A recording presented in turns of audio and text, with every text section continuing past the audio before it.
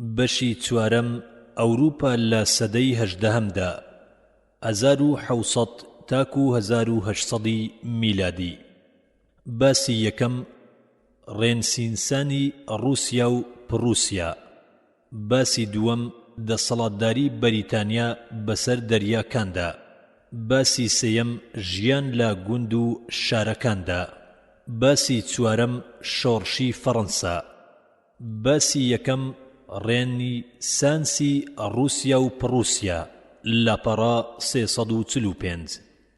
پێویستە ئێستا چاو بجێڕین بە مێژووی دوو دەوڵەتی بەهێزدا کە پێشتر قسەمان لەسەر نەکردوون، ئەوانیش ڕووسیا و پڕووسیا بوون. ئەو دوو دەوڵەتە لە دوو سەردەمی کۆتاییدا ڕۆڵێکی گرنگیان لە مێژووی ڕۆژ ئاوادا بینی، بەشداریان کرد لە کارگێڕی سیاسەتی ئەوروپی و جیهانیشدا. پڕووسیا لەبەر ئەوەی باهێرشی توندی و پاڵنانی توندی بۆ نێوەندی سیاسی ئەوروپی زۆربەی دەوڵەتە شارستانیەتیەکانی جیهان و باگرتنی دژی لە جەنگێکدا کە ڕەگەزی مرۆیی شتیوای بەخۆیان نەدی بوو، جەنگی گەورەی ساڵی 1914 میلادی ڕووسیاش چونکە شۆڕشی بەشەفی کە دوای جەنگ یەکلا بوویەوە جیهانی ڕاڕا کردبوو، هەڕەشەی کودەتایەکی گەورەی نێو سیستەمەکانی ژیانی کۆمەڵایەتی دەکرد. لە بەشەکانی پێشتردا باسی ئەو گەلە سلڤیانەمان کرد کە ڕووسیا و پۆڵەندی بوو، هیمی سربەکان و چەندین گەلی دیکەی نیشتەجێی ڕۆژهەڵاتی ئەوروپا سەر بەوێن. ئەو گەلانش ئەگەر کۆ ببوونایەتەوە گەورەترین گروپی نێو گەلانی ئەوروپایان پێکدەهێنا، بەڵام مێژوویان بەرفراوان نەبوو تا درەنگانێک ئینجا چوویە نێو مێژووی گشتی جیهانەوە. فراوانی بەشی ئەوروپیش تەنها لە شانشینی قەیسەری پێش جەنگ زۆر لە شانشینەکانی دەوڵەتانی دیکەی نێو کیشوەری ئەوروپی گەورەتر بوو، بەڵکو سەیەکی وڵاتەکەشی نەبوو، چونکە وێرای ڕووسیای ئەوروپی چەند زەویەکی بەرفراوانی لە باکوور و ناوەڕاستی ئاسیادا لەدەستدا بوو. سڵاڤەکان لە باشووری ڕووسیا ماوەیەکی زۆر پێش سەردەمی مەسیحی سەقامگیر بوون، کاتێک هۆزە جەرمانیەکان لە سەدەی پێنجەمدا هێرشیان بردا سەر ئیمپراتۆریەتی ڕۆمانی سڵاڤەکان وەک ئەوانیان کرد و دابەزینە نیمچە دوورگەی بەڵقان تا گەیشتنە کەناراوەکانی ئەدریاتیک. سڕبەکانی ئێستاش لاوەچەی ئەو هۆزە سلاڤیەدا گیرکەرانە بوون، چەند هۆزێکی دیکەش ڕێیخۆیان لە باکوور دۆزیەوە و چوونە ناو ئەڵمانیا، بەڵام سەرکردە جەرمانیەکان لە شار لەمانەوە توانیان با شوێن خۆیاندا بیان جێڕنەوە و بەرەو دەرەوە پاڵیان پێوە بنێن. بەوە لە سەر سنووری ئەڵمانیادا چەند شوێنەوارێکیان لێ بەجێما و لەوانەش بوهیمیەکان و مەڕاڤیەکانی سەردەمی ئەم ڕۆمان ڕووسیا ماوەیەکی دوور و درێژ لە دەرەوەی سنووری شارستانی ئەوروپیدا مایەوە تا ئەوەی سەدەی 16 هات و کتوپڕ خۆی خستە ناو ئەوروپا. سەدەکانی ناوەڕاستیش ڕۆژانێکی دابڕان لە ڕۆژئاوا و شارستانیەتی ڕۆژئاوا بوون، چونکە سێ هۆکاری خاوەن کاریگەری گەورە لە ژیانیاندا کاریان تێکرد. لەوانە یەک لە سەدەی نۆیەمدا چەند هۆزێکی جەرمانی بە سەرکردایەتی زۆرێک هێرشیان بردا سەر و تێیدا چاڵەچێکی سەربازی بوژایەوە. دوو لە سەدەی دێمدا کاتێک دوای زۆرێک سنووری دەوڵەتەکە لە ڕووبارە دمبیرەوە لە شاری بێزەنتی نزیک بوویەوە، لەوێ ئاینی مەسیحیەتی لەسەر مەزهەبی ئەرسەدۆکسی وەرگرت و با کاریگەری موژدەبەرە بێزەنتیەکان دەستبەرداری بتپەرستی یەکەمی خۆی بوو. سێم لە سەدەی 11دا کاتێک دەیویست شارستانی بێزەنتی و ئاینی نوێ هەرز بکات، شەپۆلێکی هۆزە ئاسیایە تەتەریەکان دایان باسەریدا و بردیانە پلەی کۆیلایەتیەوە، لەگەڵ ئەوەی تەتەرەکان ڕووسیای ناچار کرد تا باج بدەن، بەڵام لە گرتنەبەری ئاین و یاساکانیدا ئازادیان پێدان. پاشماوەیەک قەڵەمڕەوی مەغۆڵەکان کەمی کرد و سەرکردەکانی مۆسکۆ لە دژیان هەستان تا ئەوەی لە کۆتاییەکانی سەدەی 15دا وەدەریانان. لە نێو ئەوانشدا ئیڤانی ترسێنەر ناسراوە کە شانشینی یەک خست و فراوانی کرد و تەتەرەکانی دەرکرد و نازناوی قەیسەری لە خۆی ناو کچێکی بنەماڵەی ڕۆمانۆفی هێنا کە دواتر پاش بڕانەوەی وەچەی زۆرێک دەسەڵاتیان کەوتە دەست. یەکەم قەیسەری بنەماڵەی نوێ میخائیل ڕۆمانۆف بوو. پاش هاتنی بنەماڵەی ڕۆمانۆف نزیکی نیو سەدەیان زیاتر لەو بنەماڵەیەدا کەسێک نەهات جێی باز بێت تا ئەوەی سەدەی 16 هات و بوترسی گەورە پیاوی سەرسڕهێنەریەکان و پاڵەوانێکی مێژوو هاتە سەر کورسی دەسەڵات. بوتروس یەکێک لە کەسایەتیە کار جیاواز و داخراوانە بوو کە جارجارێک وەک کوشەندەی خراپەکار و جارجاریش وەک خۆسەپێنێکی ملگیری خاوەن خواستی ئارەزووی جەستەی و خۆبەزلزانی خۆی نیشان دەدا. جاریش هەبوو وەک خانەدانێک بوو تێیدا هەموو سیفەتەکانی شەڕەف و خانەدانی تێدا کۆ دەبوویەوە. ئەو بەبەری بوو بەڵام هەڵکەوتەیەکی ململانێکاری شارستانیەت بوو. سیفەتە عەقڵیە باڵاکانی نەیانتوانی ڕۆژێک لە ڕۆژان بەسەر سروشتە دڕندەیەکەیدا زاڵ بن، بەڵکو بە پێچەوانەوە بۆ چەند کارێکی باش یان خراپیش هێز و توندی و ڕەقیب بەکار دەهێنا. جوانترین سیفەتی چاڵاکی گەورەی بوو کە لە بەهێزی ورە بەرزیدا کەڵپەی دەدا. لە تەمەنی 17 ساڵیدا چوویە سەر دەسەڵات. سەیری کرد ڕووسیا لە ڕۆژئاوادا دواکەوتووە و سوپاکانی پێویستیەکی زۆران با یارمەتی و ئامادەسازی هەیە و حکومەتەکەی زۆر لە میرنشینێکی تەتەری زیاتر نییە و وڵاتەکەشی لە نەریتدا ئاساییە و ناتوانێت بەرامبەر سوپای ڕێکخراوی ڕۆژئاوا بوەستێت. ڕووسیا شیز دەواازەیەکی بۆ سەردەریا نییە و ناتوانێت لە کاروباری جیهانیدا بەشداری بکات و بەو بارەوە دەمێنێتەوە. هەروەک سەیری کرد وڵات چەند دوێنێکی هەن کە دەبێت لەناو ببرێن. ئەوانیش خانەدانەکان و پیاوانی ئاینی و سەربازە هەڵگەڕاوەکان بوون. بۆیان نەخشەیەکی بۆ دانا و سێ ئامانجی تێدا گرتە بەر. یەکەم ڕۆشنبیرکردنی ڕووسیا بە ڕۆشنبیری ئەوروپی و بردننی بۆ بازنەی شارستانیەتی ڕۆژئاوایی. دووەم کردنەوەی ڕێگەیەک کە ڕووسیا لێوەی بەرەو دەریای ڕەش و دەریای بەڵتیق بچێت یان بوونی پەنجەرەیەک وەک خۆی دەڵێت تا لەوێوە ڕووسیا بڕوانێت بۆ دەرەوە. تێکشکاندنی هەموو هێزێک کە لە وڵاتدا پێچەوانەی بێت، وەک پیاوانی ئاینی و خانەدانەکان و سوپال لە هەموو ئەمانەشدا سەرکەوتوو بوو. پوترس بارگە و بنەی بەرەو ئەوروپا پێچایەوە و دەستەیەکی خوێنکارانی وەک خۆیشی لەگەڵدا بوو. لە کۆتاییەکەیدا ئەم دەستەواژەی کرد بە دروشمی خۆی. پێویستە فێر بم. ئیدی بە ئەڵمانیا و ئینگلترا و هۆڵەندادا بۆ هەر هەموو زانستێکی ڕۆژئاوا و ڕێگەکانی پیشەسازیکردنی دەگەڕا. ماوەیەک خۆی لە هۆڵەندا شاردەوە و لە شێوەی دارتاشێکی سادەدا خۆی نیشاندا تا فێری کەشتی سازی ببێت.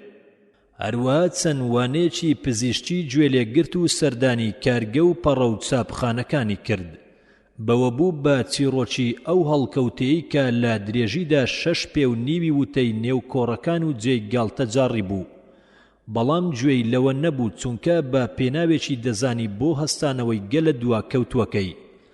کاتێکیش گەڕایەوە بۆ وڵاتەکەی ژمارەیەک خاوەن پیشە و پیاوی زانا و وەستا و کەشتیوان و ڕاهێنەری سەربازی لەگەڵ خۆی داهێنات تا لە سەرخستنەوەی ڕووسیادا یارمەتی بدەن. لەگەڵ ئەوەی گەشتە ڕووسیا هەواڵی شۆڕشی سەربازانی بیستن بۆیە پاش چەند ڕۆژێکی کەم لە وڵاتەکەیدا هەڵگەڕاوەکان یەک سەردەبڕان و ئەویش لەسەر کورسیەک دانیشتبوو سەرەکەیان دەهێنرانە بەردەمی تا ژمارەیان لە 1000 یان زیاتر تێپەڕین. پاشان سوپای کۆنی هەڵوەشاندەوە و شێوەی ئەوروپی لا شوێنیدا دانا. بەمە لە ماوەیەکی کەمدا بەو پەڕی ڕێک و پێچێوە کاری بەڕێوە دەبرد. هەروەک گورزێکی توندی لە خانەدانەکان وەشاند. ئەویش بەوەی بە هیچ شێوەیەک بانگی نەدەکردن بۆ کۆبوونەوە چونکە ئەوانە وسپات توندرین ڕەگەزی دواکەوتوی وڵاتەکەی بوو. پاش ئەوەی نێوچاوی بەرهەڵسکارانی خستە ناو خاکەوە و کەوتە چاکسازی و فەرمانی کرد ڕیشەکان بتاشن و خۆشی چەندجار بە چەکداری وەک سەرتاشێک ئەو کارەی دەکرد. ئەو ئافرەتانەشی کە باڵاپۆش بوون و لاچینە باڵاکان بوون و لە ماڵ نەدەهاتنە دەرەوە ناچاری کردن بە پۆشاکی نامۆوە بێنە دەرەوە و لاگەڵ پیاواندا لە ئاهەنگەکاندا تێکەڵ و بەشدار بن. فەرمانی کرد تا پۆشاکی کچەکان کورد بکەنەوە. دانایشی لەسەر بنەمای ڕۆژئاوایی دانا و کارگەی دامەزراند و چەندین پرۆژەی بیناسازی گرتەبەر و سوپای ڕێکخست. لەبەر ئەوەی پێویستی بە کانزا بوو بۆ دروستکردنی تۆپەکانی بۆیە فەرمانی کرد تا زەنجی کڵێساکان بشکێن و بیانکەن بنوێ. هەروەک پاشمردنی بەتریک سەرۆکی ئاینی ڕاگەیان تا دەمی پیاوانی ئاینی دابخات و لە ناویان ببات. مێژووی ڕووسیا پەیوەندیەکی زۆری هەیە بە جوگرافیاکەیەوە. ڕۆژێک کە دینیر پایتەختیان بوو، ڕووسەکان لە بێزەنتووە شارستانیەتی خۆیان وەردەگرت. کاتێک فەلکابوو بە پایتەختیان کەوتنە ژێر کاریگەری پێناوە ڕۆژهەڵاتیەکان. کاتێکیش پوتروس هاتویستی پایتەختێکی نوێ بۆ ڕیسویای نوێ دابنێت لە جیاتی مۆسکۆ. ئیدی بوترسبۆرگ لە سەر بەڵتیق باڕووی ڕۆژ ئاوادا شارستانی خۆی وەردەگرت. چیرۆکی بنیاتنانی ئەو شارە جوانترین نمونەی جێڕانەوە مێژوویە لەسەر لێهاتووی و توانای بوتروس. پاش بنیاتنانی پڕی کرد لە ڕووس و بێگانەکان و بەوە ڕووسیا ملکەچی خواستی پاشاکەی بوو بەرەو ئەوروپا پێشڕەوی دەکرد. قسەمان لەسەر دوو خاڵی سیاسەتی پوتروس کرد، ئەوانیش ڕۆشنبیرکردنی ڕووسیا و لەناوبردنی ڕەگەزە هەڵگەڕاوەکانی ناووڵات. بینیمان چۆن لە هەردووچیاندا سەرکەوتوو بوو. با ئێستا لا بکەینەوە بۆ خاڵچی سێم کە ئەویش سیاسەتی دەرەکی پوتروس لەخۆ دەگرێت. وتمان مەبەستی گەورەی پوتروس گەیشتن بوو بە ئاوە گەرمەکان، بۆ ئەمەش دەبوو دەست بگرێت بەسەر ئەو زەویانەدا کە بربەستی نێوان سنووری ڕووسی و بەڵتیق بوون. پاش چەندین جەنگ توانی سوید ناچار بکات تا دەستبەرداری لیۆڤۆنیا و ئیستیوانیا و خاکێکی دیکەی سویدی ببێت. پاش مردنی پوترۆس نەوەیەک چوون و باری ڕووسیا تێیدا خراپ بوو لەبەر ئەوەی کەوتنە دەستکەسانی لاواز. شارستانیەتی ڕۆژئاوا لە هاتنی کترینی دووەمەوە 1762 میلادی حسابیان بۆ دەوڵەتی بەرفراوانی سلاوی دەکرد لەو ڕکە بەرە گەورەی نیشانی دەدا. هەروەک بە دەوڵەتێکی نوێی دیکەیان دەزانی کە لە هەمان کاتدا لە کاتی ئەنجامدانی ڕۆڵیان لەسەر شانی سیاسەت دامەزرا. ئەو دەوڵەتەش پڕوسیا بوو کە کاتی ئەوەی هاتووە لایەکی بەلادا بکەینەوە. پڕوسیا دەوڵەتێکی ئەڵمانی نییە کە لە سەردەمی دواتر لە بنەڕەتەوە وەچەیەک سەری هەڵدا کە هیچ گرنگیەکی نییە. پاشان گەورە بوو تا شانشینێکی زۆر گەورەی سەردەمی دروست کرد و یەک لە سێی ئەڵمانیای دەگرتەوە. چیرۆکی ئەوەش بە کورتی ئەمەیە: لە سەرەتاکانی سەدەی 15دا ئیمپراتۆر پارچە زەویەکی بەناوی هەڵبژاردننی برند نەبڕک فرۆشت کە نزیکەی 100 میل بەرەو ڕۆژهەڵات و 100 میل بەرەو ڕۆژ ئاوای شاری بەرلینی بچووک درێژ دەبوویەوە. ئەم زەویە بە بنەماڵەی هێنزلرەجی خانەدانی باشووری ئەڵمانیا فرۆشت. پاشان سەرکردەکانی ئەو بنەماڵەیە بەرەبەرە زەوی خۆیان فراوان کرد تا ئەوەی جەنگی 30 ساڵ هات و دەستیان گەیشتە هەریمی پڕوسیا لە سەر بەڵتیق لە ڕۆژهەڵاتی زەویەکانی خۆیانەوە. بە بانگەشەی میلادگیریەوە دەستیان گرت بە سەریدا. کاتێک ساڵی 1700 میلادی هات هەڵبژێردراوی برند نەبرەک توانی ئیمپراتۆر ڕازی بکات تا نازناوی پڕوسیای پێ بدات. بەو جۆرە لە ڕۆژ ئاوادا شایەکی نوێ هاتە دنیا و خێرا ناوبانجی پەیدا کرد و ناوچەیەکی لەدەستدا بوو کە هوو هەنزلڕنی کۆنی هەرێمی پڕوسیای لەگەڵ ئەو ناوچانەی دیکەدا لەدەستدا بوو کە ڕۆژانە بۆی زیاد دەبوو. دووەم پاشای شانشینی نوێ فردریک ویلیامی یەکەم بوو کە کەسێکی کردارنامە و خوازیاری ژیانی توندی سەربازی و سیستەمی توند و تۆڵ بوو. ژیانی خۆیشی بۆ دوو مەبەست تەرخان کرد. یەکەمیان دروستکردنی سوپایەکی بەهێز بوو، بۆیە سوپایەکی نزیک بە ژمارەی سوپای فەڕەنسا و نەمسای کۆکردەوە. دووەمیشیان ڕێخستنی کارجێڕی وڵات بوو، بۆیە پڕوسیای بچووکی بردە بەرزترین پلەی بەهێزی و تەواوی لە نێو شانشینانی ڕۆژ ئاوادا. ئەم پاشایە ببووە جێی پێکەنینی ڕۆژ ئاوا لە ڕۆژانی خۆیدا، چونکە حەزی سەرسوڕهێنەری هەبوو. ئەو بەهێز بوو، هەموو شتێکی بەهێزیشی خۆش دەویست. حەزی دەکرد سوپایەکی بەهێز و گەلێکی بەهێز بێنێتە کایە. قۆڕسترین جۆری جگەرەی دەکێشە، تونترین جۆری یاری دەکرد.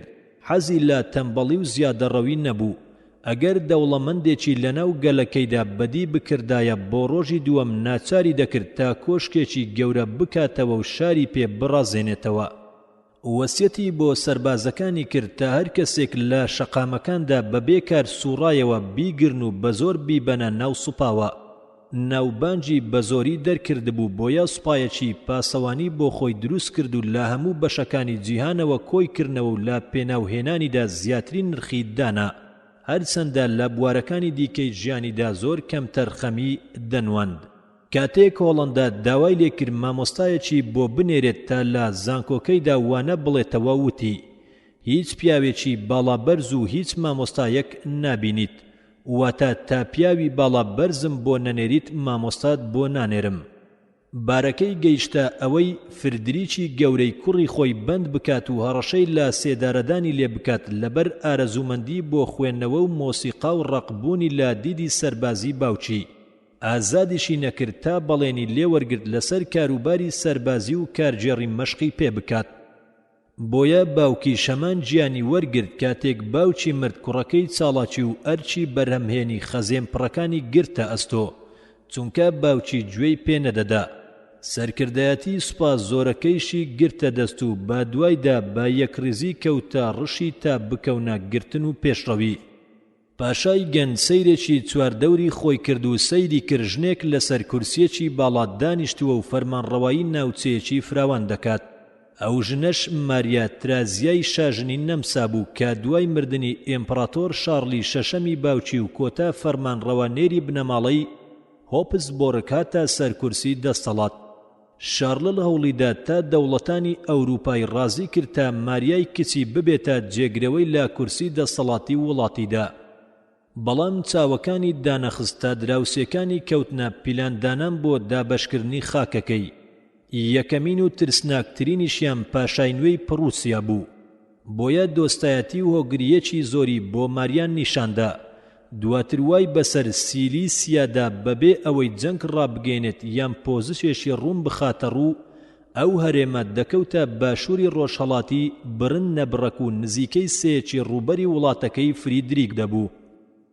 فەڕەنسا ئەمەی بینی و چاوچنۆکی خۆی نیشاندا لەگەڵ باڤاریایەکی گرت و دواتر هێرشی بردا سەر ماریا تریزا. ئیدی دێوەزمەی بێهیوایی ڕووی کردە ماریا کە خەریک بوو شانشینەکەی لەناو دەچوو. بەڵام دلێری و چاڵاکی خێرای ماریا دڵسۆزی گەلی لێکەوتەوە و گەل کەوتنە سەربڕینی ئەو دێوەزمەیە و سوپای فەڕەنسایان گەڕاندەوە. بەڵام کاریا دەستبەرداری سیلیسیا بوو بۆ فردریک تا ڕازی بکات لە جەنگ بکشێتەوە. پاشان بەختی کرایەوە و ئینگلترا و هۆڵەندا لە ترسی دەستگرتنی فەڕەنسا بەسەر زەویان نزمە نەمساویەکان و تێکچوونی هاوسەنگی نێودەوڵەتیدا یارمەتی نەمسایاندا.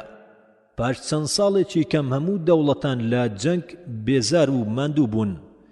جەنگی میراتگیری ئیسپانی بۆیە ڕێکەوتن تا باپێی ڕێکەوتنی ئەکس لە شایل چەکەکانیان دابنێن. کورتەی ڕێکەوتنەکەش ئەوە بوو سیلیسیا بۆ فردریک بێت و ئەوانی دیکەش وەک جارانی دی خۆیان بمێننەوە. ماریا هەموو هیوایەکی جێڕانەوەی سیلیسیا لەدەست نەدا، بەڵکو بە پێچەوانەوە کەوتە هەوڵی پێکهێنانی هاوپەیمانیەتێک کە بتوانێت باهۆیەوە ئەو ناوچە داگیرکراوەی بجێڕێتەوە. ئەمە بوویە هۆی جەنگێک لە گرنگترین جەنگەکانی نێو مێژووی نوێی ئەوروپا و تێیدا هەموو دەوڵەتان بەشداریان کرد و ئاگرەکەی چوویە دەرەوەی ئەوروپا و هەموو جیهانیشی گرتەوە لە هیندەوە بۆ داگیرگەکانی فیرینجیا و نیو ئینگڵاند. نوێنەری نەمسا لە پاریس توانی کۆشتی فەڕەنسی ڕازی بکات تا دژ بە پڕوسیا بداتە پاڵ نەمسا، هەرچەندە دوژمنایەتی میراتگیری لە نێوان فەڕەنسا و نەمسادا بۆ ماوەی 200 هەبوو. بەو بانگەشەیەی لەمە و بەدوا دوژمنی نەمسا پڕوسیایە نەوەک فەڕەنسا.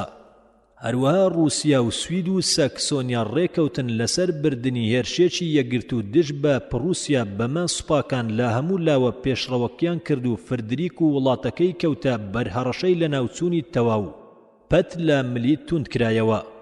بەڵام فردریک لەگەڵ ئینگلترا یەکی گرت. ئەو کات ئینگلترا لەسەر داگیرکردنەکانی ئەو کات لەگەڵ فەڕەنسادا لە جەنگدا بوون. بەو جۆرە دووبەرە پێکاتن فەڕەنسا و نەمسا لەلایەک و ئینگلترا و پڕوسیا لەلایەکی ترەوە. فەڕەنساش لەسەر دەسەڵاتداری دەریاکان لەگەڵ ئینگلترادا لە ململانێ و ڕکەبەریدا بوو.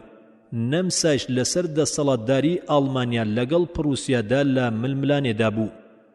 لێرەدا لێهاتوویەکی جەنگی فردریک دەرکەوت، چونکە وەک هەورە بروسکە لە سنوورێکەوە بۆ سنووری ئەوبەری وڵاتە فراوانەکەی دەچوو.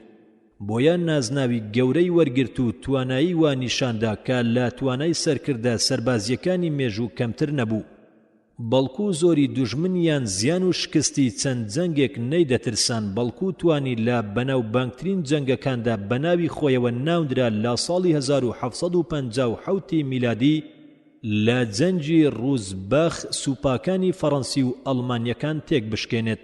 دوای مانگێک سوپای نەمساوی تێکشکاند و ئەو پارەی لەلایەن ئینگلتراوە وەریگرتبوو یارمەتیدا بۆ جەنگەکە، هەروەک بەختی مردنی ئیلیزا بێتی قەیسەری ڕۆم و دۆستی ماریا تریزا و هاتنی قەیسەرێکی نوێ کە ڕاستەوخۆ لەگەڵ فدریکدا هاوپەیمانی ببەستێت یاری دەدەری بوو.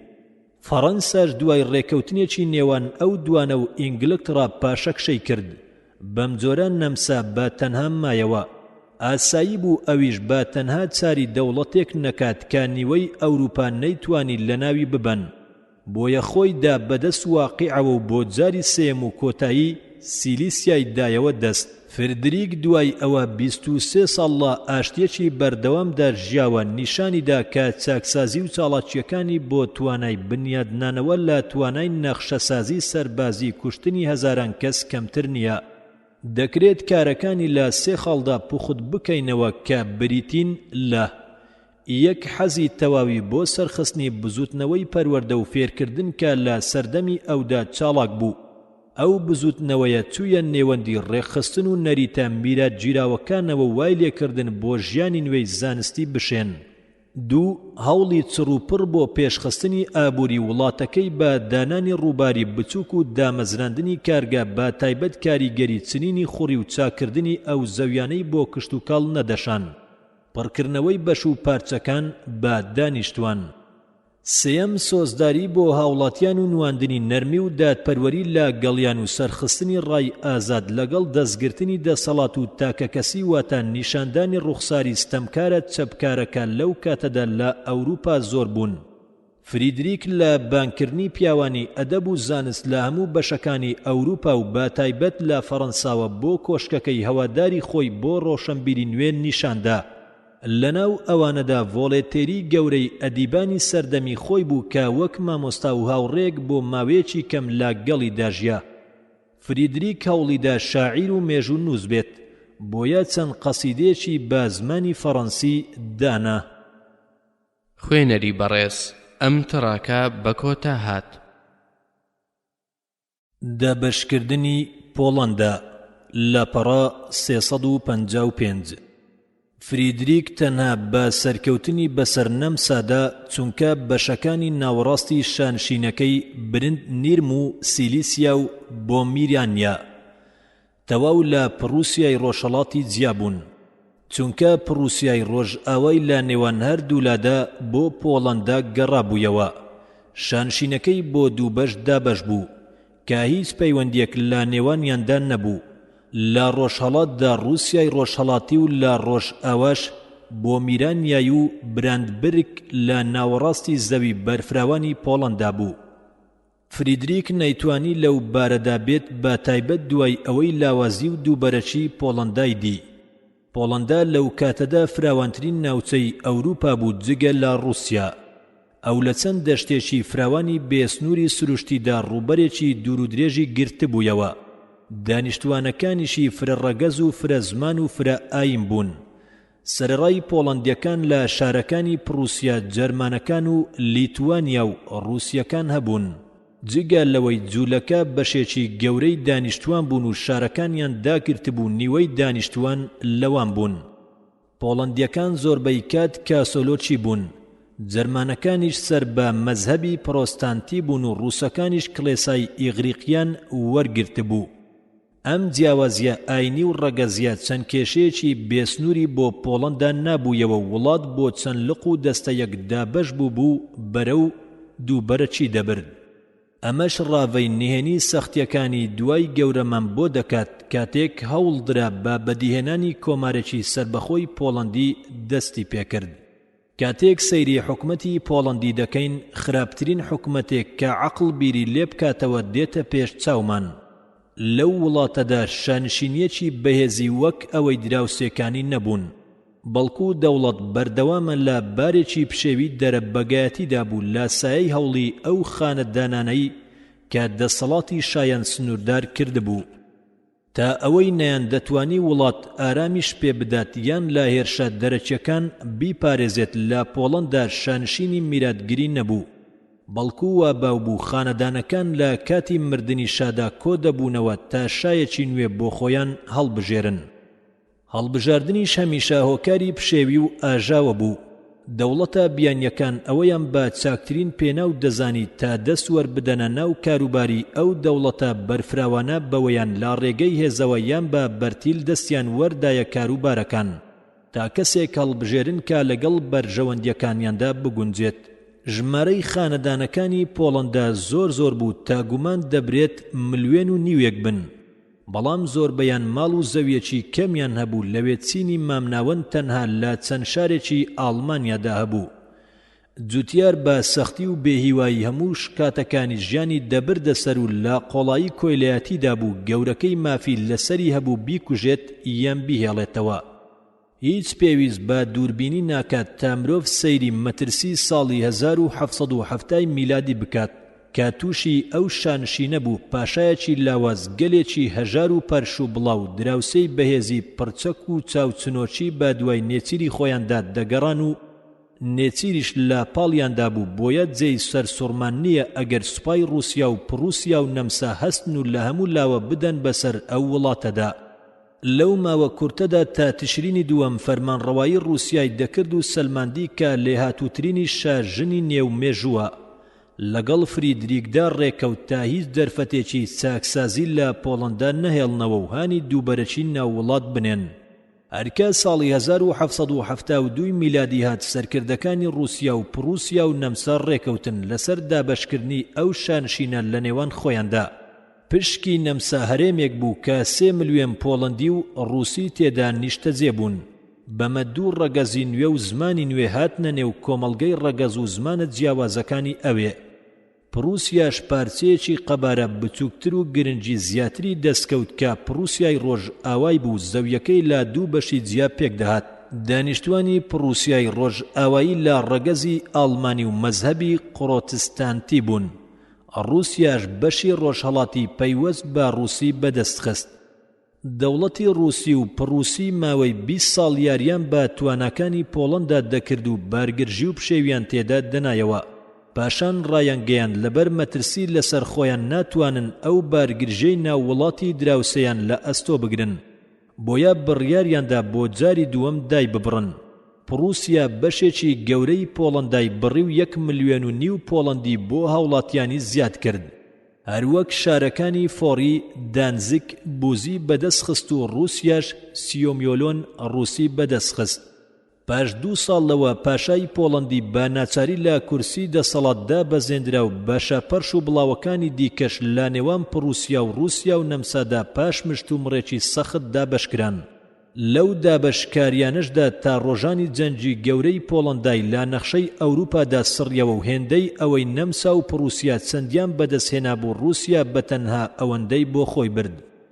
لە کاتێکدا بنەماڵەی هوهنزلۆن لە رووسیا لە بەرلینی پایتەختیانەوە دەسەڵاتیان بەرەو بەشەکانی ئاڵمانیای باشوور درێژ دەکردەوە، بنەماڵەی هۆسۆبۆرگ لە باشووری ڕۆژهەڵاتی ئاڵمانیا بە داگیرکردنیان بە میراتی چەنگەل و ڕەگەزێکی جیاجیاکان کۆکردنەوە تا لە ڤێنای پایتەختیانەوە فەرمانڕەواییان بکەن.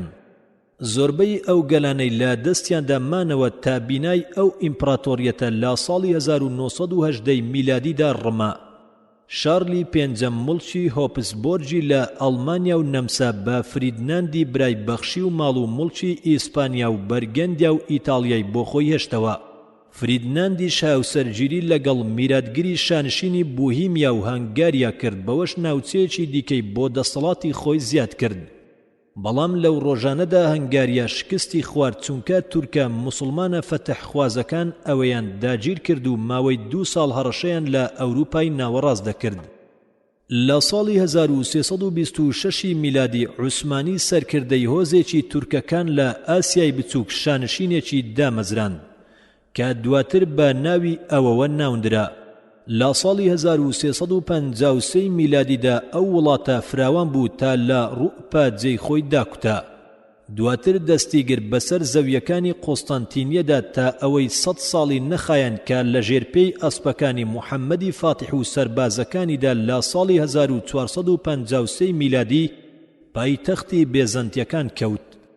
هاتنی خێرای تورکەکان شانشینەکانی ئەوروپای ترساند و هەموو کەوتنە پاراستنی سربەخۆیان و بەرگریکردن لە خۆیان. چیدی پێویست بوو بەرگری لە بندوقیە و لە بنەماڵەی هۆپزبۆرگ بە پلەی یەکەم ئەنجام بدرێت. ماوەی 2 سەدەی تەواو جەنگ بەردەوام بوو سوپای ئیسلام پێشڕەوی دەکرد تا گەیشتنە vێ ناو گەمارۆیدا. ئەمەش لە چارەجی کۆتایی سەدەی 17دا بوو. خەریک بوو بگیرێت بەڵام یارمەتی پاشای پۆڵەندا نەیهێشت. لە شکستی گەمارۆی ڤێنناوە قەڵەمڕەوی عوسمانیەکان لە ئەوروپا باخێرایی کەمی دەکرد و نەمسا و هەنگاریا و ترانسلیڤانیای لێسەندرایەوە و لە کۆتایی سەدەی 17دا دان بە خاوەنداریەتی ئەو زەویانەدا نرا. فریدریچی گەورە بە داگیرکردنی سیلیسیا لە ماریا تریزا گورزێکی توندی ئاراستەی ماریا کرد، چونکە ئەو هەرێمە بە زمانی ئاڵمانی قسەی دەکرد و لە دەستچوونیشی بۆ بنەماڵەی هۆپزبۆرگ واتای کەمکردنەوەی قەڵەمڕەویانە لە ناوخۆی خودی ئیمپراتۆریەتی ئاڵمانیادا. ئەو کەمکردنەی کە نەمسا نەیتوانی بەو زەویە فراوانەی لە دابەشکردنی پۆڵەندا بەدەستی هێنابوون و زۆر لە ڕووبەری سیلیسیا زیاتر بوون قەرەبووی بکاتەوە، چونکە دانیشتوانی ئەو زەویانە لە ڕەگەزی پۆڵەندی بوون. بۆیە باهاتنە ناوەوەیان بۆ ناو ئیمپراتۆریەتی هۆپزبۆرگ کێشەکەی نوێیان بۆ ئەو کێشە ڕەگەزیانە زیاد کرد کە وڵات بەدەستیەوە دەیان ناڵن. سەرەڕای ڕەگەزی هەنگاریان مەجەری لەگەڵ چەند ڕەگەزێکی دیکە لە هەنگاریا و کوڕواتی و سلۆڤیەتی لە باشوور و ئیتاڵی لە میلان و توسکانی و فلنچی و واوانی لە زەویە نزمەکاندا. باهاتنی ڕەگەزی پۆڵەندیش چەند ڕەنگێکی دیکە بۆ ئەو بەرگە زیادیان کرد، جگە لە زیادبوونی بۆ کارجێڕی کۆمەڵی ئەو گەلە جیاوازانە لە بواری ڕۆشنبیری و ئاینی و نەریت و زمان و شێوە و داخرانیانەوە. بۆیە ئەو گرفتەی بەرەوڕووی ماریا تریزا و جۆزیفی کوڕی بوویەوە زۆر لەو کێشانە گەورەتر بوو کە بەرەوڕووی پاشایانی ئینگلیزیان فەڕەنسیەکان بوویەوە، چونکە ئەوانە لە فەرمانڕەوایی گەلانێکی خاوەن یەک ڕۆشنبیری و هەستێکی گشتی بەرژەوەندی نەتەوەیان دەکرد. بەڵام لێرەدا نەکرا هەستی نێوان پۆڵەندی و ئیتاڵی و مەجەڕی و ئەڵمانەکان یەک بخرێت لە جیاتی ئەو ڕەگەزانە لە یەک دەوڵەتدا یەک بگرن، کەواتە پێکدادان و ڕکەبەری نێوان خۆیان و شۆڕشی دژ بە حکومەتی مەرکەزی لە ڤێننا کاتێک بنەماڵەی هۆپزبۆرگ لە جەنجی گەورەدا پێچیان دادا، شانشینی ئیریا بەش بوو هەموو گەلێک بە جیا هەستا و لە فەرمانڕەوای یەکەمەکانی جیا بوویەوە. خوێنەری بەڕێز ئەم تڕاکە بە کۆتا هات. باسی دووەم دەسەڵاتداری بەریتانیا بەسەر دەریاکاندا لاپەڕا 360. لە بەشی پێشوودا باسی باریناو ئەوروپای ڕۆژهەڵاتیمان کرد و بینیمان چۆن دوو دەوڵەتی گەورەی نێودەوڵەتە گەورەکان دەرکەوتن کە ئەوانیش ڕووسیا و پڕووسیا بوون. جا ئەگەر سەیرێکی ڕۆژ ئەوە بکەین دەبینین ئینگلترا لە پێناو بەدەستێنانی باڵاترین پێگەی نێودەوڵەتانی ئەوروپادا بە خێرایی ڕێدەبرێت، نەوەک بە بەشداریکردن لە جەنگ و ڕکەبەریەکانی کیشوەرەکە، بەڵکو بە ناردنی کەشتی و دەریاوانیەکانی بە دەریا و زەریاکاندا تا بگاتە باڵاترین وڵات، هەوڵ بدات بە ڕووچوونە نێو داگیرگەکان و دانانی کەشتی گەلی بەهێز تاجی دەسەڵاتداری دەریاکان بکاتە سەری و کەس نەوێرێت لە مەیداندا ڕکەبەری بکات. کاتێک جەنجی میراتگری ئیسپانی کۆتایی پێهات، کەشتی گەلەکانی بەسەر کەشتی گەلی هەموو دەوڵەتانی تردا زاڵ بوون، چونکە فەڕەنسا و ئیسپانیا بەدەست جەنجی بەردەوام لەناو بەرەو لاواز بوون. پاش پەیماننامەی ئوتەرخەت بە ماوەی 50 ساڵ ئینگلترا توانی فەڕەنسا لە ئەمریکای باکوور و هیند دەربکات و توانی پایەکانی ئیمپراتۆریەتە بەرفراوانەکەی لە پشت دەریاکانەوە دابنێتن. ئەمەش ڕێخۆشکەریان بۆ کردە لە سەدەی 19دا دەست بگرێت بەسەر بازرگانی جیهانیدا. ئەو جەنگە دوور و درێژە وێرانکەرەی لایەنەکانی سەدەی 18هەمی گرتبوویەوە تەنها ململانەیەکی نێوان پاشاکان نەبوو، بەڵکو دەرەنجامی قەسابخانە داگیرکاریەکان و ئەو ململانێ بازرگانیە بوو کە مەیدانەکەی بڵاو بوویەوە تا گەیشتە ئەو پەڕی کونج و کەنارەکانی زەوی و بازرگانانی ناوچە ئەوروپیەکان و سەربازانی جەنگاوەری ئەوروپی کە لەگەڵ گەلە ڕکەبەریەکانی دیکە لە ناوچە دوورەکان کە بە هەزاران میل لە لەندەن و پاریس دووربوون دەجەنگان. ئەمانە کاریگەریەکی گەورەیان هەبوو لە گەشەسەندنی کاروباری ناوخۆی هەر یەک و وڵاتانە و ڕێکردەی ڕامیاران، هەروەک شارە پیشەسازیە گەورەکانی ئینگلترا وەک لیدز و مانشتەر و پەرمنگهام بۆ کارجێڕی کاریەکانیان و گەشەدان بە سامانیان پشتیان دەبەست بە هیند و سین و ئۆسترالیا. بەو جۆرە ژیانی بەندەرەکانی ئەوروپا لە لیڤەرپولەوە بۆ ئەمستردام تا ترایسیت و کەشتیە بازرگانیەکانی بە دووری بینینی چاو بەسەر بازاڕەکانی جیهاندا زاڵ بوو. ئیدی تەنها ئەوروپا بەس بوو تا ئەو بەندەرانە بەڕێوە ببات و درێژە بە کارەکانیان بدات. ئەوروپایەک کە ڕووبەرەکەی 1 لە 12 ڕووبەری زەوی زیاتر نەبوو. 3 لە 5 جیهانی لەدەستدا بوو. مڵکی فەڕەنسا بە تەنها لە ئاسیا و ئەفریقیادا لە هەموو خاچی ئەوروپا زیاتر بوو. بەریتانیا ڕووبەری دوورگەکانی ئەبەدی ڕووبەری ئیمپراتۆریەتەکەی نەدەبوو. ئەمە سەرڕای ئەوەی ئەوروپا دانیشتوانی خۆی بردە ناو ویلایەتە یەکگرتووەکان و مەکسیک و باشووری ئەمریکا و بازنەی مێژووی ئەوروپی بە شێوە چوێکی خێراکی سەرسوڕهێنەر فراوان بوو. ئەوەش گرنگترین تایبەتمەندی سەردەمی نوێن، چونکە یۆنان و ڕۆمان لەگەڵ ئەوەی بازرگانی ئالەت و بەردی گرانبەهایان لەگەڵ هیند و چیندا هەبوو، بەڵام شتێکی زۆریان نەدەزانی سەبارەت بە جیهانی دەرەوەی بازنەی دەریای سپی. باشووری ئەوروپا، باکووری ئەفریقیا و ڕۆژ ئاوای ئاسیا. ئەو زانیاریە سادەیەش لە ماوەی سەدەکانی ناوەڕاستدا زۆری لە مێشکدا نەما، بەڵام حەزی گەیشتن بە ڕۆژهەڵات و خەزێنەکانی ڕۆژهەڵات بەرەبەرە بوژایەوە و کەمکەم شتیان بۆ ئەو زانیاریانە زیاد دەکرد کە لە قۆڵایی سەدەکانی کۆندا هەیان بوو. یەکەم کەس کە بۆ دۆزینەوەی جوگرافیەکان پەردەی لەسەر هیند و ئەمریکا لابرد پرتوگال و ئیسپانەکان بوون کە لە سەدەی 15 و 16دا ئەنجامیاندا. پرتوگال لە فراوانخوازی بازرگانیدا گرنگێکی زیاتر و لە پێشتری هەبوو. ئەوان لە هیندستان چەند وێزگێکی بازرگانیان دامەزراند و دواتر لە کەنارەکانی بەرازیل لە ئەمریکا چەند مەڵبەندێکیان بۆ دۆزینەوە. ئیسپانیاش دەستیگر بەسەر مەکسیک و دوورگەکانی هیندی ڕۆژ ئاوایی و بەشێکی زۆری ئەمریکای باشووردا پاش ئەوە هۆڵندا کەوتە ڕکەبەریکردنی هەردووکیان و پەرتوگاڵی لە چەند داگیرگەیەکی هین و دوورگەکانی هاردا دەرکرد و جاوا و سۆمەترە و چەند ناوچەیەکی دیکەی هێڵی پانی ناوەڕاستی ملکەسی دەسەڵاتی خۆی کرد. لە ئەمریکای باکووریشدا ململانەی نێوان ئینگلترا و فەڕەنسا بەڕێوە دەچوو. هەریەک لەو دوو دەوڵەتە لە سەرەتاکانی سەدەی 17دا کەوتنە دامەزراندنی داگیرکەرەکانی خۆیان. بۆ ئەمەش ئینگلیس لە جیمستۆی دابەزی و دواتر لە نێو ئینکلەندە و ماریلاند و پەنسیلڤانیا و ناوچەی دیکەش دابەزی. ئەو داگیرکەرانە دەگەڕێنەوە بۆ شەپۆلی یەک لە دوای یەکی ئەو کۆچەرانەی لە ڕۆژانی چەوسانەوەی ئاینیدا وڵاتی خۆیان بەرەو جیهانی نوێ بەجێ دەهێشت تا ئازادی پەرستشیان هەبێت و لەو زەویە نوێ پڕخێرەدا سامان کۆ بکەنەوە. بۆ ئەمەش هەزاران کۆیلە و خوزمەتگوزاریان بۆ برد. بۆیە لێکۆڵەر تێکەڵی و جیاوازی ئەو ڕەگەزانە بەدی دەکات کە لە دێگیرکەرە ئینگلیزیەکاندا هەبوون. لەگەڵ ئەوەی ئینگلیس جیمۆستۆنی داگیر کرد، فەڕەنسیەکانیش چوونە ناو کوبک و نوڤا و سگسشیا و پێشڕەویشیان بۆ داگیرکردنی کەنەدا زۆر هێواش بوو، هەرچەندە بەرگریکاری ئینگلیزی لا ڕوویاندا نەبوو. لە چارەکی سێمی سەدەی 17دا حەوزی میسیپی ساندۆزیەوە و ناویان نا ئونوریانە. ئەم ناوەش لە بەرنامەی لویس نرا. پاشان لە سەرەتاکانی سەدەی 18دا شاری نیو ئورلیانزیان لە نزیک ئاوەڕێژگەی ئەو ڕووبارە گەورەیە دامەزراند. دوو دەوڵەتی داگیرکەر لە باکووری ئەمریکا بۆ دەستگرتن بەسەر ئەو کیشوەرەدا بەردەوام پێچیان دادەدا. جەنگ لە جیهانی نوێدا بە هاتنی هەواڵی هەڵگیرسانی جەنجی نێوان دوو دەوڵەتی نێوجیهانی کۆنتون دەبوویەوە. دوجار ئینگلترا توانی لە بەشەکانی باکووردا بە پەیماننامەی ئوترخەت ئاڵای فەڕەنسا دابەزێنێت. لەو پەیمانەدا فەڕەنسا دەستبەرداری نوفاسکوشیا و کەنداوی هیدسن و نیوفۆندلاند بوو. دەتوانین بە زانینی ژمارەی ئینگلیز لە ئەمریکای باکوور لە کاتی سەرەتای جەنجی 7 ساڵە بەراوردی هێزی ئەو دوو دەوڵەتە بکەین. هێزی ئینگلترا لە ملیۆن تێدەپەڕی لە کاتێکدا ژمارەی فەڕەنسیەکان لەو کاتەدا لە 100 هێزی ئەو دوو دەوڵەتە کەمتر بوو. خوێنەری بەڕێز، ئەم تەڕاکە بە کۆتا هات. ململانەی نێوان فەڕەنسا و ئینگلترا لەسەر داگیرکەکان لاپەڕا 364.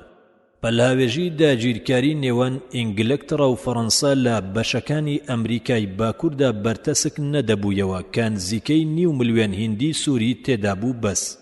بەڵکو هەریەک لەو دوانە لە سەرەتاکانی سەدەی هەژدەهەمدا جێی خۆیان لە بەشەکانی ئیمپراتۆریەتی بەرفراوانی هیندی ڕووچووی نێو مەدەنیەت و خاوەن 200 ملیۆن دانیشتوان دەچەسپاند.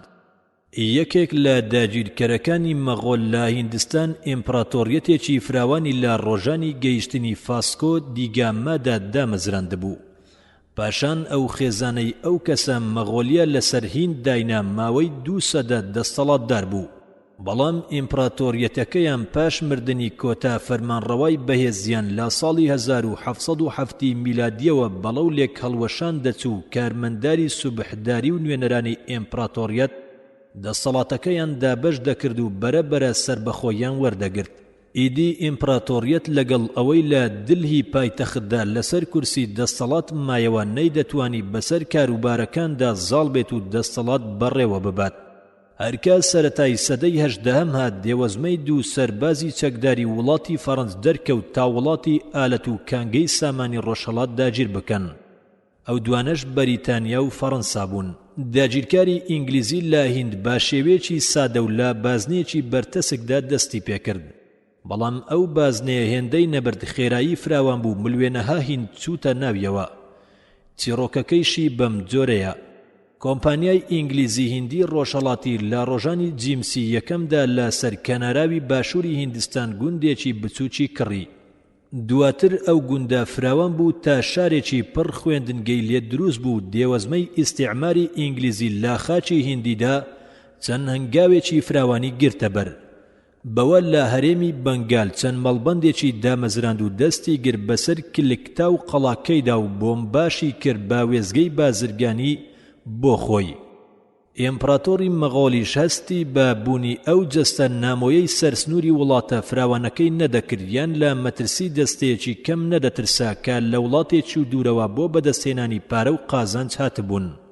بەڵام سەرکردە نیشتیمانیەکان لە کۆتایی سەدەی 17دا هەستیان بەو مەترسیە کرد و لەگەڵ پیاوانی کۆمپانیەکەدا پێچیان دادا و ناچاریان کردن تا بەرگری لە خۆیان بکەن.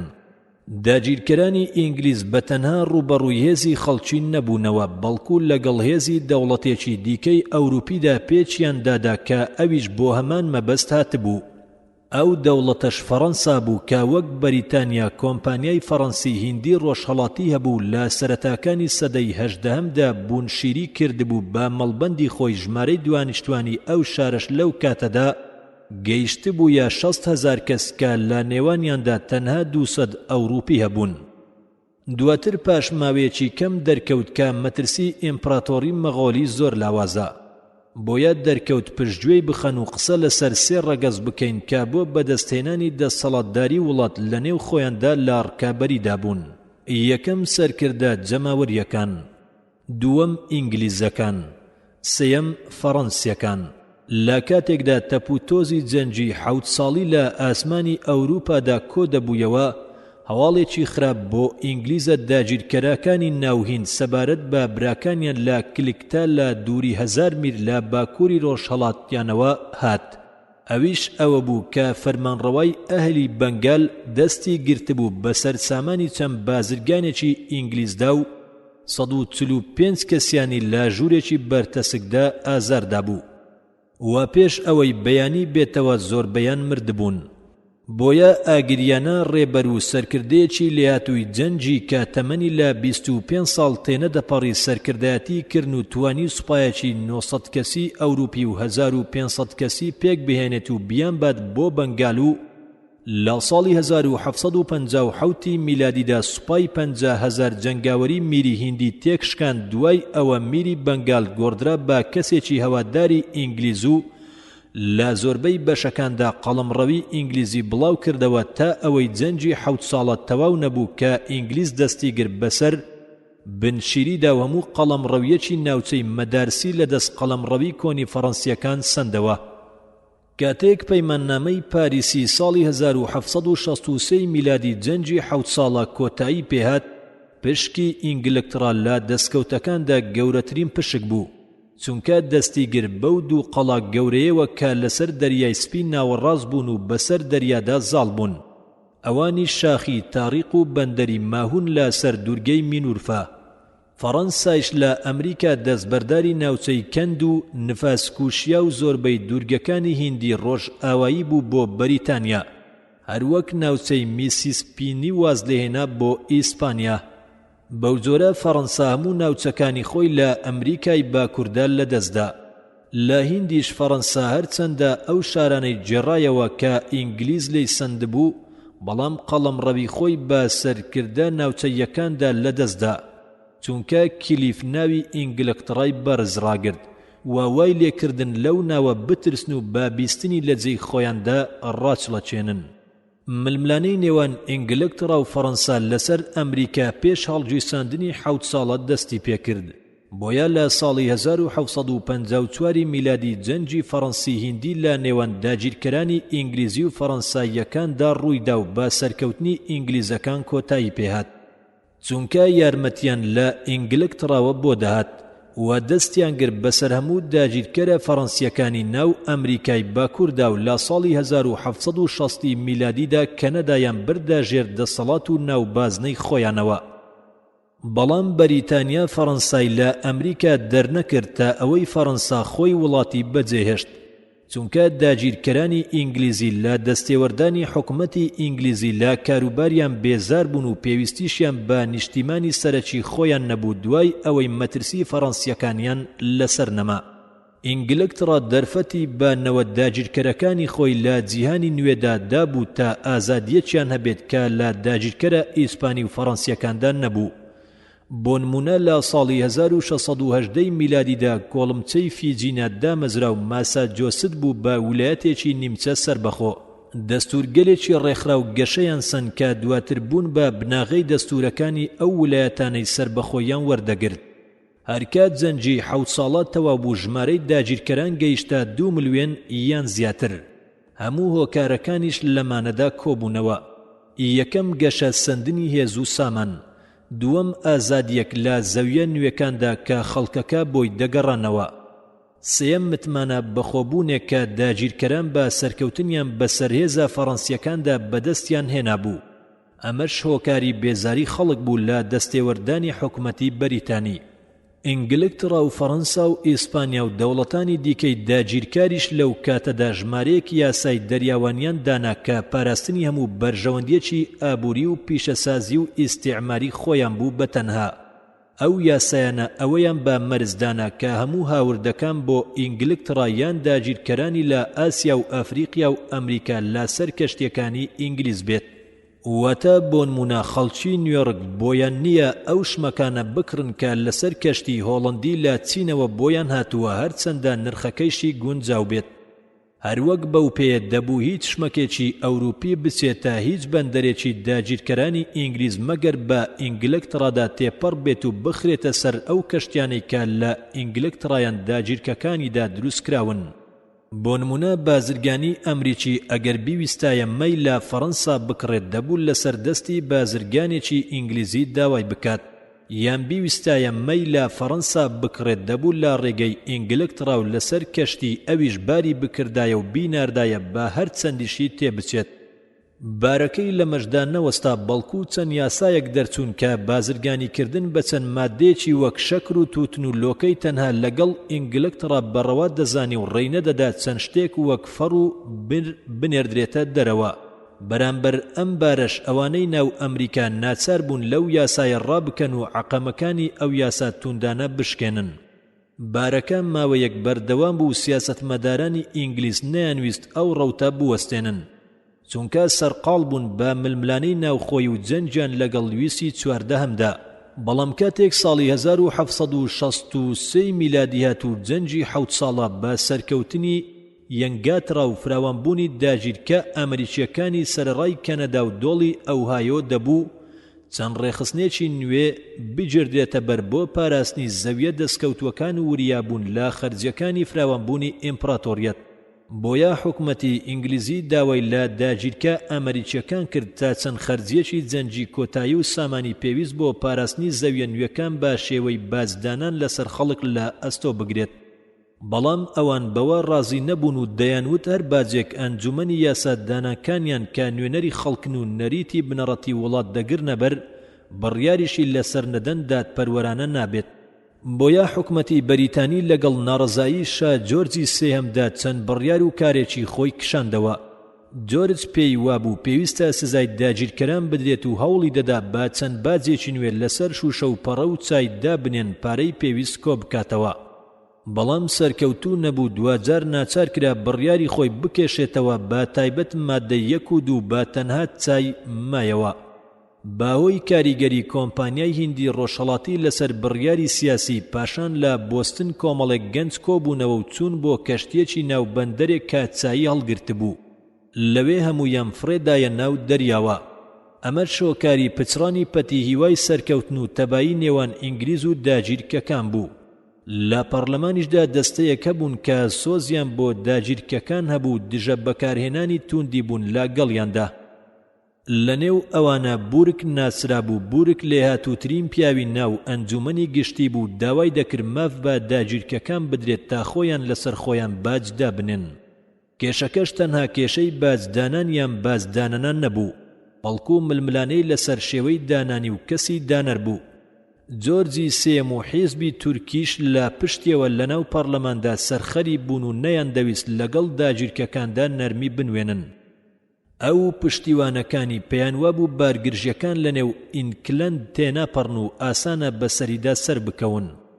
بۆیە ساڵی 1774 میلادی بڕیارێکیان دەرکرد بەو پێی دەرفەت نەدەدرا شمەک لەگەڵ بۆستندا ئاڵوگۆڕی پێ بکرێت، نەبۆی بچێت و نەبی بڕێت. مافی کۆنی داگیرکەی ماسا جۆستی پێیان نەهێشت.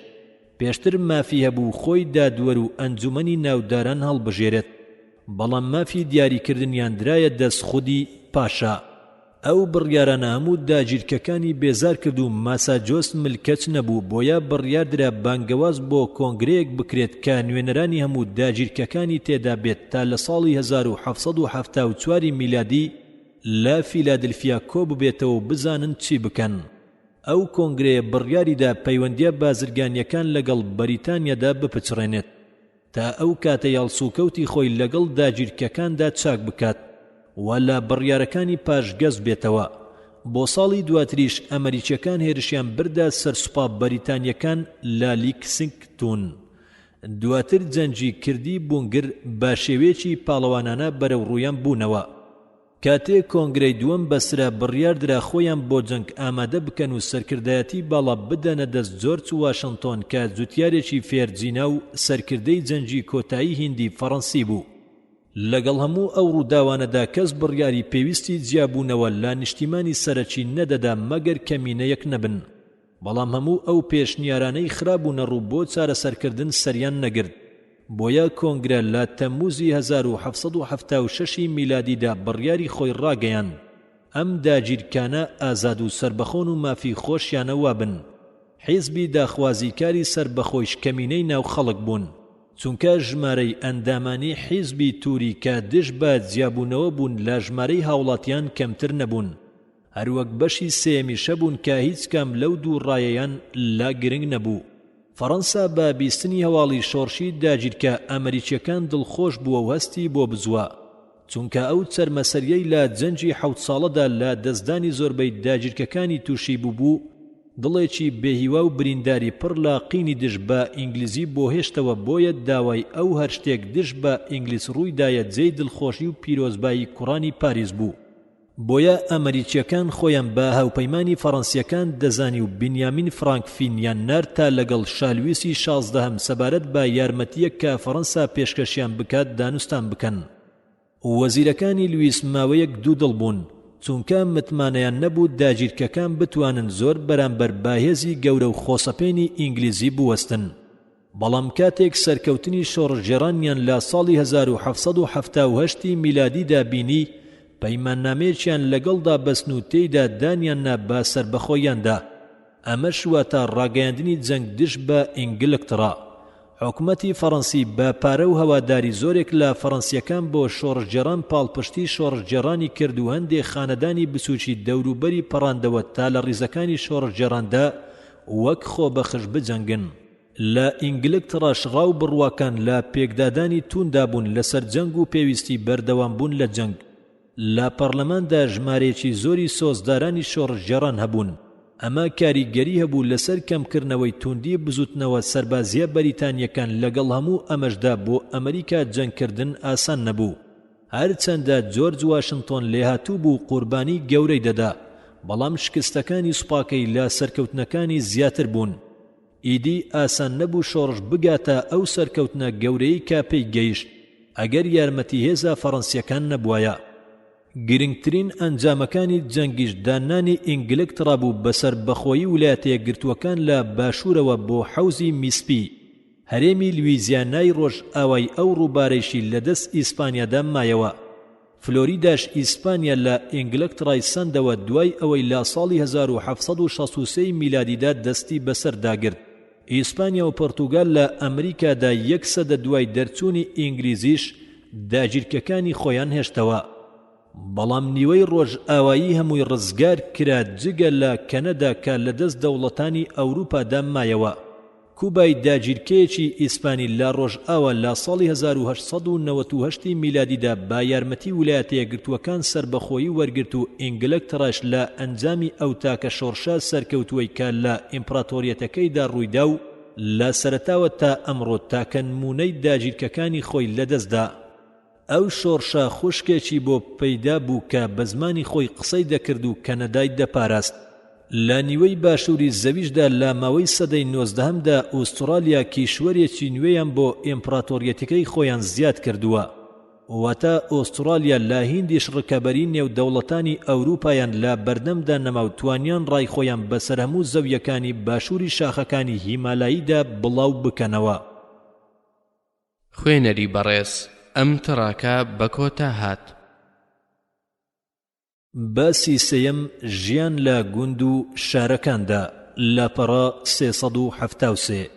ئەگەر وامەندانە جوتیارێکی سەردەمی جەنگە خاچپەرستیەکان ڕۆژێکی هاتەوە ڕێکە بەرەبەیانی سەدەی 18 و لە نێو گۆڕەکەیدا پاش 700 ساڵ هەستایەوە ناو دنیا و بابەشەکانی ئەوروپادا گەڕا و لە ژیانی خەڵکو و کودەتا و گۆڕانی ئەوێ بکۆڵێتەوە، دەبێت زۆربەی ئەو نەریت و ڕێخستنانەی لە ڕۆژانی تەمەنیدا لا سەریان ڕاهاتبوو بە موچەی کەم ڕازی بوو هێشتا وەک ئەم سەردەمە ماون و پاش کەڵەکە بوونی هێزی بزاوت و جوولە با تەواوی ملکەتی ئەو کاتەیە تا ئەوەی بەرەبەرە لە سەدەی 18مەوە تەرمێکی بێدەنجی سارد بۆ دەبینێت کە دوای ئەوە بۆ چەندنەوەیەکی تر ماوەتەوە. دێوەزمەکەشی بەرەو ئاسۆ دەڕوات تا لە دوای هیچ دیار نەمێنێت، بەڵام خێرایی ڕێکردەکەی لە بەشە جیاجیاکاندا جیاوازی هەیە. بۆ نمونە لە فەڕەنسادا کۆیلایەتی زەوی پاش 200 ساڵیان زیاتر ڕێبڕین نەما و لە سەدەی 14دا هیچ ڕێگری و شوێنوارێکی نەما، بەڵام لە ئینگلترا کۆیلایەتی چەندین شوێنەواری تەواو لە سەدەی 15دا سڕایەوە.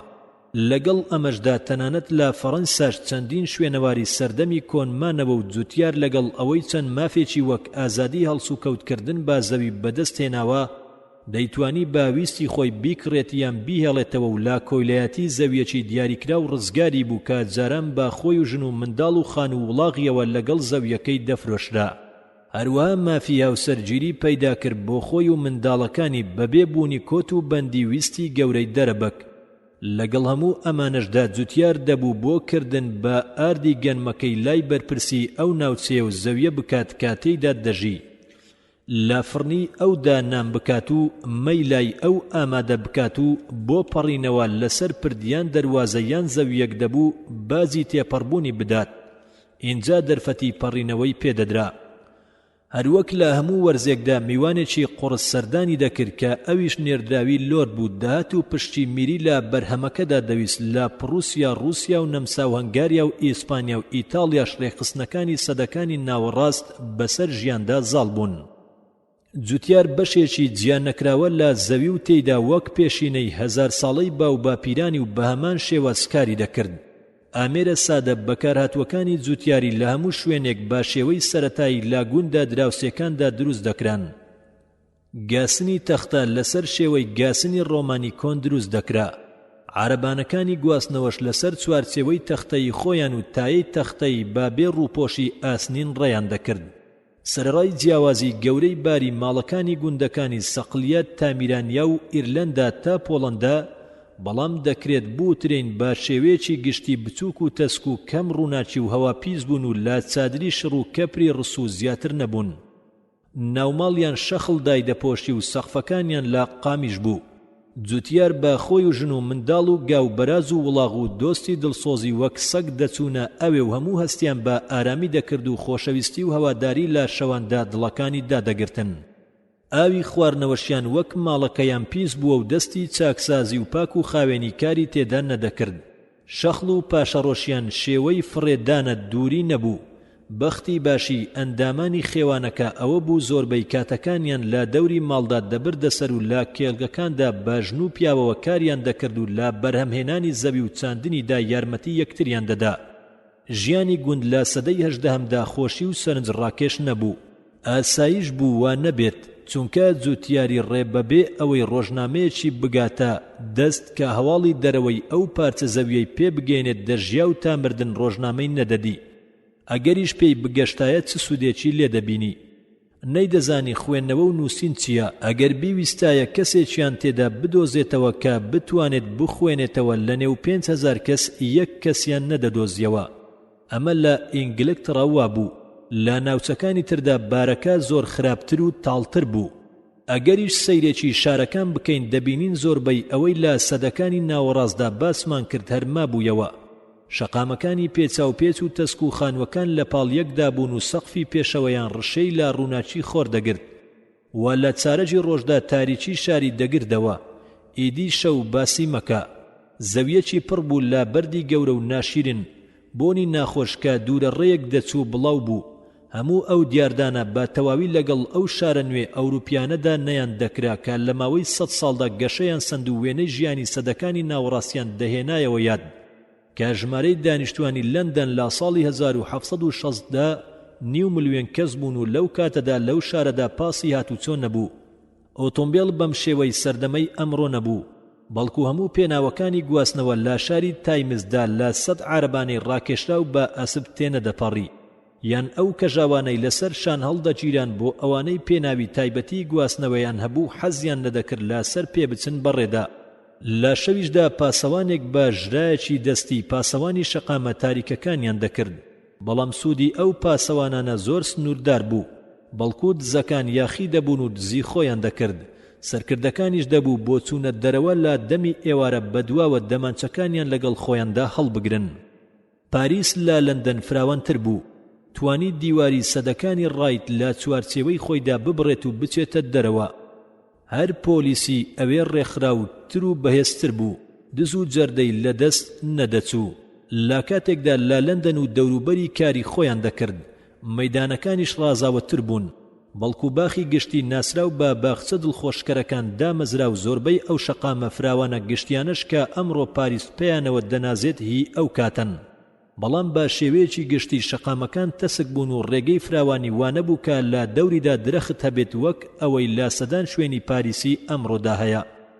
جۆگاوەکان ئاوی کەمیان دەبرد، بۆیە ئاوی بارانەکان لە ناوەڕاستی شەقامەکاندا کۆ دەبوویەوە.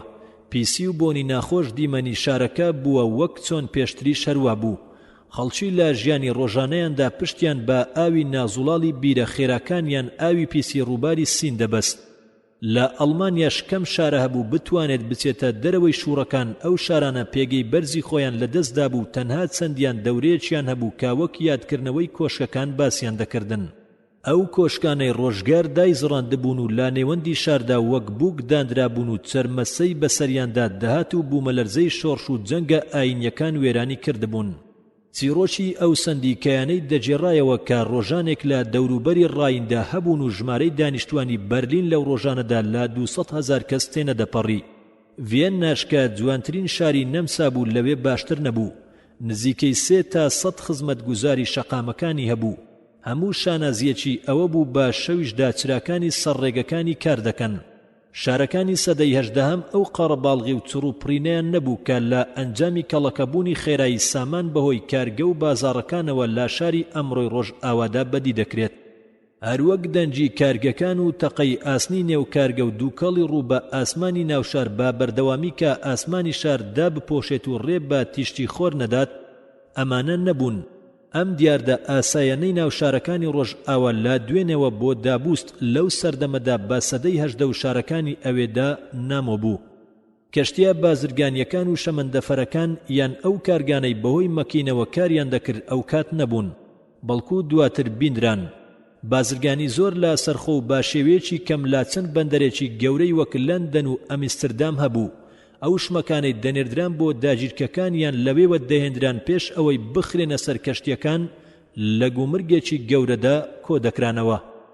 بەڵام بەرهەمهێنان و دابەشکردنی شمەکەکان لا دەست ئەو سندیکایانەدا مایەوە کە هەموو ئەو کەسانیان لەخۆ دەگرت کە یەک پیشەیان هەبووە وەک سەرتاشەکان و نانەواتچیەکان و دارتاشەکان و پێڵاو دوورەکان، یان چەخۆ گەڕان یان گوڵسازان. ئامانزیان ڕێگری هەموو ئەندامانی دیکەی شار بوو لەوەی هەمان پیشە فێر ببن و هەمان شمەک بفرۆشن. ژمارەی ئەندامانی سندیکاش کە دوکانیان هەبێت سنووردار بوو، هەروەک ژمارەی ئەو پیشە سازانش کە وەستا دەیتوانی بەکاریان بهێنێت سنووردار بوون و بۆ پیشە ساز نەبوو ببێتە مامۆستا مەگەر ماوەی زیاتر لە 7 یان 8 ساڵ بباتە سەر. ئەمەش بۆ پاراستنی ژمارەی وەستاکان تا زیاد نەبن و ڕکەبەریش دروست نەبێت. یاریدەدەریش بە درێژایی تەمەنی بەبێ ئەوەی بچێتە خۆناغی سەروتر دەمایەوە کە دەبوو با وەستا بۆی دەبوو با تەواوی دەست بگرن با پیشەکانیەوە. جا ئەگەر یەکێک لای بدایە و دەستی وەربدایەتە کاری ئەویدی دەبوو زوو پۆزشی تەواو بهێنێتەوە ئەگەرنا ئەندامەتی خۆی لەدەست دەدات.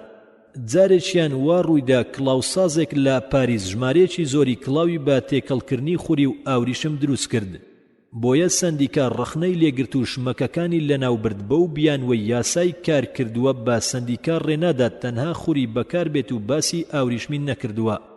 سندیکاکان لە سەدەکانی ناوەڕاستدا جیاواز بوون لە سندیکا نوێکان، ئەمەش لە 3 لایەنەوە بوو.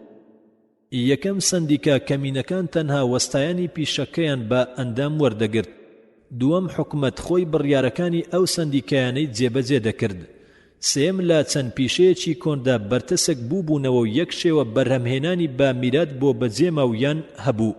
کارکردنیش لە ماڵی خاوەن پیشەکەدا بوو. هەرچی باسی ئەو سندیکایانە و بەهێزیان بکەین بێگومان لا بەردەم بارودۆخی ڕقی جیهانی نوێ و ڕێخستنە ئابووریە نوێکاندا بەرەو ئاوا بوون چوون. خوێنەری بەڕێز ئەم تڕاکە بە کۆتا هات. خانەدانەکان و پیاوانی ئاینی لاپەڕە 379 سندیکاکانی سەدەکانی ناوەڕاست یان دەرەبەگەکانی ئەو کات با تەنها کاریگەریان لەسەر سەدەی 18 بەجێ نەهێشت، بەڵکو لێکۆڵەر سەرڕای ئەواتچینێکی گەورە دەرەبەگەکان دەبینێت کە لە قۆڵایی ڕابردووی دوورەوە دێن و ئێستا بە بەرگ و ڕەنجی جوان و قژی درێژ و جوان دێنە پێشچاو ئەو جێبەجێکردنی یاساکان و دژایەتی نەیارانیدا ئازادی و سربەخۆیان نەبوو. تەنانەت ئەگەر خودی پاشاش بێتن، بەڵام لەگەڵ ئەمەشدا ئەو مافانەی خۆیان هێشتەوە کە لە خەڵکی گشتی و هاوڵاتیانی دیکە جیای دەکردنەوە.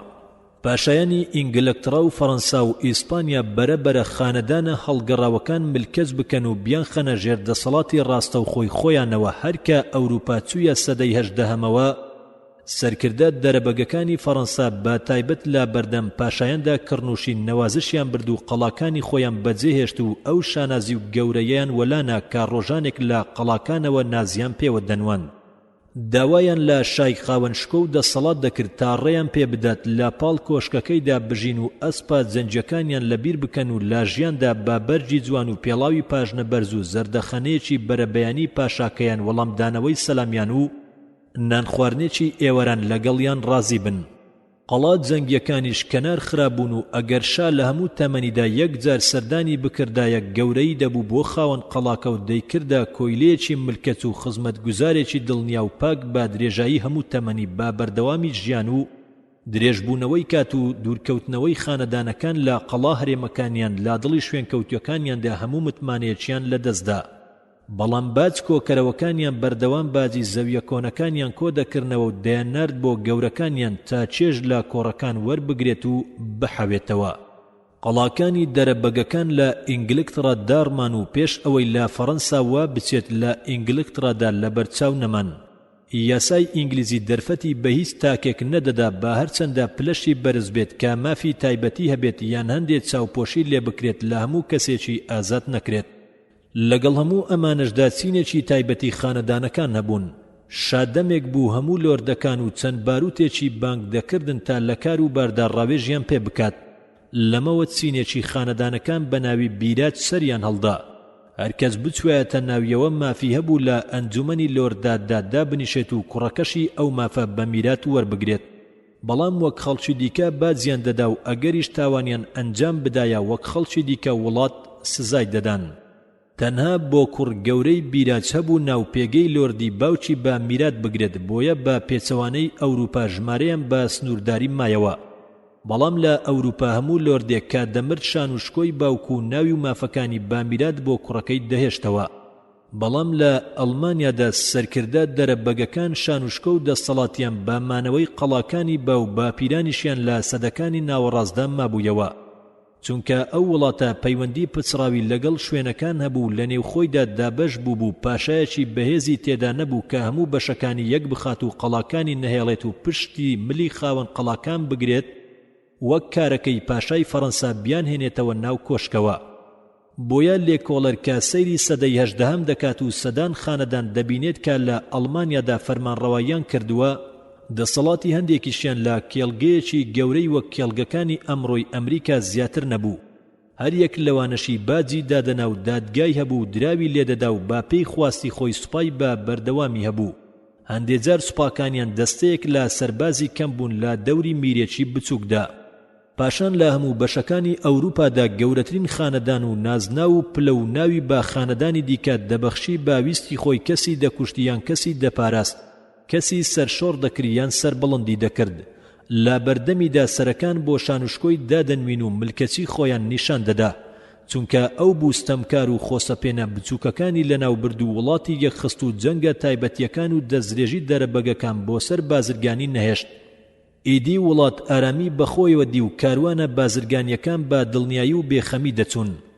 پاشا دراوی لێدەداوهانی پیشەسازی دەدا و یارمەتی زانستەکانی دەدا و حکومەتی ڕێکدەخست و ڕێخۆشکەری دەکرد بۆ دەرکەوتنی دەوڵەتە دیموکراتیە نوێکان و نەمانی پاشایەتی لە چەند ناوچەیەکدا. بەڕاستی ئەگەر پاشای خۆسەپێن دەرەبەگەکانی ملکەچی خۆی نەکردایە و خۆبەزلزانی و هیوای گەیشتە دەسەڵاتی سربەخۆیی و جیا و تاکڕەوی دەرەبەگەکانی لەناو نەبردایە، ئەوە هەرگیز دیموکراتیەت و یەکسانی سیاسی نەدەهاتە کایە. ئەگلی ڕۆسەکانیش چینێکی تایبەتی جیایی نێووڵاتە کاسۆلیکەکانیان پێکێنا و هێز و ڕێخستنی وایان هەبوو کە لەسەر و هێز و ڕێخستنی خانەدانەکانەوە بوو. ئەوان هێشتا چەند ماف و دەستکەوتێکیان هەبوو کە لە سەدەکانی ناوەڕاستەوە بۆیان مابوویەوە. لەو ڕۆژانەی کە دەوڵەت و پەروەردە و فێرکاری و پیشەکانی حکومەت و سامان و زەوی کڵێسایان لەدەستدا بوو. قاشە و سەرکردەکانیان لە سەدەی هەژدەهەمدا تەواو فێری کۆڕ و ژیانی پاشاکان بووبوون و داهاتی زۆری زەویەکانیان بۆ پێویستی و خۆشگوزەرانی ڕابواردنی ئەو جۆری ژیانە خەرج دەکرد. زۆرێکیان مافی گەورە دەرەبەگەکانیان هەبوو. قەشەکانی گوندەکانیش لەگەڵ هەژاریدا دۆستی گەم و کوڕ بوون و شەو ڕۆژ پێکەوە بوون و پێکەوە نەبووینە ژیانی سەخت تا بەشی ژیان و بژێوی ڕۆژیان لەدەستدا بێت. بەڵام سامانی کڵێسا تەنها لەو سامانەی زەویە فراوانەکانیدا تەسک نەبووبوویەوە، بەڵکو چەند بازێکی ڕێکخراوێکی هەبوو وەک دەیەک کە هەموو تاکێک باویستی خۆی بێت یان بە زۆر دەبوو بیدایە. سەرڕای ئەو ڕەشەبا و گەردەلولانەی تووشی کڵێسا بوو ئەو گۆڕانانەی باسەری داهاتن کەچی لە سەدەی هەژدەهەمدا هێزێکی گەورەی مابوویەوە و بەسەر عەقڵی خەڵکدا زاڵ بوو بەردەوام چەند خزمەتگوزاریەکی پێشکەشی کڵێسا دەکرد تا تاچی ئاسایی وابزانێت ناتوانێت بەبێ کڵێسا بژیت. کڵێسا ڕۆژی بە دایکبوونی کەسەکانی تۆمار دەکرد و گرنگی دەدا بە پەروەردە و فێرکردن و پیرۆزڕاگرتنی کاری هاوسەرگیری و سوکردنی کاتی ئازاری دەرد و نەخۆشی و دەربازبوونی هەمیشەی لا تاوانی باجیانی تاکەکان دەبەخشی. بەرامبەر بەم خزمەتگوزاریانە دەبوو بڕێک پارە بدات و دڵسۆزی بۆ ڕێبازەکەی بنوێنێت. هەرکەس بەرامبەر بەمە بوەستایە سزای دارایی دەدرا و دەکرایە بەندیخانە یان سزای بێبەریکردنی بۆ دەردەکرا. هەردوو کڵێسای کاسۆلۆچی و پرۆستاندی زۆر توندڕە و دەمارگیر بوون. حکومەتیش پاڵپشتی ئاینی دەوڵەت بوو بە توندی و خێرایی سزای لادەرانی دەدا یان ئەو کەسانەی دەدا کە ڕەخنەیان لا کڵێسای دەوڵەت و ڕێبازەکەی بگرتایە، ئیدی بە نووسین بێت یان بە قسە و گفتار. هەروەک چاودێری چاپکراوەکان بە وردەکاریەوە سەیری هەموو کتێب و بڵاوکراوەکانی دەکرد تا بزانێت شتێکی دژ بە دەسەڵاتی کڵێساییان پاشای تێدانیە. پاشای فەڕەنسا لە ساڵی 1757 میلادیدا دەقێکی دەرکرد و مەرجی کرد بە بەشێک لە بڵاوکردنەوەیان دانان یان دابەشکردنی هەر کتێبێک کە هێرش بکاتە سەر ئاین لە سەدەی 18دا با کاریگەری ئەلی کڕۆس و دادگاکانی پاشا چەندین کتێب لە فەڕەنسادا سووتێندران چونکە ڕەخنەیان لە ئاین و دەوڵەت دەگرت، هەروەک بە پێی توانای گرتنیان نووسەرەکانیان دەگیران و بەند دەکران. بەڵام سەرەڕای هەموو ئەمانە چەندین کتێب دەرکەوتن کە ڕەخنەیان لە بیرروڕا کۆنەکان دەگرت و داوای چاکسازیان دەکرد و لە نێو خەڵکدا بە خۆڕایی دابەش دەکران. نووسەرانیان بڵاوکاران ناوی خۆیان دەشاردەوە، هەروەک زۆربەی ئەو کتێبانە لە جنێفیان هۆڵەندای خاوەن ئازادیدا چاپ دەکران. دادگاکانی پشکنین و کۆت و بەندەکانی چاپخانە لە ئیسپانیادا بەردێکی سەخت و گەورەی بەردەم گەشە سەندن و پێشکەوتن بوون تا نیوەی دووەمی سەدەی 18هەمیش. پێشتر ئەوەمان ڕوون کردەوە کە هێزی هەشتەم خۆی لە کڵێسای کاسۆلۆچی جیا کردەوە و خۆی وەک سەرۆکی کڵێسای ئینگلیزی ڕاگەیاند و پارلەمانیش لە سەردەمی ئیلیزابێتدا کڵێسای نەتەوەیی دامەزراند. بەمە زمانی ئاگری چەوسانەوە نوێکانی کڵێسای کاسۆلۆچی گرتەوە. بەڵام لە بەختی باشیاندا لەوێ وەک ئەوەی باس دەکرێت لە وڵاتی فەڕەنسیەکاندا ڕووی داوە قەسابخانە ڕووی نەدا. لە وڵاتەدا چەندین پرۆستانتە بوون کە لەگەڵ تێڕوانینی کڵێسای ڕەسمی ئینگلیزیدا نەبوون. لە ئەنجامی ئەمەدا لە سەدەی 17هەمدا لەو کەنار گیریانەوە چەندی دێکی جیاجیا دەرکەوت.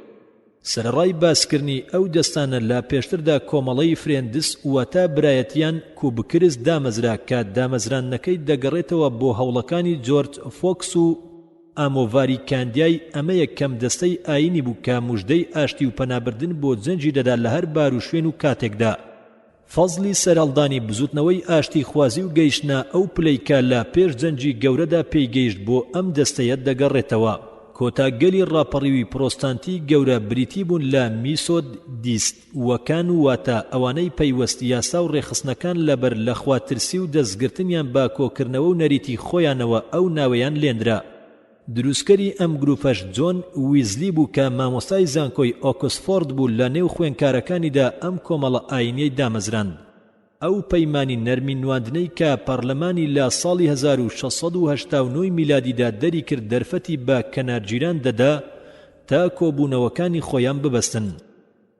بەڵام ئەمە بە ڕاشکاوانە بۆ یەکتاپەرستان قەدەغە بوو. یاسا دەرفەتی بەو گروپ و بەو کاسۆلۆچیانەش نەدەدات تا مەڵبەندەکانی حکومەت بگرنە دەست یان پلەکانی ناو زانکۆکان وەربگرن. ئەندامانی کڵێسای ئینگلیزی مافیان نەبوو وەقفی کڵێساکان ببەن و ڕێ لە کاسۆلیکەکان بگرن بۆ چوونە ناو ئینگلترا. هەروەک لە ناو وڵاتدا لە هەموو مافێک بێبەش بوون بە هەر چۆنێکیش بێت.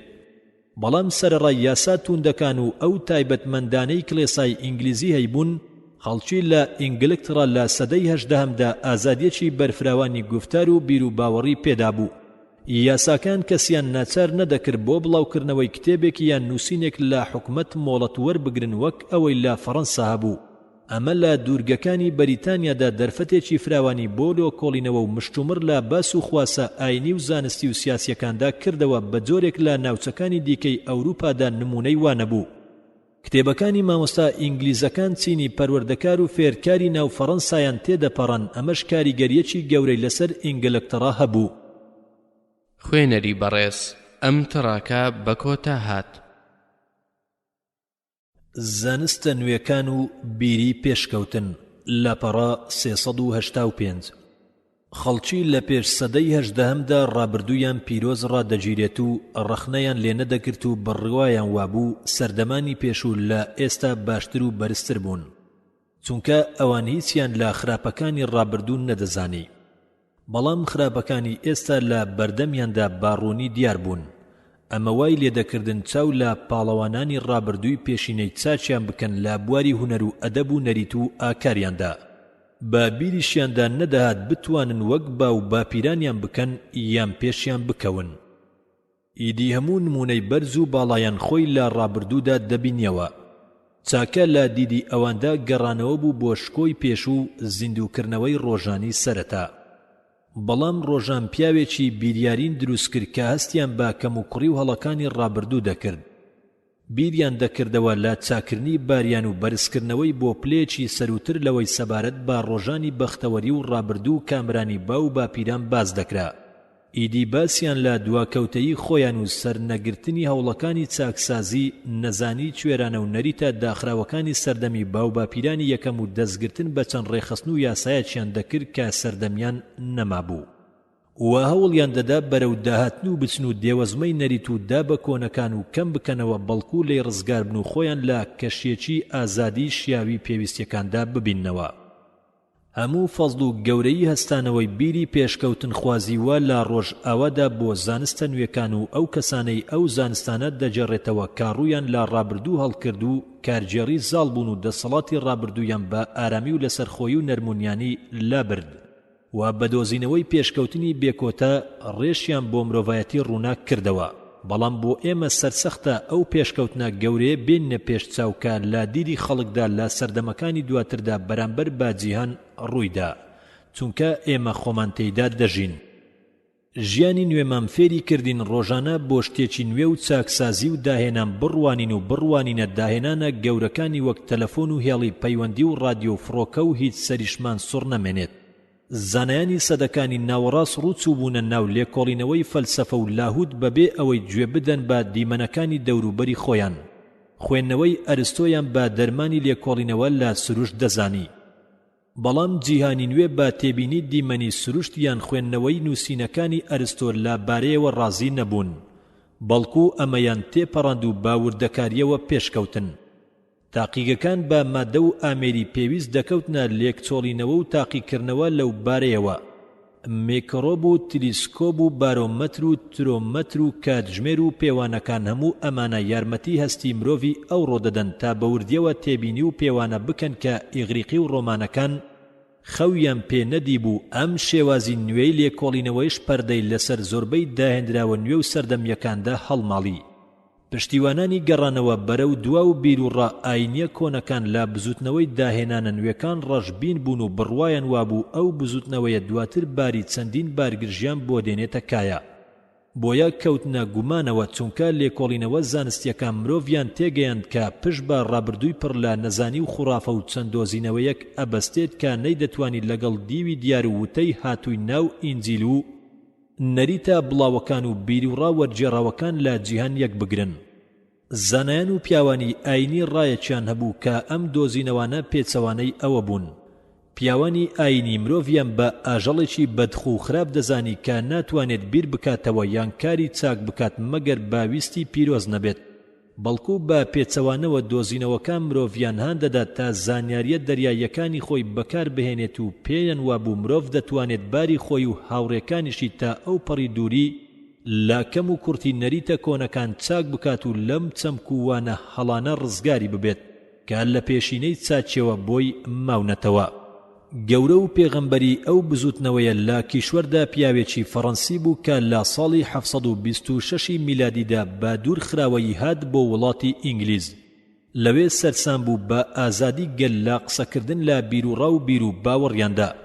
کاتێک گەڕایەوە بۆ وڵاتی خۆی ئەو ئازادیەی بەرەو وڵات بردەوە و دش بە کڵێسای کاسۆلۆچی هەستا و کڵێساش لە ڕوویدا وەستا و قۆچای بەڵام شاخەکانی شکان. ڤۆڵتێر زمانە تیژ و بڕەڕەکەی خۆی کرد بە شمشێرێک کاملی پیاوانی ئاینی پێدەبڕشی و قسە گاڵتە جاڕیەکانیشی کردە لێوەشاوی تیربارین بەسەریاندا. بۆیە کاهینەکانیش بە تۆپە گەورەکانیان و منطقی قرس و چەقبەست و چەوسانەوەی توندیان لە ڕوویدا وەستان، بەڵام نەیانتوانی بێدەنجی بکەن. لەگەڵ ئەوەی جەستەی لاواز بوو بەڵام بەتەنها لا ڕوویاندا وەستا. ژیانی سەرەتای ڤۆڵتێرکاری ئەدەبی و هونەری بوون، بەڵام ڕەوتی ئینکاریکردنی سروش پێی گەیشت و ئاگری تێبەڕاند. بۆیە ئەویش بەردەوام بە درێژایی ژیانی لا ناخەوە ڕخنەی لا کڵێسا دەگرت و دڵی لێی کرمۆ بوو. ئەو کەسە ڕەوانبێژی فەڕەنسیا توانای گەورەی خۆی بۆ پیاوانی زانست نیشاندا و پاڵەوانانی جەنجی پشتگوێ خست. لای ئەو دۆزینەوەکانی نیوتن زۆر لە جەنگەکانی قەیسەر و ئەسکەندەر گەورەتر بوون. هەروەها سەرسام بوو بە سکویکریس و ڕێبازە ئاینیەکەیان و ڕێزگرتنی چینی ئیشکەری ناو ئینگلترا. سەبارەت بە کتێبە بچووکەکەی چەند پەیامێک لەبارەی ئینگایزەوە بڕیاری دەوڵەتی لەسەر درات تا لەبەردەم جەماوەردا بە سوتاندن لە سێدارە بدرێت وەتا بسووتێنرێت چونکە دادگای باڵای دادوەر لە پاریس با کەسێکی دەمپیسی ڕێزنەگری شاو حکومەتی دانا. ڤۆڵتێر ژیانی خۆی لە بازنەیەکی بەرتەسکدا نەهێشتەوە و تێکەڵی سەرکردەکان و خەڵکی ناو بازاڕی کرد. لە بوارە جیازیەکانی مێژوودا لە جێڕانەوە تا پەیامی فەلسەفی و چیرۆک و چەندین بابەتی دیکە کە بۆ کەسانی سەرسامبووی نووسین هەوڵیدا بۆ هەموو چینەکانی کۆمەلگا بنووسێت. ڕەخنەگرتنیشی لە کڵێسا دەگەڕێتەوە بۆ بڕوابوونی بەوەی کە کڵێسا بربەستی ڕێی پێشکەوتنە. ئەم بیر و باوەڕە شوای لێکردووە چاو بپۆشێت لەو شتانەی کە دەستگا و دامەزراوەی کڵێسا پێشکەش بە شارستانیەتی کردووە با گشتی بێگومان ئەو کەسە هەڵکەوتەیەکی ناومێژوو دژ باستەم جەنگاوە و ڕقی لە ناحەق بووە و ڕێخۆشکەری بۆ چەندین چاکسازی کردووە. سەرەڕای باسکردنی چینی خانەدانەکان و پیاوانی ئاینی و تایبەتمەندیان دەبینین ئەو دوو چینە بەرەبەرە ڕووبەدواوە دەگەڕێنەوە و نەوەی چینی مامناوەند شوێنیان دەگرنەوە. ئەم نەوە نوێش لە مانەوە سەریان هەڵدا. یەکەم بەرزبوونەوەی چەند ئەندامێکی چینی گشتی و ڕزگاربوونیان لە کۆیلایەتی لە ڕۆژانی ڕێنسانسی ئەوروپیدا. دووەم داکەوتنی هەندێک لە خانەدانەکان. سێم ماوەیەکی زۆری خایەن تا ئەو چینە بوون با خاوەن پیشە و بازرگان و پیاوی زانست و هونەر و دەستیان گر بەسەر سامانی مادی و ئەدەبیدا و دواتر داوای جڵەوی هێزی سیاسیان دەکرد بەوەی ئەو دەسەڵاتەی بەدەستیان هێنابوو بەسەر هەردوو جیهانی هیزر و مادەدا. بەڵام گەشە سندنی سیستەمە ڕامیاریەکان دەسەڵاتی دابوویە دەست پیاوانی ئاینی و خانەدانەکان و پاشان لا کاتێکدا هێزی ئابووری لا دەست ئەندامانی چینی ناوەڕاستدا بوو. هەردەبوو ئەو دوو هێزە لا دەستی یەک کەسدا یەک بخرێن. ئەمەش با شێوێکی لەسەرخۆ با بێ هیچ هەستپێکردن لە ئینگلترا ڕوویدا لەبەر نەبوونی پەرلەمان. چونکە چینی ناوەڕاست چوونە ناوی و زۆرینەیان پێکێنا و دەستیان کرد بەسەر کاروبارە. کاتێک پاشایەک ویستی ئازاریان بدات و دەسەڵات بباتە دەستخۆی لە قەسابخانە و لە بەردەم کۆش بکە سپیەکەیدا سەری لە جەستەی کرایەوە. بەڵام لە کیشوەردا هێزی چینی ناوەڕاست لە دیمەنە ئابوووریەکەیەوە نەبوو با دیمەنی سیاسی تا ئەو چاڵاکیە گەورەیە ڕوویدا کە ئێمە ئەمڕۆ پێی دەڵێن شۆڕشی فەڕەنسی. یەکەمین ئەو کەسانەی داوای دەسەڵاتداری ئەو چینەیان دەکرد چۆن لوک بوو کە پاش دەرکەوتنی شۆڕشی پارلەمانی ئینگلیزی لە شێوەی کۆتایی خۆی لە ساڵی 1688 میلادیدا هەستا و هەوڵیدا بە بیردۆزەیەک بیانووی بۆ بهێنێتەوە کە لە مێژوودا هیچ ڕاستی و بنەمایەکی نەبوو. کورتەکەشی ئەوە بوو کە پاشا لەلایەن خوداوە نەنێردراوە تا فەرمانڕەوایی گەل بکات و باویستی خۆی کار بکات، بەڵکو بە ڕێکەوتنێک لەگەڵ گەلدا بەستوویەتی و چۆتە ناویەوە تا بڕیارەکانی گەل جێبەجێ بکات دەسەڵاتی وەرگرتووە. جا ئەگەر ڕۆژێک لە ڕێگەلایدا یان سنووری دەقەکانی بەزاند یان بە شێوەیەکی بەردەوام بە گەلەکەی خراپەی نواند، ئەوە گەل لە سەر کورسی دەسەڵاتەکەی لای ببات. ئەگەر پرسیار لە جۆن لوک بکەین ئەو ئەندامانەی گەل کە دەسەڵاتی باڵایان لەدەستدا بوو چێبوون، ئەویش بە دڵنیاییەوە دەڵێت شۆڕش جێڕانن بەتەنها یان ئەو چینی ناوەڕاستە کە شۆڕش ئەنجام دەدەن. کەواتە لۆک نوێنەری چینی ناوەڕاستە و ئەو ڕێبازەی لا کتێبەکەیدا پەیامێک لە مەڕ حکومەت لە ساڵی 1698 میلادیدا نووسیبووی بانگەوازی دەکرد بۆ نەرمونیانی و مامناوەندی و مافی مڵکداری و دەستگرتن بە تاکە کەسیەوە وەک ڕێبازی ژیان یان دەستگرتن بەو شتەوە کە با شێوەیەکی گشتی لە بەرژەوەندی چینی ناوەڕاستدا بێت. لۆک لە قسەکردنیدا سەبارەت بە دەوڵەت و دامەزرانی دەوڵەت زانستی نەبوو، بەڵکو ئەو پشتی بە پشکنینی ڕاستیەکان و سەلماندن و ڕێزبەندکردنیان نەدەبەست یان وەسفی حکومەتەکانی سەردەمە جیاوازەکان و بەراوردکردنیان بە یەکدی نەدەهێنایە پێشچاو، بەڵکو بڕوای بە چەند یاسایەک هەبوو با پێی توانای خۆی بەڵگە و بیانووی لێدەردەهێنان بۆ شۆڕشی 1788 میلادی جێبەجێکردنی شێوەی زانستی بۆ زانستی سیاست چەند سەدەیەک دواکەوت تا مۆنتسیکۆی فەڕەنسی هات و لە ساڵی 1748 میلادیدا کتێبەکەی بڵاو کردەوە، ڕۆحی یاساکان و لەسەر چەند بنەمایەکی زانستی سیاسەتی دانا. ئەو لەو کتێبەیدا جۆرەکانی حکومەت وەسف دەکات و بەراوردیان دەکات با یەکدی و دواتر دەگاتە ئەوەی حکومەتێکی نمونەیی و باڵا لە جیهاندا نییە کە بۆ هەموو کات و شوێنێک شیاو بێت. هەر گەلێکیش سیستەمێکی هەیە بۆ کارجێڕی کە تایبەتە با خۆی و لە هەموو سەردەمەکاندا با پێی پێداویستی و باری تایبەتی خۆی بۆ خۆی دروست دەکات. هەرگیز دروست نییە بڵێن مۆنستیکۆ بانگەوازی بۆ شۆڕش دەکرد، بەڵکو شێوەی هزری واقعی و سروشتە ئەرستۆگراتیەکەی ڕێیان پێنەدەدا ئەوە بکات.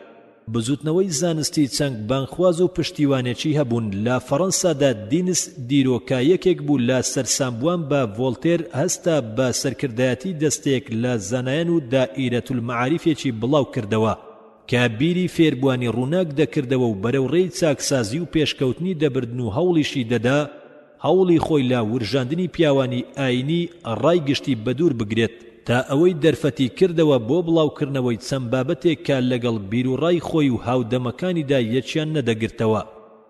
لەو دائیرەتولمەعاریفەشدا هێرشی دەکرایە سەر دەمارگیری گەل ئاینیان و سیستەمی گەندەڵی بازەکانیان، هەروەک هێرشی دەکردە سەر بازرگانی کۆیلایەتی و توندی یاسای سزادان و هاندانی خەڵک بۆ لاکردنەوە بۆ زانستە سروشتیەکان و ئەو کانزا گران بەهایانەی تێیدان.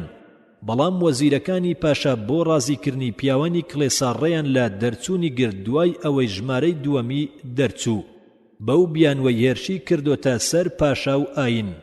بەڵام نەیانتوانی کارەکەی بوەستێن و سەرڕای کاری چەوسانەوەی ئەو وەزیرانە، بەڵام پرۆژەکە بەردەوام بوو. ئەگەر ڤۆڵتێر گەورەی خواوەندی گاڵتەجاڕی و مۆنتسیکۆی نێردراوی بزوتنەوەی زانستی نووسینی سیاسی بن، ئەوە ژان ژاک ڕۆسۆ گەورەی شۆڕشی دیموکراتیە، ئەو نەوەی جنێف و پەروەردەی شەقامەکانە. هەر جارە و پیشەیەکی ئەنجام دەدا و ڕۆژانە دەستی درێژ دەکردەوە تا لە دەرگای پیشەیەک یان خانەدانێک و لەوێوە بگاتە ژیانی خۆش تا ئەوەی لەوێوە دەستەکانی با پێنووسیان هەڵگرت و جادویان دەنواند، ئاگرێکی گەرمیان لەناو دەرونی خەڵکدا دەکردەوە بۆ بانگەوازی ئازادی و یەکسانی و دادپەروەری. ڕۆسۆ سەرکردەیەک بوو کە هێزی لە سروشت و خەیاڵەوە وەردەگرت کە ئەمەش تایبەتمەندی سەرکردەکان بوو، نەوەک لە بیرکردنەوەی قۆڵی زانستی لێکۆڵینەوەی ورد و جیاکردنەوەی وشکەوە گەیشت بێتە ئەوە. ڕۆسۆ کەسێکی هەڵکەوتە بوو، با درێژایی ژیانی لە کاتی شەرمیدا بێت یان لە کاتی خۆشەویستیدا، لە سەر سامی و ڕاهاتنی بێت یان لە پاشەکشەیدا، یان لە کاتی حکومداندا بێت، وەک منداڵ بوو، منداڵێکی ئازا و خۆسەپێن کە بە پێنووسەکەی خۆی لادڵی مرۆڤەکاندا چاند و ئینجیلێکی لەسەر نووسی و ناوینە پەیمانی کۆمەڵایەتی و بانگەوازی دەکرد تا بگەڕێنەوە بۆ سروشت. چونکە ڕۆسۆ لە سەردەمی ئازادی خوازیەکی توندا دەژیا و خواستی ڕزگار بوون لە کۆتەکانی ڕابردوو وای لێ کردبوو هەمووی وەلا بنێت و بگەڕێتەوە بۆ ئەو ژیانی یەکەمەی کا پێش ئەو نەریتانە هەبوو. ئیدی ئەو ژیانەی با جوانترین سیفەت وەسف دەکرد و دەیوت مرۆڤ بەختەوەر و دڵخۆش بوو. کاتێک شارستانیەت هات خراپی کرد، بەو پێویستی بە سیستەم و حکومەت پەیدا کرد، خەڵکیش لە نێو خۆیاندا ڕێکەوتن لەسەر بەدیهێنانی دەوڵەت و دیاریکردنی حکومەتێک کە پێویستی خزمەت گوزاریەکان دابین بکات. لەمەشەوە گەیشتە ئەوەی دەبێت دەسەڵات لە دەستگەلدا بێت و حکومەت تەنها پێناوێکە بۆ جێبەجێکردنی خواستی زۆرینە. بۆیە ئەگەر نەیتوانی ئەرچی خۆی بەجێ بگێنێت گەلمافی هەبوو لە دژی هەستێت و تێکی بشکێنێت. لەگەڵ ئەوەی ڕۆسۆ بانگەوازی بۆ خاوەن سامانە تایبەتیەکان نەدەکرد، بەڵام موژدەی بە پێویستی یەکسانی لە ساماندا دەدا و لە نووسینەکانیدا مۆرکێکی سۆشیالیستی هاوبەشی بەدی دەکرا. کاریگەریشی خەریک بوو لە مێژووی نوێی ڕۆژ ئەوەدا ببێتە گشتگیر و بیردۆزە خەیاڵیەکان و یاسا سەپێنە هەڵەکانی بوونە بەڵگە و بۆ شۆڕشی 1688 ئینگلترا و 1789 فەڕەنسا و شۆڕشی ئەمریکی و بیر و باوەڕەکانی جیهانیان گرتەوە و دەستوری چەندین وڵات لەسەر ئەو بیر و ڕایانەی بوون و نووسراوی مافەکانی مرۆڤیش لە سەردەمی شۆڕشدا لەسەر بیر و ڕای ئەو بوون. نهێنی ئەوەش دەگەڕێتەوە بۆ گەرم و گوڕی سوێندەکانی نووسەر و ڕەوانبێژی و شیرینی وتەکانی. قسەمان لەسەر گەشە سەندنی هزری ڕامیاری کرد. با ئێستاش لایەک بکەینەوە بەلای بیرروڕا ئابووریەکاندا و ببینین چ گودەتا و هەڵگەڕانەوەیەک تێیدا ڕوویداوە و شەپۆلەکانی سەدەی هەژدەهەم بەرەو کوێیان بردووە. گەشەسەنە ئابووریەکان بەرهەمێکی هاوتەریبی گەشەسەنە سیاسیەکان ڕۆیشتن و کاریگەر بوون بە گۆڕانەکانی بواری ڕامیاری. جابیرۆکەی ئابووری نەتەوەیی دوای دەرکەوتنی دەوڵەتی نەتەوەیی باڕێبەری پاشا دەرکەوت. سیاسەتی نوێی نەتەوەیی کاریگەریەکی گەورەی هەبوو لە دیاریکردنی ڕێکردنی هزری ئابووریدا. جا یەکەم کێشەی بەردەم پاشاکان دارایی دەوڵەت و پێویستی پاراستنی هاوسەنجی بوو بە زیادکردنی ناردنی و کەمکردنەوەی هاوردا تا زێڕی هاوردا بۆ ناو وڵات لە برنە دەرەوەی زیاتر بێت. ئەم سیاسەتەش دەیتوانی فراوانخوازی ئیستیعماری هەم بدات تا بازاڕەکان زۆر ببن و بربەستە گومرجەکان لا ڕووی شمەکە هاوردەکاندا تەواو بەرز ببنەوە و دەسوەردانی حکومەت بۆ ڕێخستنی ژیانی ئابووریش زیاد بکات. بەڵام هەرکە نیوەی سەدەی هەژدەهەم هات لە فەڕەنسا کۆمەڵێک زانای ئابووری باهاندانی دیدی ئازادی وەلانانی نەریتەکان و گەڕانەوە بۆ یاسا سروشتیەکان کەوتنە داخوازی وەلانانی ژیانی ئابووری تا خۆی ڕێک بخات و حکومەت دەسوەرنەداتە ژیانی تاکەکان. ئەم ڕێبازە بە کورتی لە ڕستەیەکدا بوو، واز لە کارەکان بهێنە یاخود بڕوات بە ڕێوە و دەستی تێوەرمەدا. بەڵام لە ئینگلترا ئادەم سمیت پاڵەوانی ئەم بزوتنەوەیە و نووسەری کتێبی سامانی میلەتان بوو کە بە تەواوی وێنەی گیانی تا گەڕایمان نیشان دەدات. دوای ئەوانە گالیۆ و هاودەمەکانی کلیلی ئەو قەڵایەیان پێشکەش کرد کە تێیدا سروشتیەکان و نهێنیەکانی خۆیان تێدا حەشاردا بوو. نەوەیەک لە پاش ئەو تێنەپەڕی تا نیوتن هات و دۆزینەوەیەکی هەرە گرانبەهای دۆزیەوە کە مرۆڤایەتی پێی نەگەیشت بوو. ئەویش یاسای ڕاکێشانی گشتی بوو کە لە ساڵی 1688 میلادیدا لە کتێبەکەیدا تۆماری کرد و لەناو خەڵکدا بڵاوی کردەوە زانی کە ئەو هێزەی سیۆ بۆ زەوی ڕادەکێشێت هەر ئەوەیە کە ئەستێرە لە ئاسماندا ڕادەگرێت و کە کێشانەکان بە ملوێنەها هەستار و ئەستێرەوە بەڕێوە دەبات. سێبەری زانست لە بەردەم یەکلایەنی ژیاندا نەوەستا و پاش ئەوەی سەیری بەشە گەورەکانی ئاسمانی کرد ڕووی کردە مادە کاویستی لێکۆڵینەوەی لەسەر بکات و لەو بوارەدا چەند هەنگاوێکی خێرای ناو زانستی نوێی چیمیایی بۆ خەڵکی هێنایە مەیدان. بە تایبەت لە سایەی هەوڵەکانی لافوازیای زانای فەڕەنسیەوە کە ئاوی بۆ دوو بەش و ڕەگەزەکەی شی کردەوە و ناوی بە هەر کامیان بەخشی. ئیتر کە سەدەی 19 هات زانستی چیمیا بە خایرایەکی زۆر بەرەو پێشەوە پێشڕەوی دەکرد.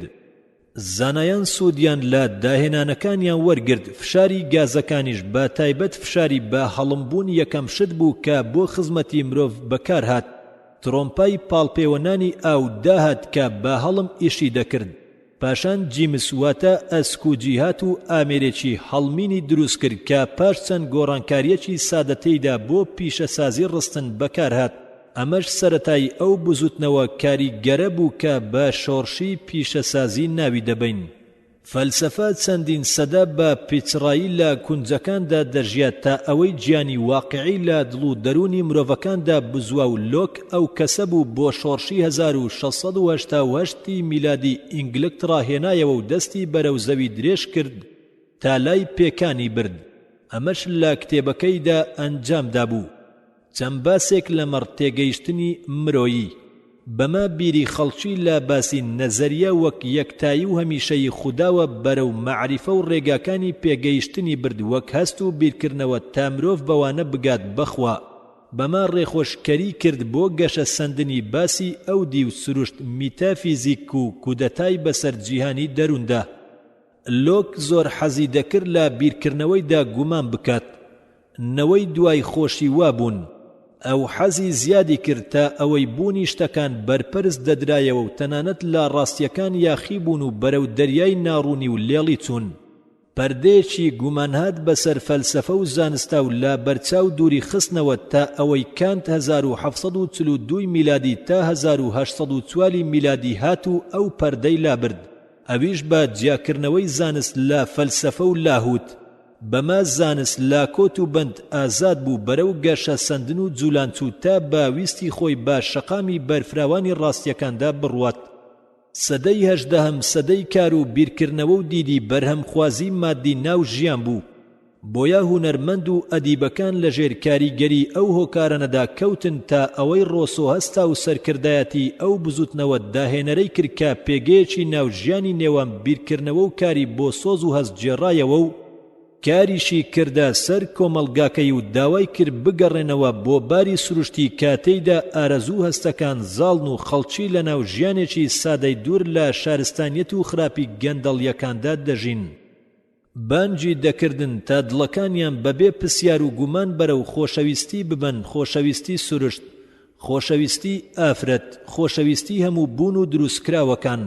ئەو بزوتنەوەیەش لە چوارچێوەی دیوارەکانی ئەدەبدا بەرتەسک نەبوویەوە بەڵکو چوویە ناو ژیانی ئاکار و کۆمەڵایەتیشەوە جێوشوێنی ئەدەب و هونەری کلاسیکی لە ژیانی سەرکردە و خانەدانەکاندا خۆی بەرتەسک کردەوە کاتێک ئەو بزوتنەوەیە هات ئەدیب و هونەرمەندان و ڕۆمان نووسانی بانکرد تا ژیانی جوتیار و بازارچی و هەموو هاوڵاتیانی گەل وێنە بکەن کە مێژوو سووتاندوونی بەمە پێوانە ڕەوشتی ئاکاریەکانی گۆڕی و یارمەتی گەشە سەندنی بزوتنەوەی دیموکراتیدا هەندێک پاشای ئەو سەردەمە بەشداریان کرد لە جوولاندنی بزوتنەوەی زانستی و ئەدەبیدا و سەرمەستی خوێندنەوەی نووسینەکانی زانایان و ئەدیبان بووبوون لەوانە باسی فریدریچی گەورەی پاشای پرووسیا و کاترینی گەورەی ژنە قەیسەری ڕۆم و ماریا تریزای شاژنی نەمسا و جۆزیفی کوڕی دەکەین ئەمانە بە خۆسەپێنە چاکەکارەکان ناو دەبران چونکە چاویان دانەدەخست لە گرتنەدەستی هەموو لایەنەکانی هێز و دەسەڵاتی وڵات لەگەڵ ئەمەشدا تەواو ڕاهاتبوون یان وا خۆیان نیشان دەدا کە تەواو سەرقاڵی چاکسازی باری وڵاتن لا پێناو بەرژەوەندی گەلدا فریدریک کتێبە فەڕەنسیەکانی دەخوێندەوە و بەو زمانەشتی دەنووسی و پەیوەندی لەگەڵ ڤۆڵتێر هەبوو بانجی دەکرد بۆ کۆشکەکەی لە نزیک بەرلین کاترینیش هەوڵی خۆی خستەکار بۆ پێشخستنی وڵاتەکەی و باسی چاکسازیەکانی خۆی بۆ ڤۆڵتێر نووسی و یارمەتی دیڕۆیدا و هانیدا و قسەشی لە گەڵ دەکرد لەسەر نەهێشتنی کۆیلایەتی لە وڵاتەکەیدا بەڵام بە پێچەوانەی ئەو کارەی دەکرد دەستی گرت بەسەر ماڵ و مڵکی دێر و کڵێساکاندا دواتر هەندێکی بۆ کۆکردنەوەی خوێندنگا و هەندێکی بۆ ژیانی پیاوانی ئاینی خەرج کرد بەڕاستی کاترین پێی وابوو چاکسازی و دادپەروەری لە نێو پاشایانی سەردەمەکەیدا بوون بە نەریت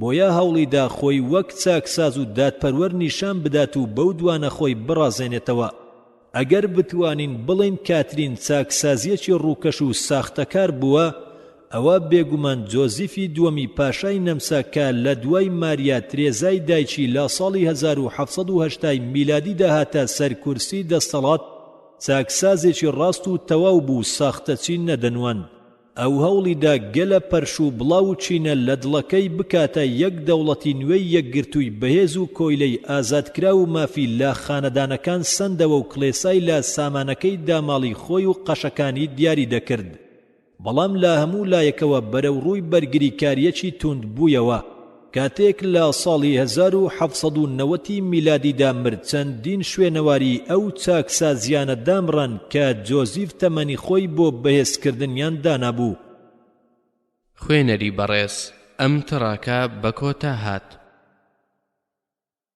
پاشایەتی داخراو لە ئینگلترا لە پەڕە 397 بەرامبەر بە خۆسەپێنی پاشاکان لە کیشوەری ئەوروپی پەرلەمان لە ئینگلترا هەستا و دەستیگر بەسەر حکومەتی دوورگەدا چونکە لەوێ پاشا لە شۆڕشی 1688 میلادیەوە دانی بەوە دانا کە تاجەکەی هی پەرلەمانە و پەیوەستە بە دەستورێکەوە کە لەسەریەتی ڕەچاوی بکات و هەوڵ نەدات ڕای خۆی بسەپێنێت بێ ئەوەی لە بەلای دەستوردا بکاتەوە و تەنها پاشایەک بێت ئەو کات لە ئینگلترا دوو حیزبی گەورە هەبوون کە بریتی بوون لە حیزبی هویک ئەمە شوێنی ئەو سەرکردانەی دەگرتەوە کە بانگەوازیان بۆ دەسەڵاتداری پارلەمان و ئاسانکاری نواندن لەگەڵ کەنارگیرانیان دەکرد حیزبی تووری کە بە دوای سوارچاکان و پشتیوانانی پاشایەتی خۆسەپێنی پیرۆز و کڵێسای ئەنجێڵاکانیەوە بوون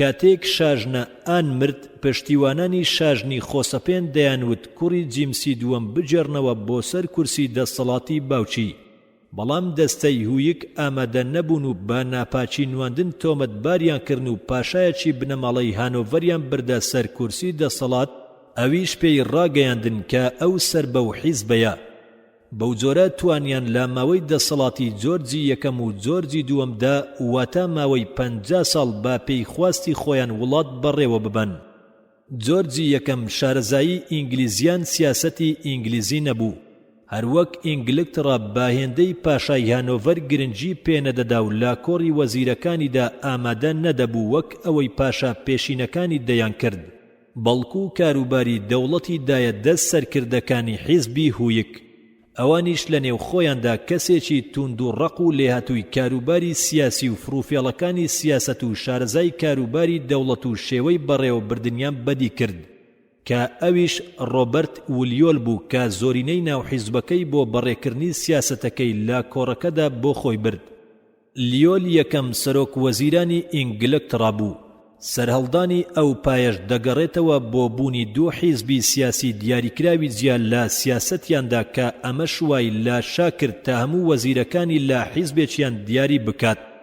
بە شێوەیەکی پلە پلە شێوە یەکەنگیریەکی نێوان گرنگترین ڕاوێژکارانی پاشا سەری هەڵدا و بەوەش بە شێوەیەکی یەکسانی دەست لە کارکێشانەوەی خۆیان ڕادەگەیاند. ئەگەر بهاتە باو پەرلەمان پێشنیاریان سیاسەتیان بەرپەس بدایەتەوە لەمەشدا سەرکردەیەکیان ڕێبەری دەکرد. بەم شێوەیە ئەو کابینەی کە ژیانی لە ڕۆژانی ولیەمی سێمەوە و لە ژێر سەرۆکایەتی سەرۆک وەزیراندا دەستی پێکرد دامەزرا. هێزی ئەو سەرۆکەش بە شێوەیەکی پێچەوانەوە لەگەڵ هێزی پاشادا دەگونجا. جا ئەو کاتەی تاج لە سەری پاشایەکی لاوازدا بوو جلەوی هێز دەکەوتە دەست سەرۆک وەزیران. کاتێک جۆرجی سێهەم لە ساڵی 1760 میلادیدا هاتە سەر دەسەڵات توانی حیزبێک بۆ خۆی دابنێت بە ناوی دۆستانی پاشا. هەروەها توانی با یارمەتی ئەو حیزبە و لاسایەی بەرتیلکاری و ئەو دارایەی دەیدا بە پیاوانی سیاسەت با پێیخواستی خۆی حکومەت بەڕێوە ببات. دایکی کە شاژنێکی ئاڵمانی بوو فێری کردبوو کە وەک پاشایانی کیشوەر پاشایەتی بکات. ئەویش بە گوێی کرد و جڵەوی کاروباری بەهێز گرتە دەست و ئاماژەی کەشتی دەوڵەتی بەپێی ئارەزووی خۆی دەجوولان. هەرچەندە کۆت و بەندی پارلەمانی شەبوون. کاتێک جەنگی سربەخۆیی ئەمریکاش هەڵگیرسا جۆرج پاشا و سەرۆک وەزیرانیش بوو. بەڵام دەردی ناو دەستوری ئینگلیزی لە دەسەڵاتی کاتی پاشا بە سەر کاروباردا نەبوو، بەڵکو لە ڕەگەزەکانی ناوخودی ئەنجومەنی گشتیدا بوو. ئەو ئەنجومەنەش نوێنەری گەل نەبوو، بەڵکو چینی مڵکداران و دەوڵەمەندمەندان بە سەریدا زاڵ بوون. دەنجی ڕەخنەگرانیش لە سەدەی 18ەمەوە بەرز بوویەوە تا ئەوەی ئاسمانی گرتەوە. نووسەران بە پێنووسەکانیان کەم و کورتی دیاری ناو سیستەمی ئینگلیزیان بڵاو دەکردەوە و داوایان دەکرد هەموو کەسێک مافی هەبێت لە ڕێگەی دەنگدانەوە بەشداری لە دەسەڵاتدا بکات و دەستوری ئینگلیزی تۆمار بکرێت تا ناڕوونی و لێڵیەکانی و هەڵەکانی پێشتری نەمێنن. لە وڵاتدا ئاڵوگۆڕی نامە و ڕاوبۆچوون لەگەڵ کۆمەڵانی هەنیەکانی فەڕەنسادا دەکرا و ڕۆژنامە و بڵاوکراوەکان لە چاپخانەکاندا با ڕێژەیەکی زۆر چاپ دەکران. لە ئەنجومەنی گشتیشدا سەرکردەکانی بزوتنەوەی چاکسازی سیاسی دەرکەوتن. ئەو شاڵاوانە و ئەو داواکاریە زۆرەی چاکسازی ویلیەم بتیک بچووکە کوڕی یەکەمی کاشام و سەرۆک وەزیرانی بەریتانی هاندا لە ساڵی 1783 میلادی تا ساڵی 1801 میلادی دەقێک پێشکەش بە ئەنجومەنی گشتی بکات بۆ چاکسازی چەند خراپەیەکی کۆن. بەڵام لەو کاتەدا تەقینەوەی شۆڕشی فەڕەنسی ڕوویدا کە توند و تیژی و پشێوی لێکەوتەوە و ئاڵمانیای بردا چەند جەنگێکی مەترسیداری درێژخایەنەوە کە ئینگلیزی لە داخوازی چاکسازیەوە بەرەو بەرگریکردن لە وڵات بردوو. دەمی ئەوانەی داخست ماوەیەکی زۆر بوو داوای گۆڕانی بارەکە و فراوانکردنی بازنەی دەنگدانیان دەکرد. ئەگەر سەیرێکی باسەکانی پێشوو بکەین دەبینین زۆربەی هێڵکاری و لقەکانی مێژووی ئەوروپی ئەو کات دەڕژانە یەک ڕەوتی گەورەوە کە ئەویش گەشە سەندنی چینی ناوەڕاست بوو. جا شۆڕشێک کە کۆماری هۆڵەندی و شۆڕشی ئینگلیزی هێنایە کایەوە هەردووچیان بەڵگەی گەشە سەندنی ئەو چینن. هەستا چینی ناوەڕاست لە فەڕەنسا لە ساڵی 1789 میلادی و هێرشبردنی بۆ جلەوی دەسەڵات بەڵگەی بوونی بزوتنەوەیەک بوو کە لە نێو چینەکاندا بۆ ماوەیەکی دوور و درێژ گەشەی سند بوو. چینی ئیشکەریش چوویە ناو ئەو شۆڕشە و بە بزوتنەوەی داهێنەری ڕۆمانتێکی هاندران لە ئەنجامی ئەو دەسوەردانەشیدا پشێویەکی زۆر کەوتەوە و دوجار شکستی خوارد و نەیتوانی خواستەکانی خۆی بەدی بهێنێت. چونکە ڕۆژی خۆی نەهات بوو، چونکە شۆڕش شۆڕشی گشتی نەبوو، بەڵکو شۆڕشی چینی ناوەڕاست بوو. کرێکارانیش ڕێکخراو نەبوون و ئامادەی جەنگ نەبوون، بۆیە پێویستی بە کات و شوێن هەبوو. پێش ئەو شۆڕشە پیشە سازیەش ناتبوو کە هەژاران کرێکاری لەژێر سای کارگەکاندا کۆ کردبوویەوە و سوپایەکی لێپێکهێنابوون کە توانای کارکردنی ڕێکخراویان هەبوو مەچینەکان بە کۆیلەیان گرتبوون و ناچاریان کردن بە سەرکەشی و یاخیبوون. خوێنەری بەڕێز ئەم تڕاکە بە کۆتا هات. باسی چوارەم شۆڕشی فەڕەنسی ئامادەسازی بۆ شۆڕش لاپەڕا 401. ئەنجامەکانی ماوەی دەسەڵاتی لویسی 15 کە نزیکەی 6 ساڵ بەردەوام بوو 1715 میلادی تاکو 1774 میلادی بە پەژارە و شەرمەزارانە بوون. ململانەی دەرەچی لەگەڵ ئینگلیزدا شکستی بە دوا داهاتوو سیستەمی باجەگانیش کە لەدەست سەرکردەکانی دەرەبەگایەتی و خانەدانی سەردەمی کۆندا بوون هەستێکی ستەم و ڕەڕایی و حەزی تۆڵە سەنەوەیان لە نێو خەڵکدا نایەوە. کۆشکیش بەهۆی زیادەڕەوی و خەرجیەوە هەمیشە جێی ڕەخ نەبوو. پیاوانی کۆشک گوێیان نەبوو لەو هەژاری و بارەخراپەی بەهۆی جەنگە وێرانکەرەکانەوە کە خەزێنەی وڵاتیان خاڵی کردبوو تووشی خەڵکی بوو. بەڵکو بەردەوام زیادەڕەوی و خەرجیان دەکرد و گوێیان بە هیچ نەدەدا. بارەکان لە مەشدان نەوەستان بەڵکو ئەمە دزەی کردە ناو کۆشتی پاشایشەوە تا ئەوەی مەدامدی بۆمبادۆر پشکی ڕەسمی خۆی بەسەر قرساییدا بەدەست خست و دەستی گرت بە سەریدا. لەو کاتەوە جلەوی دەسەڵات کەوتە دەست گەندەڵان و داکەوتن و دارمان و ئەو کۆشکە گەورەی گرتەوە. لە بەردەم ئەم بارەشدا ناچاری ڕایگشتی بێزاری دەربڕی و شاڵاوێکی توندی بردە سەر حکومەت و شەپۆلی ڕەخنەگرتن وەک دەنگ و دەرچوونی هەزاران کیسەڵ لە بەهاردا دەرکەوت. ئەمەش پێش کۆتایی هاتن بوو بە ماوەی دەسەڵاتی لویسی 15. هەرچەندە چاودێری تون لەسەر ڕۆژنامەکان هەبوو. سەرکردەی ئەو بزوتنەوەیەش ڤۆڵتێر بوو کە خۆی خستە مەیدانی جەنجی دژ بە هەموو گەندەڵیەکی ناو حکومەت و خراپەیەکی ناو کۆمەڵگا. لە دەوریشیدا کۆمەڵێک پشتیوان و سەربازی چاکسازی و زانایانی ئابووریناسی وەک میرابۆ و زانایانی سیاسەتی وەک مۆنتسیکۆ و ڕۆسۆ و زانایانی سروشناسی وەک لافاویە و هەبوون. بە کورتی لەو کاتەی فەڕەنسا لە ژێر دەسەڵاتی لویسی 15دا بەرەو دارمانی کارجێڕی خۆی دەچوو بزوتنەوەی هزری تێیدا گەشەی دەسەند و پێش دەکەوت. خودی پاشاش هەستی بەوە دەکرد بەڵکو دەیزانی هەڵگەڕانەوە لە ڕایگشتیدا هەیە و دوای ئەوە چی ڕوودەدات، بەڵام هەمیشە بەم جۆرە دڵنەوایی خۆی دەدایەوە تا کاتی مردنی من شتەکان وەک خۆیان بەڕێوە دەچن. دەوڵەتیش ڕێکخراوی یەکگرتوو نەبوو، هەموو هاوڵاتیانیش هەمان ماف و تایبەتمەندیان نەبوو. هۆکاری ئەوەش بریتی بوو لەوەی پاشایانی فەڕەنسا بەهۆی گرتن یان میراتیەوە چەند پارچە زەویەکیان بۆ ناوچەی خۆیان زیاد دەکرد، بەڵام هەوڵیان نەدەدا یەک بخەن، بۆیە هەر یەکەیان سیستەمی تایبەتی بۆ خۆی و سربەخۆی خۆی زیاد دەکرد، بەڵام هەوڵیان نەدەدا یەکی بخەن. بۆیە هەر یەکەیان سیستەمی تایبەتی خۆی و سربەخۆی خۆی هەبوو بەرامبەر بەوەی هەموو ساڵێک بڕێک پارە بدەن. جا لە کاتێکدا شەریعەتی ڕۆمانی لە باشووردا زاڵ بوو، لێکۆڵەر زیاتر لە 285 شەریعەتی ناوچەیی لە ناوچەکانی ناوەڕاستدا هەبوون. بەو جۆرە باجەکان لە هەموو ناوچەکاندا یەک نەبوو. بۆ نمونە باجی خوێ لە هەندێ ناوچەدا زۆر بوو، لە هەندێ ناوچەی دیکەدا کەم بوو. ئەم جیاوازیەش خەرجیەکی زۆری دەخستە سەر حکومەت بۆ پاراستنی سنووری نێوان هەرێمەکان و ڕێنەدان بە ڕاکردن لە باجە زۆرەکە بۆ باجە کەمەکە. سەرەڕای ئەو جیاوازیە ناوچەیانە شانشینەکە بۆ چەند چینێکی جیاواز دابەش بوو کە هەر کامیان مەڵبەندی تایبەتی خۆی هەبوو. جا خانەدانەکان و پیاوانی ئاینی کۆمەڵێک مافیان هەبوو کە خەڵکی دی لێی بێبەش بوون. ئەوان هەندێک باجیان نەدەدا وەک باجی خان و عقاری چەسپاو. پیاوانی ئاینی بۆ نەدانی باج بەڵگەیان ئەوە بوو کە ئەوان هەرچیان هەیە بۆ خزمەتکردنی خودایە و ئەوان هەڵبژێردراون. بەردەوام زەکاتیان لە خەڵک کۆ دەکردەوە تا ئەوەی داهاتی ساڵانەیان دەگەیشتە 200 ملیۆن جونەی و دەچوویە باغەڵی سەرکردەکان و پیاوانی ئاینی بچووک لێی بێبەش بوون. بۆیە ئەوانیش دەنجی خۆیان بردە پاڵ دەنجی شۆڕژ جێڕان بەهۆی ئەو جیاوازیەوە. خانەدانەکانیش کۆمەڵێک تایبەتمەندیان هەبوو کە لە سەدەکانی ناوەڕاستەوە بە میرات بۆیان مابوویەوە وەک مافی ڕاوکردن لە چێڵگەکانی خەڵکدا، هەندێکیان هەزاران کۆتریان هەبوو لە پێناو ڕاوکردندا.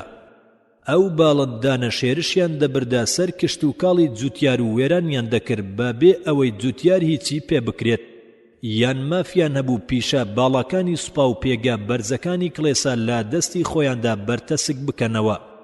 هەرکەس خانەدان یان پیاوی ئاینی نەبوایە لە چینی سێهەمدا یان گشتیدا ئەژمار دەکرا. ئەو چینە لە ساڵی 1789 میلادی لە فەڕەنسا نوێکەی 25 ملیۆن کەس دەبوون. ژمارەی دووچینەکەی دیکەش نادەگەیشتە 250,000 کەس. زۆرێک لە مێژوونووسان باسی باری خراپ و بێهیوایی جوتیاری فەڕەنسایان کردووە تا ئەوە بکەن بە بەڵگە بۆ شۆڕشەکە، بەڵام ڕاستیەکەی وانەبوو، چونکە جوتیاری فەڕەنسی لە چاو دۆستە نەمساویەکەی پرووسی یان ڕووسی یان ئیتاڵی یان ئیسپانیەکەی لە سەدەی 18دا بەختەوەرترین کەس بووە.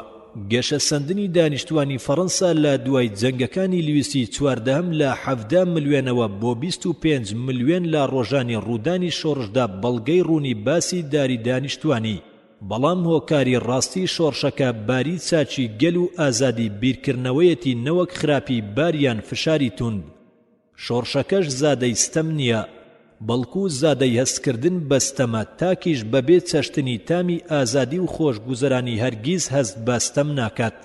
فەڕەنسا لە سەدەی 18دا لەژێر دەسەڵاتێکی خۆسەپێندا بوو کە پاشایەکی ڕەهاینا بەرپرسیاری بەربارەگای خوای هەبوو. پاشا باجی عقاری لە هەموو ساڵێکدا کۆ دەکردەوە و لەو ڕێگەشەوە یەک شتی داهاتی دەوڵەتی کۆ دەکردەوە.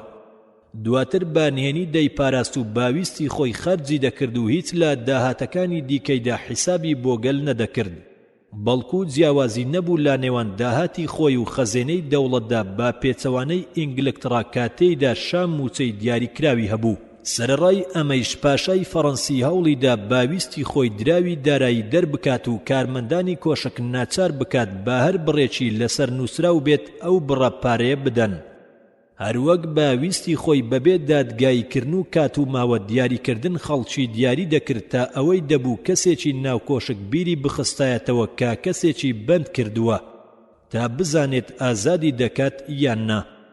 ئەو بڕیارە ڕەهایانەی بەندکردنەش پێیان دەوترا پەیامە مۆرکراوەکان.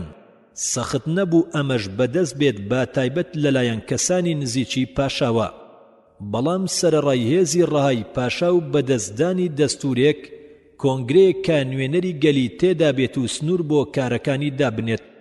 پاشا ئازاد نەبوو تا بەبێ کۆت و بەند هەموو شتێ بکات، بەڵکو لە وڵاتدا چەند دادگایەکە بوون کە پێیان دەوترا پەرلەمانەکان. ئەو دادگایانە زۆربەی جار لە ڕێی وەزیرەکاندا دەوەستان و بربەستی بەردەم کارەکانیان بوون. ناکرێت لێرەوە بیرمان ببینەوە لای پەرلەمانی ئینگلیزی، چونکە ئەو دوانە تەنها ناویان لە یەک دەچێت و پارلەمانی فەڕەنسی تەنها کاری دادگایکردنەکانی کێشەکان نەبوو، بەڵکو داوای لە پاشا دەکرد تا هەر یاسایەک کە دەردەکات بینێردرێت بۆ ئەوێت تا تۆماری بکات و بەو شێوەیە ڕێ ببڕێت. بەڵام لەگەڵ ئەوەی دانی با مافی پاشا دادەنا بۆ دەرکردنی یاسا، کەچی زۆربەی جار ڕەخنەی لەسەر دەنەر لە جیاتی ئەوەی تۆماری بکاتن بەو بانگەشەی کە وەزیرەکان ڕێیان لێ شێواندووە. ئەو ڕەخنە گرتنەش چاپ دەکرا و لە ئەغنا و خەڵکدا با نرخێکی کەم و هەرزان دەفرۆشرا تا بیسەلمێنن کە بەرگری لە مافی گەل دەکەن. پاشان پێکدادانی ئەم دەستانە لەگەڵ وەزارەتدا زیادی کرد.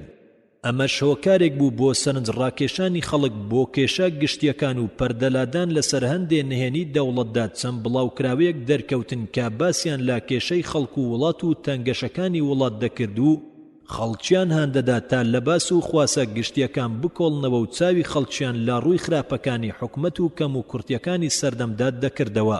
ڕۆڵی ڕۆژنامەکانی شەم سەردەمیان دەبینی لە ساڵی 1774 میلادیدا نەخۆشی لویسی 15 بەرەو مەرگ برد و کورسی دەسەڵاتی خۆی بۆ نەوەکەی خۆی لویسی 16 بەجێ بهێڵێت کە ئەو کات تەمەنی لە 20 ساڵ تێنە دەپەڕی. پاشای نوێ پەروەردە و فێرکاری زۆر لاواز بوو، بەڵام بەرامبەر بەوە توانای لکاندن و یەکانگیری زۆر بوو.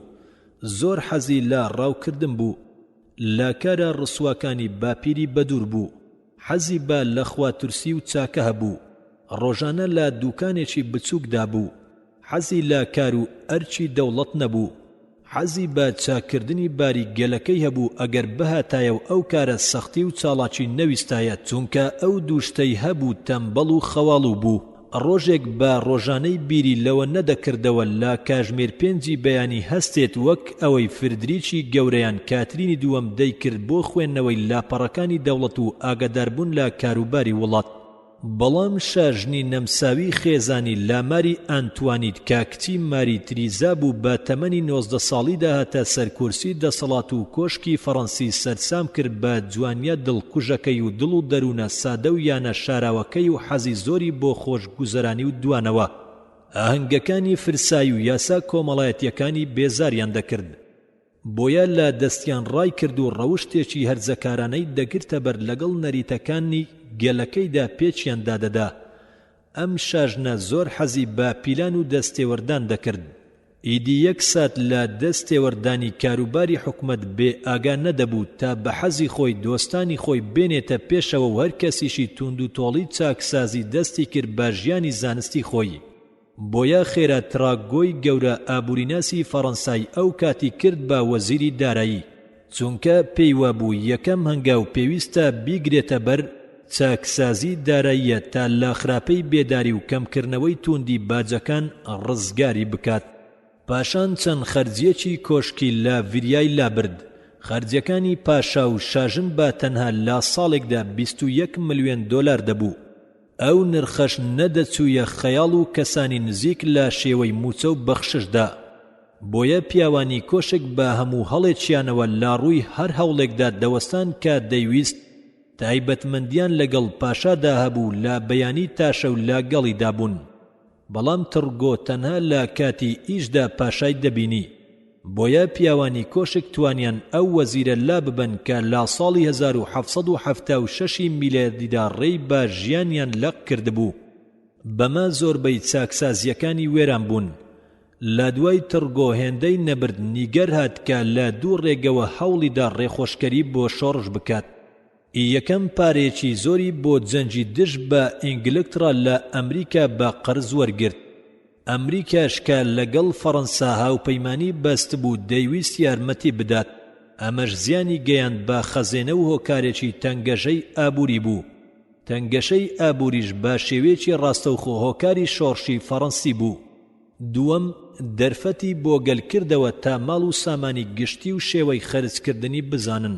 لەوەی لە ساڵی 1781 میلادیدا نووسراوێکی لەسەرباری ئابووری پێشکەش بە پاشا کرد و لە چاپ درا و خەڵکیش بە تامەزرۆیانەوە خوێندیانەوە بۆ یەکەم جار زانیان چەندە باج بە حکومەت دەدەن و پاشانیش چەندە بۆ خۆی و دەربارەکانی بەو پارە و سامانە خەرج دەکات. کەمێک دوای نیکەر گاڵۆن هات و ماوەیەک بەهۆی خەرجی زۆری بۆیان پاشا و دەرباری ڕازی کرد. بەڵام خێرا سەیریکرد ناتوانێت پارەی پێویست بەدەست بخات. بۆیە بە دەوڵەتی ڕاگەیان کە دەوڵەت بەرەو نەبوونی و دارایی دەچێت و ناچارە چاکسازیەکی بنەڕەتی لە هەموو سیستەمی کۆمەڵایەتیدا بکات تا لەوە ڕزگاری ببێت. ئەمەش دەرفەتدان بوو بە نزیکبوونەوەی گەردەلوولەکە، چونکە وتەکەی گاڵۆن با یەک هەنگاو دادەندرێت لە ڕێگەی بەستنی کۆمەڵەی نوێنەرایەتیدا کە سەردەمی نوێی لەناو برد و دەستورێکی نووسراوی بە فەڕەنسا بەخشی. خوێنەری بەڕێز ئەم تڕاکە بە کۆتا هات.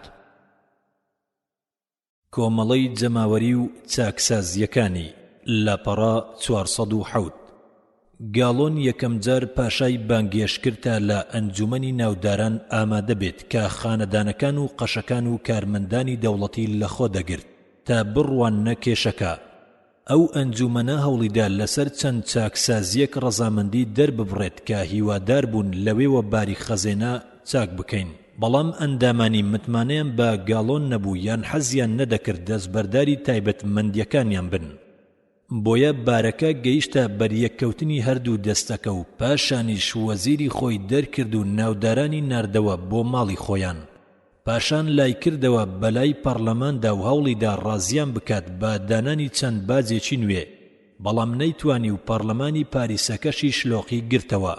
بوویە ڕێگر لە بەردەم وازیرەکاندا تا بەوە لە ناو گەلدا ناوبانگ و خۆشەویستی و بڵندی بەدەست بخات.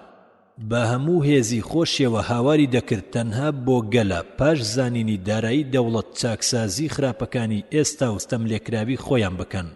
2000 پاشا ڕازی بوو لە مایسی ساڵی 1789 میلادیدا ئەنجومەنی چینەکانی گەل بانگ بکات.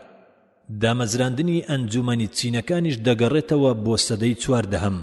ئەم ئەنجومەنە دەستەیەک کە ژمارەیەکی یەکسانی نوێنەرانی سێ چینەکە لەخۆ دەگرێت، خانەدانەکان پیاوانی ئاینی چینی گشتی تا نوێنەرانی هەر چینێک بەرگری لە بەرژەوەندیە تایبەتیەکانی خۆیان بکەن، نەوەک بۆ ئەوەی هەمویان لا پێناو بەرژەوەندی هەموو گەلدا کار بکەن.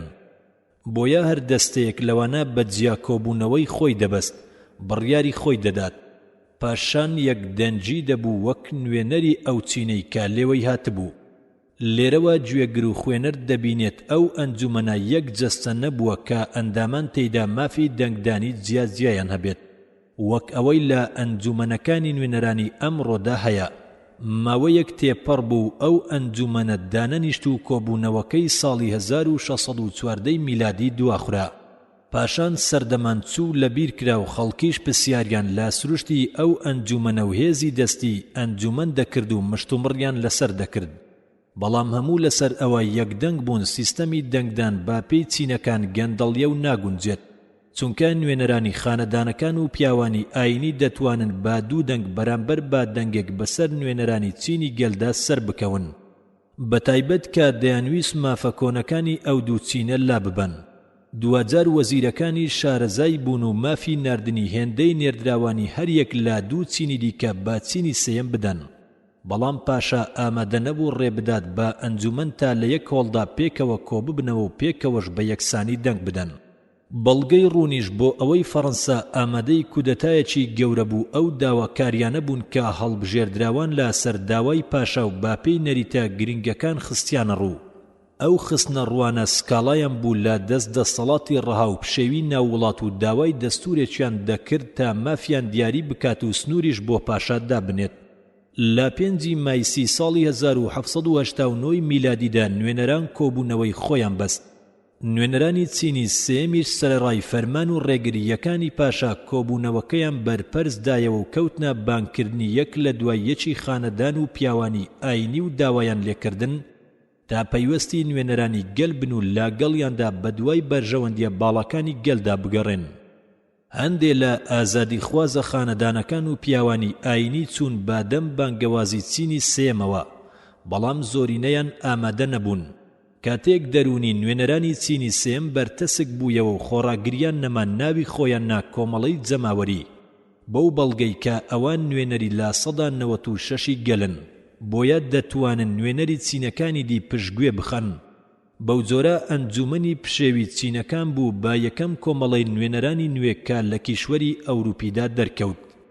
پیاوانی کۆشکیش ئەم ڕووداوەیان قۆستەوە و پاشایان گەرم کرد تا شوێنی کۆبوونەوەی چینی گشتی دابخات بە بیانووی ئامادەکردنی بۆ دانیشتنی داهاتوو.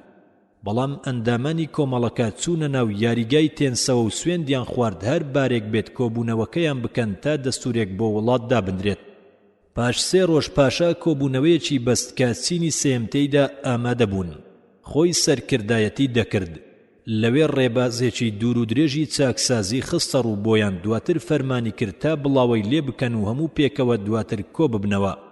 قەشەکان و بەشێکی زۆر خانەدانەکان و هەندێ پیاوانی بچووکی ئاینی بەگوێیان کرد، بەڵام ئەوانی دیکە لە شوێنی خۆیاندا مانەوە و نەیان دەزانی چی بکەن. کاتێکیش نوێنەری پاشاهات بۆ لایەن تا هەواڵی پێویستی بڵاو لێکردنیان پێ بدات، میرابۆ هەستا و هاواری کرد ئێمە لێرەدا باویستی گەلکۆ بووینەتەوە و مەگەر بانووکی ڕمەکان ئەم شوێنە چۆڵ بکەین. پاشای لاوازیش یەکسەر خۆی بەدەستەوەدا و پاش چەند ڕۆژێکی کەم فەرمانی کرد با نوێنەرانی دوو چینی باڵاکان نەچوو بوون لەگەڵ چینی سێهەمدا تا پەیوەستی ئەو چینە ببن. کۆمەڵەی جەماوەری کەوتنە دانانی دەستور و زیندووکردنەوەی باری پشێوی فەڕەنسا با بارێکی دروست و هەرچی هێز و چاڵاکیان هەبوو با خەرجیان دەدا. بەڵام ڕووداوەکانی پاریس و هەڵگەڕانەوەی بارەکان بوونە بربەستی ڕێ. چونکە پاشا پاسەوانە تایبەتەکانی خۆی کۆ دەکردەوە لە سەربازە سویسری و ئەڵمانیەکان با پێی چەند ڕێنماییەک کە ئاڕاستەی دەکران تا ئەگەر پێویستی کرد و ویستی نوێنەرەکانی ئەوێ دەربکات بۆ ماڵەکانیان بتوانێت بەسەر هەر تێکچون و لادانێکی ئەوێدا زاڵ بێت.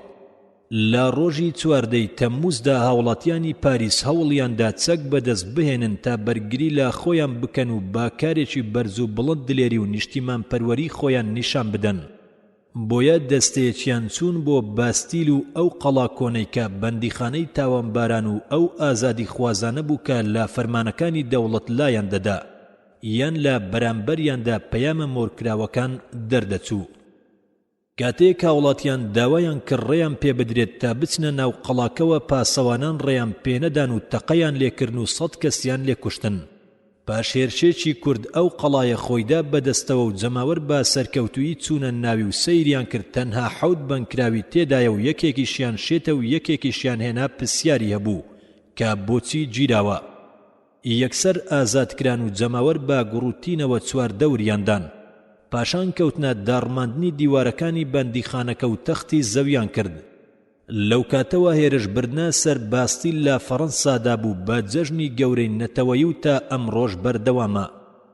لە سەرەتاکانی مانجی ئۆکستیدا هەواڵی هەڵگیرسانی پشێوی لە بەشەکانی وڵاتدا کۆمەڵەی جەماوەری چونکە جوتیاران لە زۆربەی گوند و لادێکاندا هێرشیان بردا سەر ماڵەکانی خانەدانان تا چی تۆماری سەرماندنی تایبەتمەندی خانەدانان بەسەر جەماوەری تێدایە لە ناویان ببەن. ئەم کارانەش پیاوانی کۆمەڵەکەی بێدار کردەوە تا یەکەمین چاکسازیە گرنگەکانیان ئەنجام بدەن. ئەویش سڕینەوەی دەرەبەگایەتی و تایبەتمەندیەکانی خانەدانەکان بوو لەو کۆبوونەوەی کە لە شەوی 4 ئۆکستیسی ئەو ساڵەدا بەسترا. خانەدانەکان دەستبەرداری مافە تایبەتیەکانی خۆیان بوون. ئەمەش لە نێوەندی گوڕوتینی گوڕوگاڵی جەماوەردا هەروەها کۆیلایەتی هەڵوەشێنرایەوە. هەموو شوێنەوارەکانی سیستەمی دەرەبەگایەتی لەناو بران تەنانەت مافی ڕاوکردن و بەخێوکردنی کۆتر لە خانەدانەکان سندرایەوە و دەرفەت بە جوتیاردرا تا ئەگەر لە زەویەکەیدا باڵندەی دی بیکوژێت. بازی دەیەکیش کە کڵێسا وەری دەگرت لابرا و باجەکان بوون بە گشتی بۆ هەمووان و چینێک نەبوو نەیدات. دەرفەت کرایەوە بۆ دامەزراندنی هەموو نەوەکانی وڵات با یەکسانی و جیاوازی و مافە تایبەتیەکانی بەش و هەرێمە جیازیەکانیش لابران. بەو جۆرە هەموو فەڕەنسا ملکەتی یەک یاسا بوون. نەوەکانیشی بە یەک شێوە لە هەموو هەرێمەکاندا هەڵس و کەوتیان دەکرد. پاشان کۆمەڵەکە هەنگاوێکی دیکەی بڕی بەرەو ڕێخستن. ئەویش بە هەڵوەشانەوەی ئەو دابەشکاریە کۆنە کارجێڕیانەی کە وڵاتیان بۆ چەند ناوچەیەک دابەش دەکرد و بە ناوی شاخە گرنگەکان و ڕووبارەکانەوە ناودەنران. کۆتا جێدەستی دەرەبەگایەتیش لە نەخشەی فەڕەنسادا لابرا. لەو شتانەی کە داخوازیەکانی ئەنجومەنی چینەکان داوایان دەکرد دانانی ماف بوو بە شێوەیەکی ڕوون بۆ هەموو ئەندامانی کۆمەڵگا. کۆمەڵەکەش هەوڵیدا نووسراوی مافەکانی مرۆڤ ئامادە بکات تا ئەوەی با بڵاوبوونەوەی شەپۆلۆکی توندی وڵاتی گرتەوە. ئەو نووسراوە بە گرنگترین بنەما و بەڵگەنامە دادەنرێت کە لە مێژوودا باسی هاتبێت. تێیدا هاتووە کە خەڵکی بە ئازادی لە دایک دەبن و لە مافیشدا بە یەکسانی دەمێننەوە و یاساش دەربڕی خواستی جەماوەرە و هەموو تاکێک لە وڵاتدا مافی بەشداریکردنی هەیە تا خۆیان لە ڕێگەی نوێنەری هەڵبژێردراویەوە بەشداری دەسەڵات بێت. پێویستە ئەو یاسایە بۆ هەمووان یەک بێت. ناکرێت کەس بە بێڕەزامەندی یاسا بگیرێت یان بند بکرێت. ناکرێت حەسانە و بەختەوەری کەس لەسەر بیرروڕاکانی لێبسەندرێتەوە.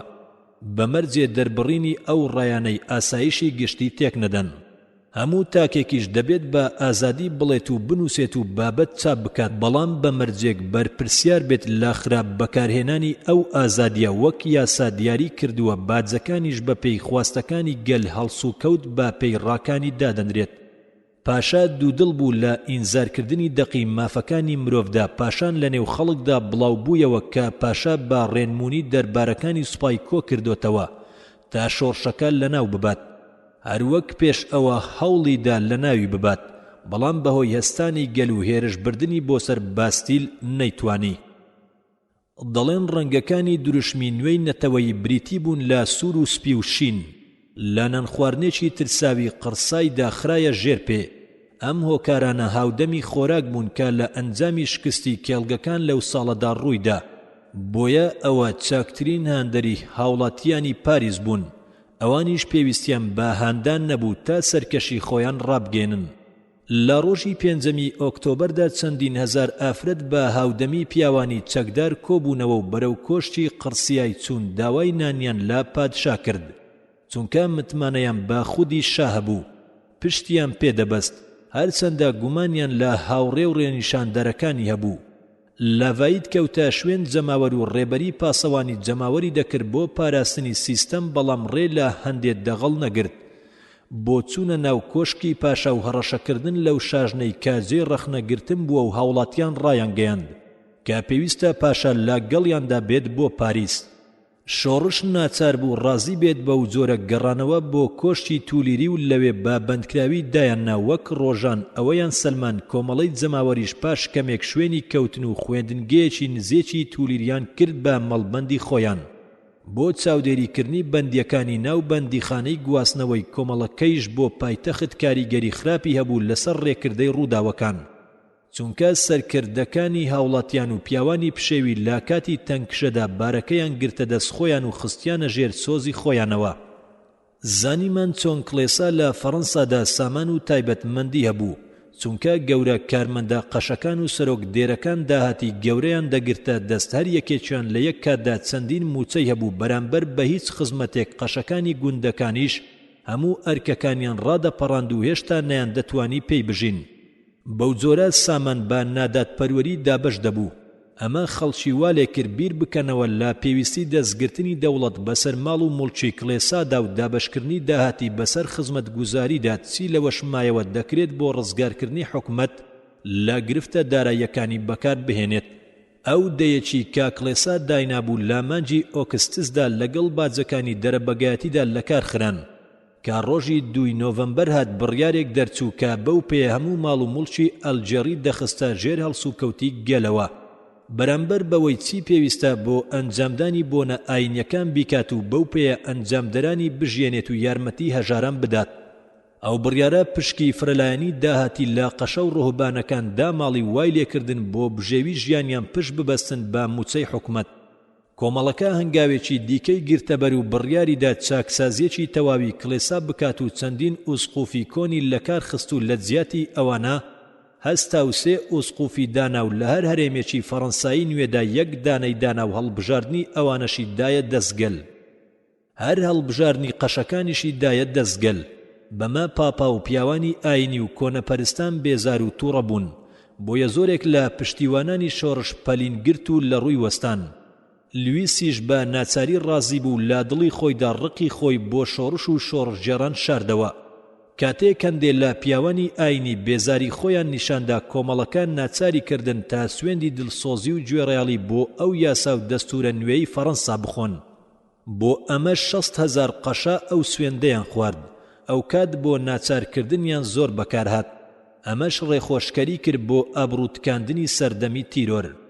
ئارەزووی ڕێکردەی ئەو شۆڕشە بووین کە سەردەمی کۆتی تێکشکاند و فەڕەنسای نوێی هێنایە کایە.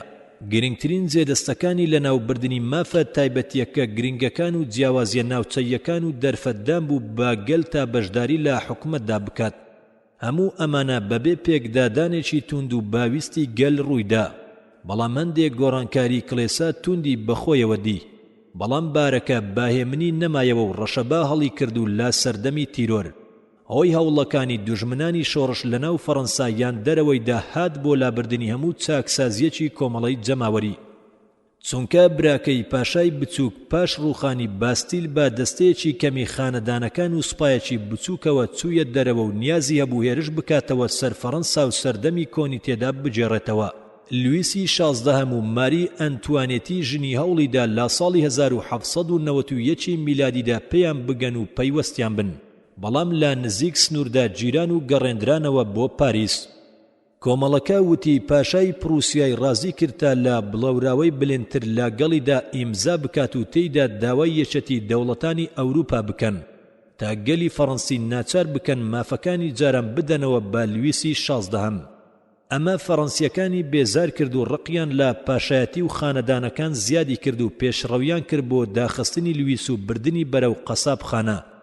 چونکە بیرۆکەی دەستێوەردانی دەوڵەتە بیانیەکان لە کاروباری ناوخۆی فەڕەنسا لەگەڵ خۆبەزلزانی نەتەوەی فەڕەنسیەکانیان ئابڕووشیاندا نەدەگونجا.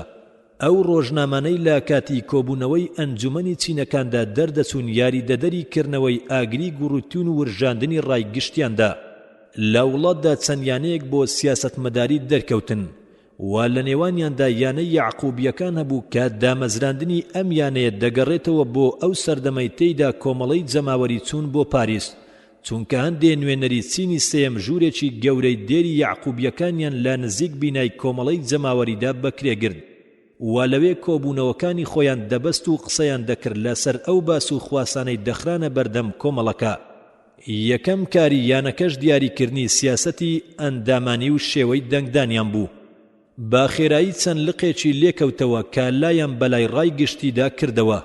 بەمە ئەندامانی بڕیاریاندا بەرامبەر هەر بزوتنەوەیەک بوەستن کە مەبەستی جێڕانەوەی فەڕەنسا بێت بۆ دەستورە کۆنەکەی ئەو دەستورەی وڵاتی دووچاری چەندین نەهامەتی کرد بوو.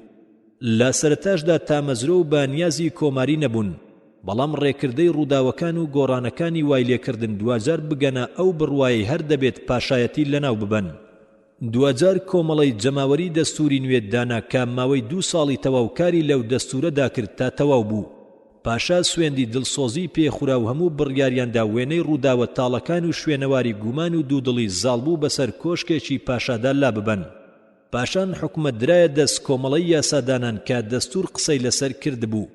بەمە لە ڕۆژی 1 ئۆکتۆبەری ساڵی 1791 میلادی یەکەم کۆبوونەوەی خۆی بەست.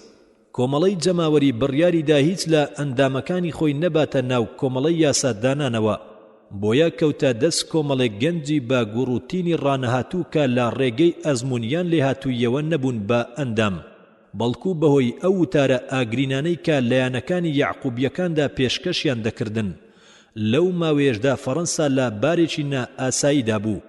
پاشایەکی وەلاندراو گەلێک کە متمانەی بە حکومەتەکەی نەبوو. ئەو خانەدانانەی کە وڵاتیان بەجێهێشت بوو لەسەر سنوورەکان چاوەڕێیان دەکرد و ڕقیان بۆ شۆڕژێران زۆر بوو.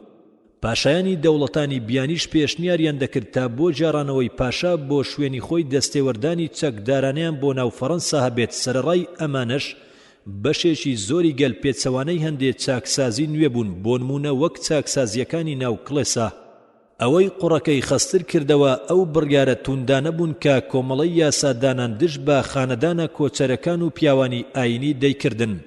بەو پێیە هەر فەڕەنسیەک لە سنوورەدا بێت و پێش یەکی نایەری ساڵی 1792 میلادی نەگەڕێتەوە بۆ وڵاتەکەی، بە ناپاک لە ڕووی نیشتیماندا دادەنرێت و سزای لە سێدارەدانی لە ڕوودا دەدرێت. هەروەک بڕیاریدا بە ناچارکردنی هەر کەسێک کە سوێندی دڵسۆزی نەخوات واتە پیاوانی ئاینی تا وڵات بەجێ بهێڵن. بەم شێوەیە کۆمەڵەکە ڕقی ژمارەیەکی زۆری ئەو قەشانەی ورژاند کە سۆزیان بۆ شۆڕشەکە هەبوو لە سەرەتاکانی هەڵگیرساندا و دابوویانە پاڵچینی سێم.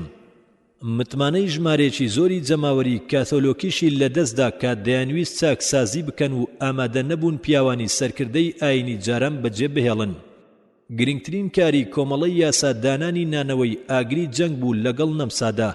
ئەو ئاگرەی کە سەرەتای ململانێکی توندی نێوان فەڕەنسای ڕاپەڕی و هەرێمەکانی دیکەی ئەوروپای ڕۆژ ئاوایی بوو کە ماوەی 20 ساڵ بەردەوام بوو. هۆکاری ئەو جەنگەش یەکگرتنی خانەدانە فەڕەنسیەکان بوو لەسەر سنووردا و هاندانی نەمسا و پرووسیا بوو لەلایەن ئەو خانەدانانەوە تا لە دەستوربەندەکاندا کاروباری فەڕەنسا لەلایەکەوە. لەلایەکی دیکەشەوە کۆمەڵە نیازەکانی پاشا و دڵسۆزی نواندنی لەبەرچاو نەگرت بوو، چونکە پێیوا بوو لویس لەگەڵ دەوڵەتانی بیانیدا پەیوەندی هەیە و لەسەر دەسوەردانە ناوڵاتەکەی دانوستانیان لەگەڵ دەکاتن تا دەسەڵاتی خۆی بجێڕێتەوە و خۆی بسەپێنێتەوە. بۆیە پیاوانی کۆمەڵەکە وتیان جەنگ لەگەڵ نەمسادا پێویستە بکرێت تا ڕیزەکانی گەل لە کاتی چەرمەسەری و سەختیدا ئامادە بن و یەکدەنگ بن و نەوەکانیان هاوهەز بن و ڕاستی کاری پاشا دەربکەوێتن، یان ببێتە سەرکردەی گەل و یان بەبەرجی ناپاچیەوە کە ئەوان بەوە تۆمەتباریان دەکرد بچێتە دەرەوە. ناچار پاشا ڕازی بوو بە جەنگکردن و کۆمەڵەکەی سەرکردایەتیان دەکرد و وتاربێژە جیڕۆندە پشتیوانەکانی کۆماری بەڕێوەیان دەبرد. نەمساش دەستی خۆی بردە پێشەوە و پرووسیای هاوپەیمانی کەوتە شوێنی و پاشان هەردوو لە پێچیان دادا و ئەو گەردەلوولە دەستی پێکرد کە ڕەشەبای شۆڕشی بۆ هەموو بەشەکانی جیهان برد. تا نەریتە کۆنەکان داپۆشێت و گۆڕانی یەکسانی و ئازادی و دادپەروەری بڵێت. پاشای لە بەرچاوی خەڵکدا لاجاران بەختی باشتر نەبوو، بەڵکو بە پێچەوانەوە بەردەوام پێیان دەوت ناپاچی. پاشان وتار بێژانی گەل ئەمەیان بە ئاشکرا ڕاگەیاند و هاوڵاتیان هێرشیان بردە سەر کۆشکی توێلێری و پەتی ژیانی پاشای بەندکراویان بڕی و سوپای هاوپەیمانیش لە بەرکەوتنیانەوە سەرکەشی شۆڕشکێرانی فەڕەنسایان دەدا بە زەویدا. پاشان نەخشەی هێرشبردنە سەر فەڕەنسا دانرا و بارۆمەتی تووڕەبوو لە پاریس بەرز بوویەوە. بەتایبەت ئەو کات کە دوژمنان سوپای خڕیان بەرەو پایتەخت برد، دۆق برترزوی کە ڕەشەیەکی بۆ پاریس نارد کە سزاکەیان دەدات نمونەی نەبێت ئەگەر بێت و تاکێک موو لەسەری پاشا لویس کەم بێتەوە. خوێنەری بەڕێز، ئەم تڕاکە بە کۆتا هات. کۆماری فەڕەنسی یەکەم لاپەڕا 418 لە نێوەندی تاریکی ئەو لە کەشوهەوای پاریسدا دەنجی زەنگەکان لە گومەزەرەکانی کڵێساکانەوە بەرزبوویەوە و داوای کۆبوونەوەی جەماوەری کرد. بەڵام پاشا و بنەماڵەکەی زانیان کە کاتی خۆی هاتووە کەسەکانی ناو کۆشکەکە چەند بازنەیەکیان بەست و بابشێوی لە تاریکی شەودا تا بەرەبەیان قسە و مشت و مڕیان بوو کە ئایا بەیانی چی دەبێ و چۆن پاشا لە مەرگ ڕزگاری بێت. کە بەیانی شاتەموو لە دەوری کۆشکی توێلەری کۆبوونەوە و پاسەوانانی پاشایەتی سەربازە سویسڕیەکان ماوەیەک لە بەرگریان کرد. بەڵام پاشا ڕای کرد و پاسەوانەکانیشی بەجێهێشت تا لە شەقامەکاندا سەر ببڕدرێن. پاشا پەنای بردا بەر کۆمەڵی یاسادانان و لەوێ مایەوە. دەستەیەک لە شۆڕژێران بینای شارەوانیان گرت و ئەندامانی ئەنجومەنی شارەوانیان ڕاوەدوونان و حکومەت کەوتە دەستیان. بەو جۆرە پیاوانی شارەوانی پاریس جڵەوی کاروبارەکەیان گرتە دەست و سەرکردایەتی شۆڕشێکی نوێیان کرد کە کۆماری یەکەمی هێنایە کایەوە. کۆمەڵی یاسادانان هاوڕای شارەوانی پاریس بوو بۆ ئارەزووی کۆماری. ئەمە شواتە داڕماندنی دەستوری پاشایەتی کە کۆمەڵی جەماوەری چەند مانگێکی کەم پێش ئەوە داینابوو. بۆیە کۆمەڵەکە داوای لە خەڵک کرد تا کۆنگرێکی نیشتیمانی هەڵبژێرن تا سیستەمێکی نوێ بۆ حکومەت دروست بکات. ئەو کۆنگرە خوازراوەش لە 21 سپتێمبەردا کۆبوویەوە. یەکەم کاری ئەو کۆنگرەیە سڕینەوەی پاشایەتی ڕەها و ڕاگەیاندنی کۆماری بوو لە فەڕەنسا. ئەو کات هەڵچوانی ئەو نەوەیە زانیان سەردەمێکی نوێی ئازادی ئاسمانی وڵاتیانی گرتۆتەوە دوای ئەوەی ستەمکاران بەیەکجارەکی ئاوا بوو. بۆیە 22 سپتێمبەری ساڵی 1992 میلادیان کرد بە ڕۆژی یەکەمی ئازادی فەڕەنسی. لە هەمان کاتدا بارودۆخەکە کەوتە دەست ئەندامانی شارەوانی پاریس کە بەناوی ئازادیەوە دەستیان لە ناو خوێن نەغڕۆ بوو. بانگەشەی ئەوەیان کرد کە پاریس قڕە لە ناپاچی و پشتیوانی نەمسا و کۆچبەرە خانەدانەکان. بۆیە 3000 کەسیان خستە بەندیخانەوە و سەدان کەسیان بەبێ دادگایی کوشت یانویستی تیرۆر لاوتەی خۆیاندا بۆ جێڕانەوەی سەردەمی کۆن. سوپا پروسیەکان پێش کەوتن و چوونە ناوسنووری فەڕەنسا و دەستیان کرد بەسەر قەڵای قەردووندا و ڕێگری بەردەوام پێشڕەویکردن بۆ پاریسیان نەما. بەڵام گەل با یەکجار ڕاپەڕین و بوون بە سوپایەک و بوونە چوونە مەیدانی جەنگ و باچیان لا مەرگ نەبوو.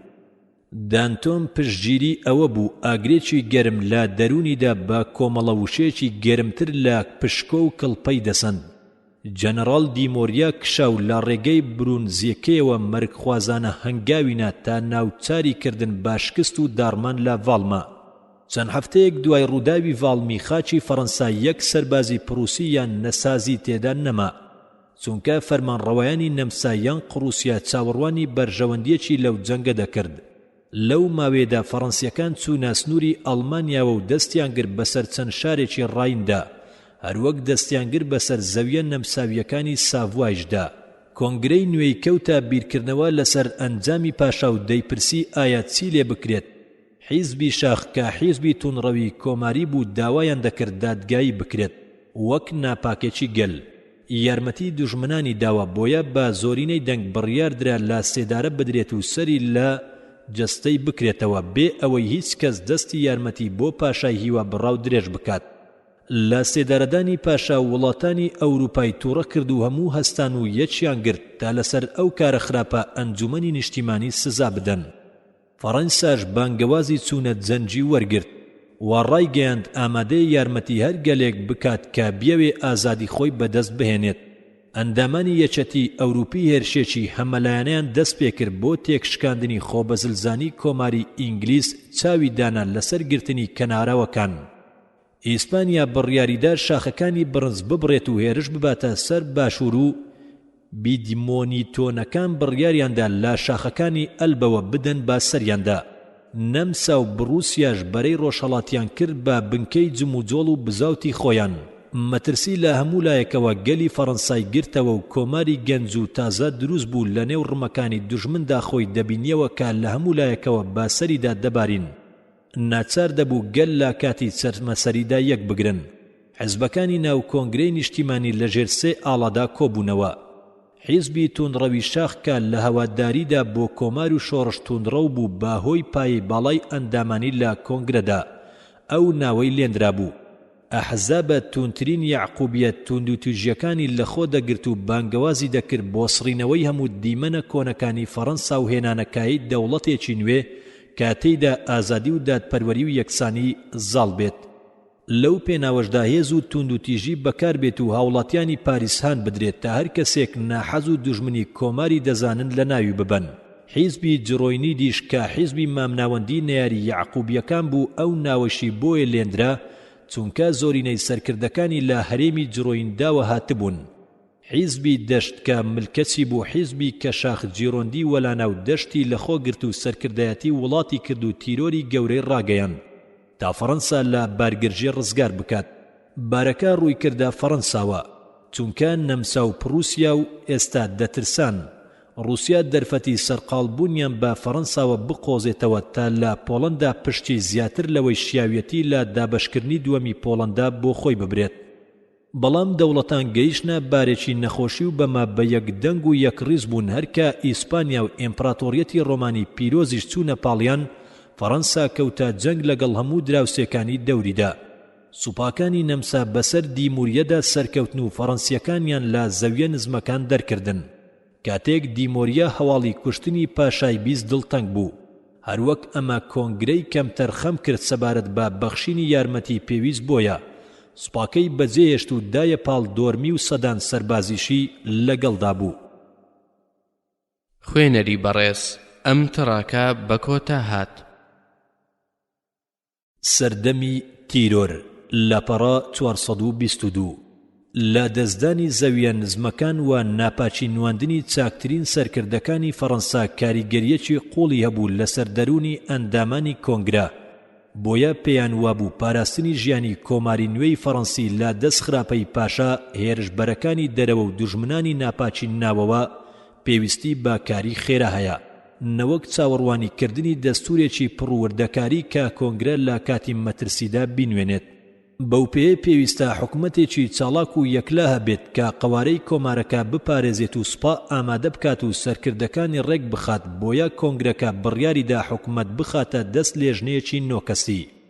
لە سەرەتا ئەوەندە بوون دواتر بوون بە 12 کەس. هێزێکی ڕەهایشی دایە دەست نەخشەی ئەو لێژنەیەش قسەی سەرکردەکەیان دەنوێنێت کە دەڵێت پێویستە خۆسەپێنی ئازادی داب مەزرێنین تا خۆسەپێنی پاشاکان لەناو ببین. بینیمان چۆن فەڕەنسا بوو بە چەند لقێک و حیزبێکەوە و چۆن حیزبی شاخ سەرکەوت و هاوڵاتیانی پاریسی بەکارهێنا بۆ دەرکردنی جڕۆیند و مامناوەندانی ناو کۆنگرەکە. ئەم کارە شارەکانی مارسیلیا و بۆردووا و لیۆنی بێزار کرد چونکە ئەم شارانە هەواداری جڕۆیندیەکان بوون و ڕقیان لە حیزبی شاخ و پشتیوانە هاوڵاتیەکانی پاریسی پارتی شاخە بوو. بۆیە ئەو شارانە چەچیان لە دژی کۆنگرەکە هەڵگرت و هەر کەسێکی بەریتانی کە هێشتا سۆزی بۆ پاشای کوژراوە بوو ڕقی لە بکوژەکانی و چەوسێنەرەوانی پیاوانی ئاینی هەبوو لەو کاتەدا شۆڕشی ئەنجامدا. لێژنەی ئاسایشی گشتی لە نێوان دوو ئاگردا خۆی دەبینیەوە. ئاگری شۆڕشی ناوخۆیی و بارگرژیە ناوخۆییەکان، ئاگری شاڵاوە دەرەچیەکان بۆ سەر کۆمار لە ماوەی کەمتر لە ساڵێکدا دوژمنان بۆ دەرەوە دەربکات. هەر هەڕەشەیەک نەهێڵێت کە هەڕەشە لە دەوڵەت بکات. لە وڵاتدا دادگایەک بەناوی دادگای شۆڕش پێکات تا هەر کەسێ دادگایی بکات کە تۆمەتبار بێت بە بەرەنگاربوونەوەی یان کۆمار یاسایەکی ترسناکیش دەرچوو. بۆ تۆمەتبارکردنی هەر کەسێک کە کارەکانی یان ئاماژەکانی بەڵگە بن لەسەر دوژمنایەتی کۆمەر تا ئەو کەسە بگیرێت و بند بکرێت. ئیدی تیرۆر و کەسانی بێتاوانی دەگرتەوە و یاسای تۆمەتبارکردن یەکەم جار دەیبرنە بەندی خانە. دواتر لەوێوە دەبران بەردەم دادگای شۆڕش، اینجا لەوێوە بەرەو مەیدانی شۆڕش دەبران و لەوێ سەرەکان لە جەستەکان جیا دەکرانەوە و فەرمان دەرچوو تا باوک و ژن و دایک و منداڵی خانەدانە کۆچبەرەکان بگیرێت پێش ئەوەی دێوەزمەی تیرۆر لە خاچی فەڕەنسادا جێی خۆی دابکوتێت. ماڕای یەکێک لە پشتیوانەکانی و گەورەی هاوڵاتیانی پاریسی کوشت، کەچی لەو هەموو خوێنە تێر نەبوو، هەر تێنووی خوێن بوو، تا ئەوەی کیژی ژاک و ڕاست و شارلۆتی کوردای هەستا و لە حەمامەکەیدا کوشتی. پاشان دوای چەند ڕۆژێکی کەم ملی جوانی با بێترس و بیم بردا بەر موقەسەکەی تا لە جەستەی جیا بکرێتەوە. لە مانجی ئۆکتۆبەردا ناوی ئەنتوانیت لە نێو ناوی تۆمەتباران داهات و خێرا دادگایی کرا و با دوای ئەویشدا چەندین کەسایەتی بەرز و تایبەتی کوژران. دزێوترین شتێکە لە سەردەمی تیرۆردا ڕوویدا ئەو ڕووداوەی هەرچیەکان بوو کە نوێنەرانی لێژنەی ئاسایشی گشتی چوون تا شۆڕش ناوچەی لەناو بن و دەسەڵاتێکی سەربازی بێسنووریان هەبوو. یەکێک لە نوێنەرانی کۆنگرەکە هەزاران کەسی نانتی دادگایی کرد بە حکمی تیربارانکردن یان خنکاندن یان لە ئەودا. کۆنگرەکە بڕیاریدا شاری گەورەی لیۆن بە تەواوەتی وێران بکەن. سەرڕای ئەوەی پرۆژەکە بە تەواوی جێبەجێ نەکرا، بەڵام هەزاران کەس حکمی کوشتنیان لەسەر درا. ماوەیەکی زۆری نەخایەن تا حیزبی توندوتیژ لە نێو خۆیدا دابەش بوو. دانتۆن کە سەرکردەیەکی پشتیوانی کۆمار و یعقوبیەکان بوو دەیوت تیرۆر و خوێن ڕشتن تا ئێرە بەسە. هەربرتی سەرۆکی کۆمیۆن شارەوانی پاریسیش دەیوت شۆڕش هێشتا تەواو نەبووە و پێشنیاری کرد تا بەندەکانی خوا بکرێن بە بەندەی عەقڵ. کۆبوونەوەیەکی ئاینیش لە کاتداریان نوتردام لە پاریس بەست و تێیدا وێنەیەکی جوانی بە عەقڵ بەخشی و لەسەر شوێنی سەربڕینەکە دانیشت و خەڵکیش دەیان پەرست. بەهێزترین کەسی لێژنەکە ڕۆبس پیەر بوو کە لە نێو خەڵکدا ناوبانگێکی گەورەی هەبوو بەهۆی بانگەوازکردنی بۆ کۆماری ئەم کەسە لەگەڵ مامناوەندی دانتۆن و توندوتیژی کیۆمەندان نەبوو، بۆیە توانی بەو قەڵەم ڕەویەی هەیەتی حکمی مەرگ بەسەر سەرکردەکانی هەردوو لا بدات.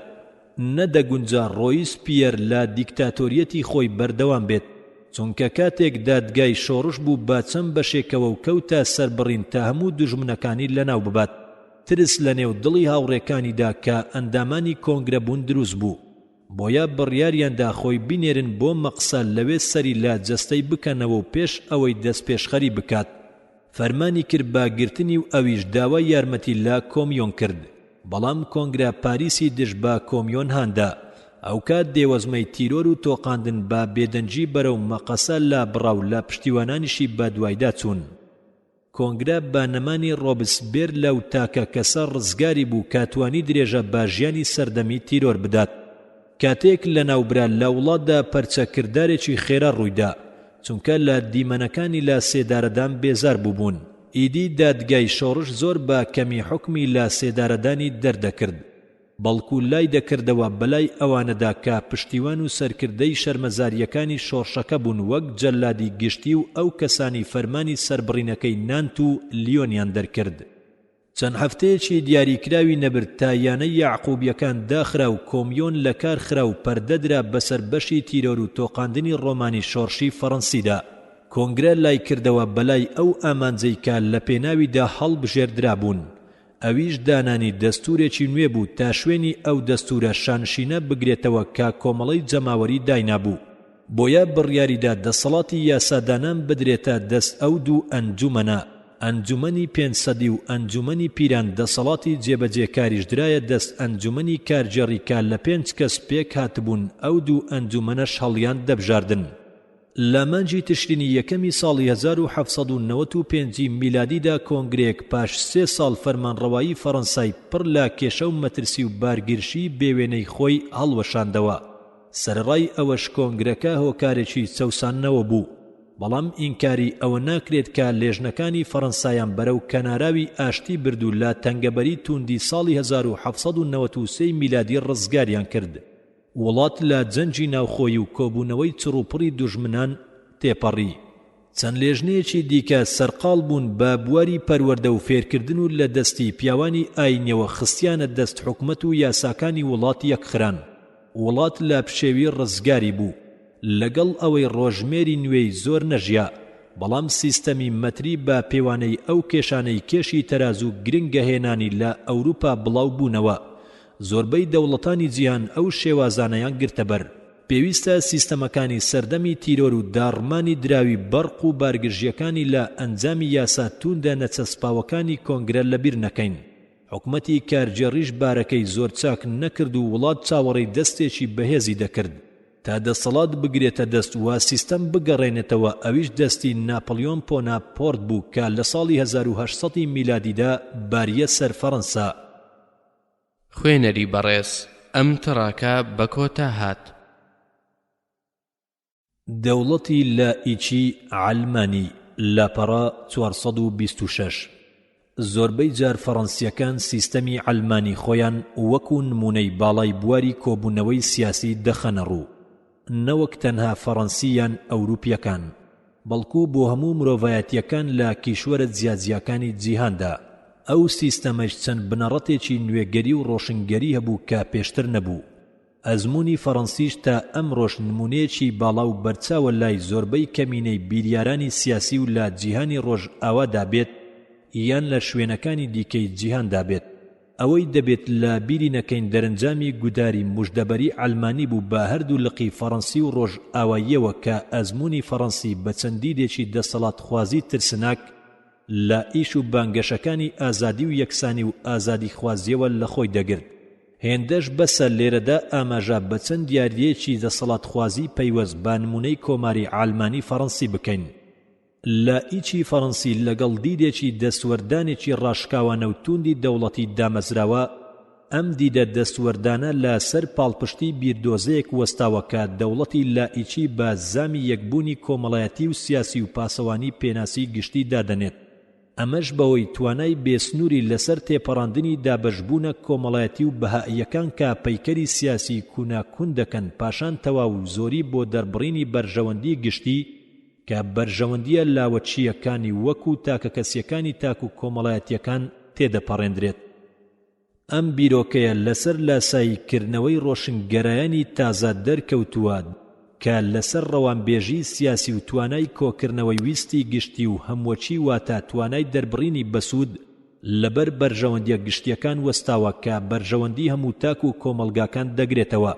دواتر سەرکەوتن و زیاتر چوون لاڕی دیاردەی دابەشبوونی ئاینی خێڵەکانی خێڵچەچی و ڕەگەزی و چینایەتی تێیدا کە پەیکەری سیاسی و کۆمەڵایەتی دابەش دەکەن. ڕیشەی ئەم بیرە دەگەڕێتەوە بۆ سەدەی هەژدەهەم و با شێوەیەکی ورتر دەگەڕێتەوە بۆ فەیلسوفی فەڕەنسی ژان ژاک ڕۆسۆ کە دەوڵەت وەکو چوارچێوەی جەستە و دەربڕی ویستی گشتی هاوڵاتیان دادەنرێت. لاپاڵ ئەمەشدا هێزێکی ڕێکخرا و باڵای هەموو بەرژەوەندیە تاکە کەسی و بەشەچیەکانە. دیاریشە لێدوانی توند لاسەر دەوڵەت لای فەڕەنسیەکان لاسەر چەند ئیعتیبارێکی هیزری یان نەزەری پەتین نەوەستاوە. هێندەی تۆمەتبار دەکرێت بە چەند گرفتێکی کردداری کە شوێنەی خودی ئەزموونی فەڕەنسی بە سەریدا دەسەپێندرێت. بە شێوەیەکی گشتی باری فەڕەنسی جیابوو بەهۆی ئەوەی لە سەردەمی پاشایەتیدا دەوڵەتێکی دەستێوەردانی و مەرکەزیە بوو کە لەگەڵ دەسەڵاتی کڵێسادا هاریکار بوو ڕێخستنی توندی لایەخەبوونی سەخت بوو. لەگەڵ پاشەکشەی ڕۆلی کڵێسا لەسەر تیشتی هەموو ئەو گوزەرانەی لە دوای شۆڕش بەری کەوتن، کۆماری لائیکی تایبەتمەندیە پەیکەری و بنیاتیەکانی دامەزراوەی کڵێسای کاسۆلۆچی هەڵمژی لا زۆربەی ئەو پێشینانەی پێیدرا بوو. لێیدا و خۆی گرتیە دەست. لەوانە ئەرچی سەپاندنی یەکبوونی ڕۆشنبیری و سیاسی بەسەر ئەو کۆمەڵەی کە لە ڕووی تاقم و دەستەیەوە و ڕەگەزیەوە بەسەرخۆیدا دابەش ببوو تا جیاوازی ڕۆشنبیری و زمانەوانیش نەهێڵێت. لای لائیچیا فەڕەنسیەکان دەوڵەت تەنها پێناوێکی ڕێخستنی کاروباری گشتی و تەنها دامەزراوێکی پیشەیی نییە بۆ ڕێخستنی ژیانی خەڵک و گۆڕینی بار و ژیانیان، بەڵکو ئەوە دەنجی گەل و گیانی گەل بوو. لاپاڵ ئەمەشدا ئەوە جێی توانەوەی تەواوی دادپەروەری و چاکەی زۆری گەورە بوو. ئەمەش ڕەوابوونی دەستێوەردانی بەو شێوەیە دەبەخشی کە دەیویست، هەروەها ئەو کات و شوێنەی کە دەیویست بۆ سەپاندنی بەها و تێڕوانینە تایبەتیەکانی خۆی بەسەرتاک و کۆمەلگاکاندا و تێیدا ئەوەی دەسەپاند کە دەبێت بەها گشتی و هەمۆچیەکانی هەمان کۆمەڵگە بن با جۆرێک بەرژەوەندیەکانی کۆمەلگا لەگەڵ بەرژەوەندیەکانی دەوڵەتدا هاوتا بن و ویستە عینی و بەشەچیەکانی هاوڵاتیان لە ویستی گشتی و هەمووەچیدا کە دەوڵەتی لائیچی دەری دەبڕی تێکەڵیەک بن. دیارە لێرەدا بیری سیاسی فەڕەنسی لەسەر چاچێتی و ڕەوانبێژی دەوڵەت وەستا بوو بەو جۆرەی وای لێ بکات بتوانێت بەها سیاسیەکان وێنە بکات و بیان پارێزێت لە پێش ئەمەشەوە بەهای ئازادی و یەکسانی. لێرەدا ڕۆڵی دەستێوەردانی ناحەزی بۆ دەوڵەتی فەڕەنسی لەسەر شێوەی ئەزمونە زیندویە مێژوویەکەی لەگەڵ بیرۆکەی سیاسی بەختکراو لەسەر دەوڵەت با دوای یەکدادێن. لائیچی فەڕەنسی لە دوو باڵی حەواڵی کەر و پاڵپشتی یەکەم دادەمەزرێت. یەکەم لاڕێی پێناوی چاودێری و ڕێخستنی سزادانی دەوڵەتی لائیچی و کۆماری کاوەستا بوو لەسەر پاسەوانی بەهاکانی کۆماری لائیچی و ڕێخستنی سنوورە ڕێپێدرا و قەدەغەکان لە دیدی ئەو دەوڵەتەوە. دووەم لاڕێی پێناوەکانی ئاڕاستەی ڕۆشنبیری و ئایدۆلۆجیە کە بەو پێیە کەسیەتی تاکە کەسی دادەڕێژرا و کەشی گشتی و بەها ساڵانە بە ئەلمانی کراوەکان پڕ دەکرێت. لە سەرووی ئەمەشەوە دامەزراوەی خوێندنگە و ڕێنمونی پەروەردەی ئەمەش زۆری کاڵە و ناڵەی فەڕەنسیەکان لە سەرڕۆڵی خوێندنگە و فێرکاری ڕاوە دەکات کە لەلای گەلانی دیکەی جیهان نمونەی وانەبوو. لائیچی فەڕەنسیش پێویست نییە بۆ ئازادی خوازی سیاسی لە دەسەڵاتداری کڵێسا بەڵکو پەیوەستە بە داپلۆسینی ئاین باگشتی و دەرکردنی لا کەشی گشتی تا بەها لائیچیە ڕق و توندەکان شوێنی بگرێتەوە. لێرەدا خوێندنگە بۆ داڕشنەوەی هۆشی تاکە کەسی و کۆمەڵی شوێنی کڵێسا دەگرێتەوە. فرەدیناند بۆریسۆن لە سەردەمی کۆماری سێم لە ساڵی 1912 میلادیدا لەبارەی بەرگریکردنی فەرمانڕەوایەتی لە خوێندنگەی لائیچی نووسیویەتی. کڵێسا معقولیەتی تایبەتی هەیە و تاکیش هەر دەبێت یان لە گەڵیدا بێت یان لە دژی بێت. هەروەها کڵێسای لائیچی ناوپێناسەی تایبەتی دیاری کراوی خۆی هەیە. تاکیش دەبێت لە خوێندنگەی عەقڵانی خوێندنگەی ئەلیرۆسیدا هەڵبژاردنی خۆی بکات، چونکە لە نێوان ئەو دوانەدا ناوچەیەکی ناوەندی نییە. شۆڕشی فەڕەنسی دەرگای کردەوە لە بەردەم دەرکەوتنێکی چەند ڕەوشتێکی نوێی خۆسەپێندا کە پێشتر نەبوون و چەند ڕەوتێکی خۆسەپێنی کە پشتیان دەبەست بالایانی ئەو پەڕی دەوڵەتی مەرکەزی و دەستوردەر و خاوەن بانگێشەی ڕۆشنگەری. ئیدی شۆڕشی فەڕەنسی تۆی خۆسەپێنی نوێی هەڵگرت بوو وەک ئەوەی دواتر لە ڕێخستنە فاری و غازی و شوعیەکان و ئەوانی دیکەشدا دەرکەوێت. ئەوەی ئەو ڕەوتە خۆسەپێنانە بە جیاوازی جۆر و ناویان کۆ دەکاتەوە پەیوەستی زیادە ڕەویانە بە دەوڵەتەوە و کارکردن بۆ گۆڕینی مەرجەکانی بوونی مرۆیی بە شێوەیەکی نمونەیی و خەیاڵی لا ڕێگەی دەسوەردانی کردەی سیاسی بەرنامە بۆ دانرا و نەخشە بۆ کێشراو کە تێیدا دەوڵەت ڕۆڵی بڕیاردان و ئاراستەکردن دەبینێت. لەمەوە دەگەینە ئەوەی بڵین لائیچی فەڕەنسی تەنها پێناوێکی سیاسی نەبوو بۆ چارەسەری دابەشبوونی ئاینی یان خێڵەکی، بەڵکو زیاتر لە بیر و باوەڕێکی گشتگیر و ڕاشکاوانە دەچوو کە شوێنی ئاین و بیر و باوەڕەکانی دەگرتەوە دوای ئەوەی لە قاڵبێکی کاتی بە ئالمانی کراودا زۆربەی دیاردە و دەربڕینەکانی ئاینەکانی بۆ خۆی دەبرد. بەڵگەی ئەوەش ئەو پیرۆزیە و سنوورە قەدەغانە بوون کە دەوری لائیچی فەڕەنسایاندا بوو وایان لە تاک دەکرد بە تەنها ڕەخنەگرتنی لا چەندیدیان ڕێڕەوێکی لائیچیان تەنها قسەکردن لە سنوورداکردنی چارەسەری ئالمانی بەرەو ڕووی تانە و سوکایەتی ببێتەوە. باگشتی دەکرێت بڵین ڕۆشنبیری سیاسی فەڕەنسی بەو جۆرەی لەسەر ڕێبازی لائیچی و کۆماری هاوتای پێچ بکات لەسەر چەندیدێکی ڕیشەیی دارما و دامەزرا کە واتای مامناوەندی و تەباین نەدەزانی.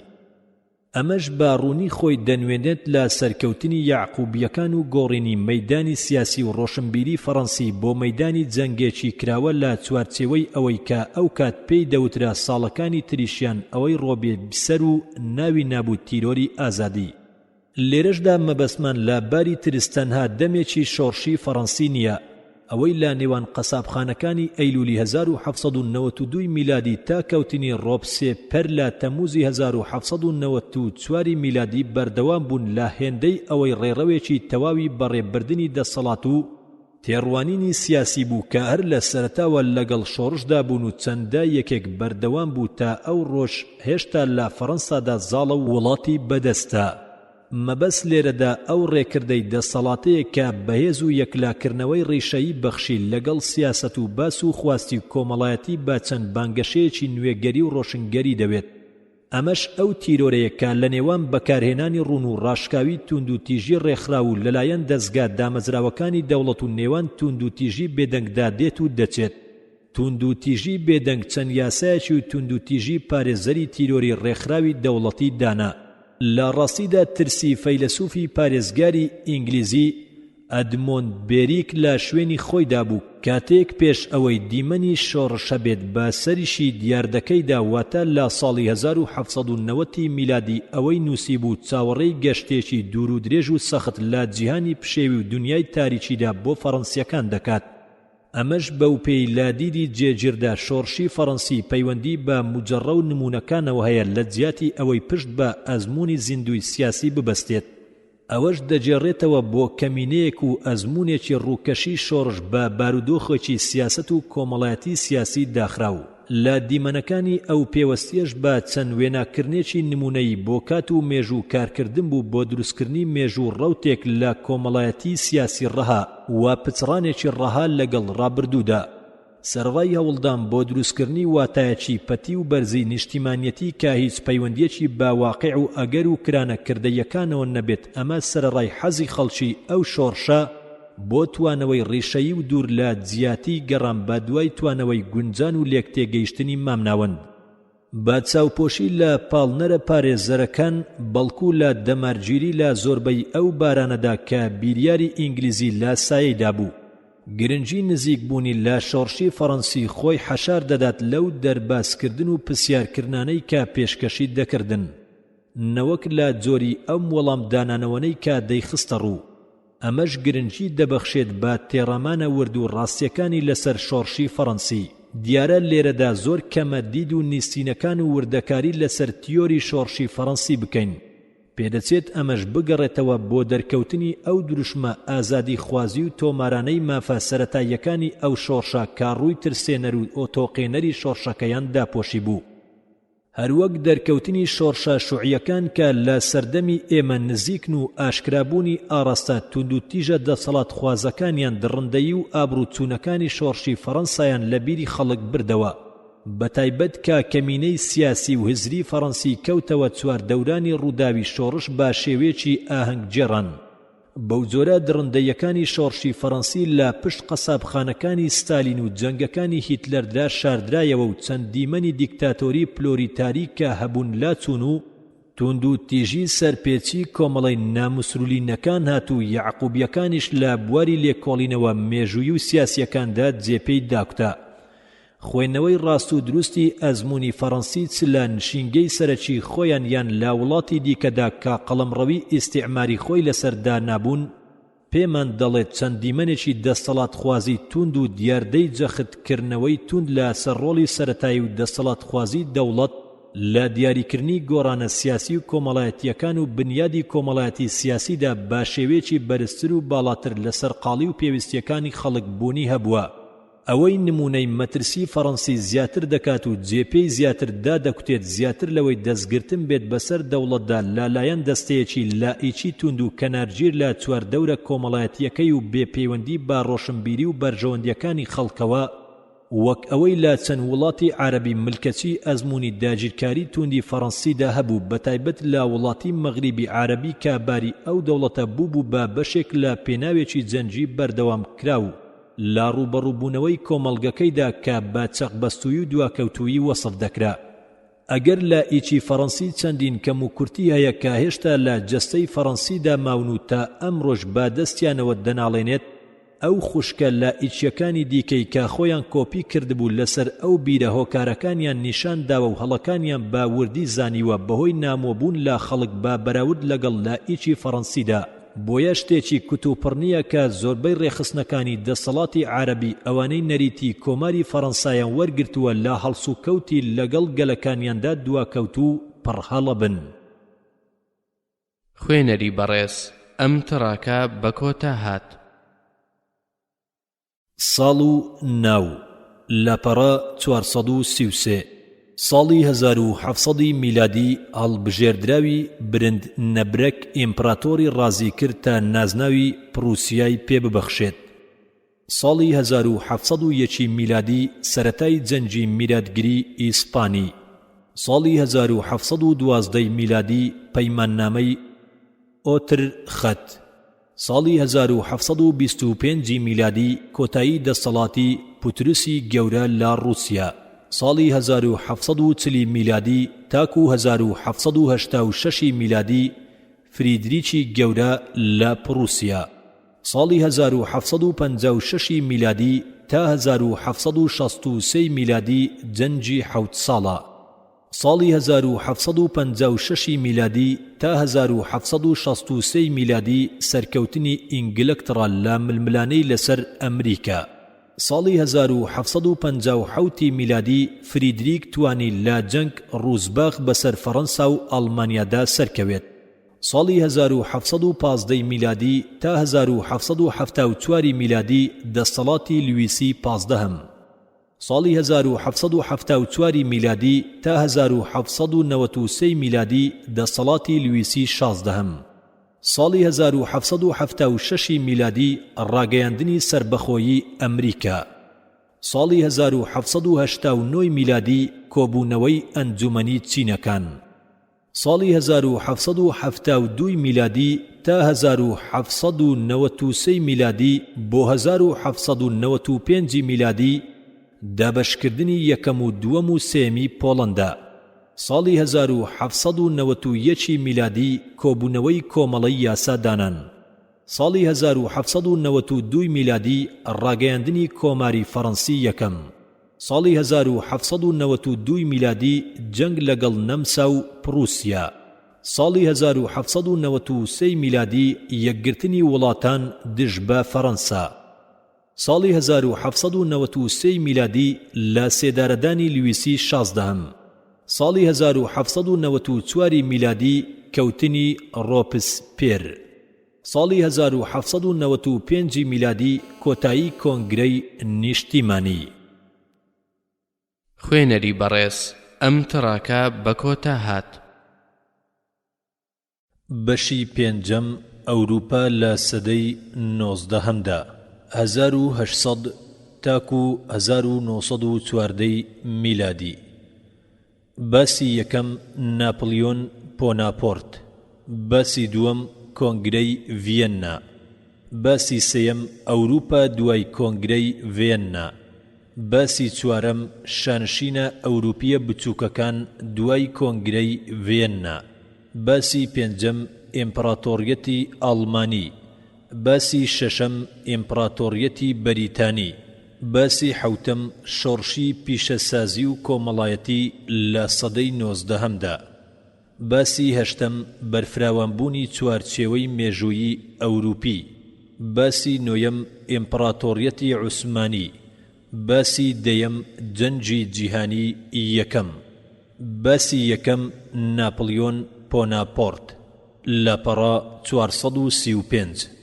سەرکردەکانی فەڕەنسا لە سەردەمی کۆندا خانەدانەکان بوون، بەڵام کاتێک شۆڕش هات ئەوانی لابردوو لە شوێنیاندا پیاوێکی گشتی دانان کە بەتوانای جەنجی ناویان چوو بوو. لە نێو ئەوانەشدا سەرکردەیەک هەبوو کە توانی بۆ ماوەی 15 ساڵ زاڵ بێت بەسەر مێژووی ئەوروپادا و ببێت بە هێمانی ڕۆڵی لە مێژوویەکدا کە ئەمڕۆ پێی دەڵێن سەردەمی ناپلیۆن. جەنەڕاڵ ناپلیۆن بۆناپەرت لە دوورگەی کریسکای سەر بە ئیتاڵی لە ساڵی 1769 میلادی لە بنەڕەتێکی ئیتاڵی لە دایک بووە و بە منداڵی فێری زمانی ئیتاڵی بوو. لەبەر ئەوە ساڵێک پێش لە دایکبوونی فەڕەنسا دەستی گرتبوو بەسەر ئەو دوورگەی کە ئەوی تێدا لەدایک بوو. بۆیە لە تەمەنی گەنجیدا چوو بۆ خوێندنگەیەکی سەربازی فەڕەنسی و دواتریش چوویە ناو سوپای فەڕەنسی و تێیدا لێهاتوێکی گەورەی لە بواری جەنگدا نیشاندا. کاتێک گەیشتە تەمەنی 27 ساڵی سەرکردایەتی گشتی ئەو سوپایی پێدرا کە حکومەتی کارجێڕی بە مەبەستی هێرشبردنە سەر ئیتاڵیا ڕێکی خست بوو. ئەمەش سەرەتای ژیانی داگیرکاری و سەرکەوتنی گەلێک بوو کە مێژوو مەگەر تەنها لە جەنگەکانی ئەسکەندەردا بەخۆیەوە دیبێت. کۆماری فەڕەنسی لە پاییزی 1793 میلادیدا دوژمنانی خۆی لا وڵاتدا دەرکرد و دەستی گر بەسەر زەویە نمزمە نەمساویەکان و ئاڵمانیای ڕۆژئاوایدا. پڕوسیاش پێی باش بوو پاشەکشە بکات لە جەنجێک کە دەرەنجامێکی بۆ ئەو تێدا نەبوو. بۆیە لەگەڵ کۆماری فەڕەنسی نوێدا ڕێکەوتنێکی بەست. سوپاکانی پۆناپەرتیش ڕوویان کردە نەمسا و سەردینیا کە لەو کاتەدا باکووری ڕۆژئاوای ئیتاڵیای لەدەستدا بوو. یەک لە دوای یەک سەرکەوتنی ناپڵیۆن بەدی دەکرا و دواتر وەک تیر گەیشتنە نزیک ڤێننا و نەمساش ملکەتی ویستی ئەو سەرکردە گەنجە بوو.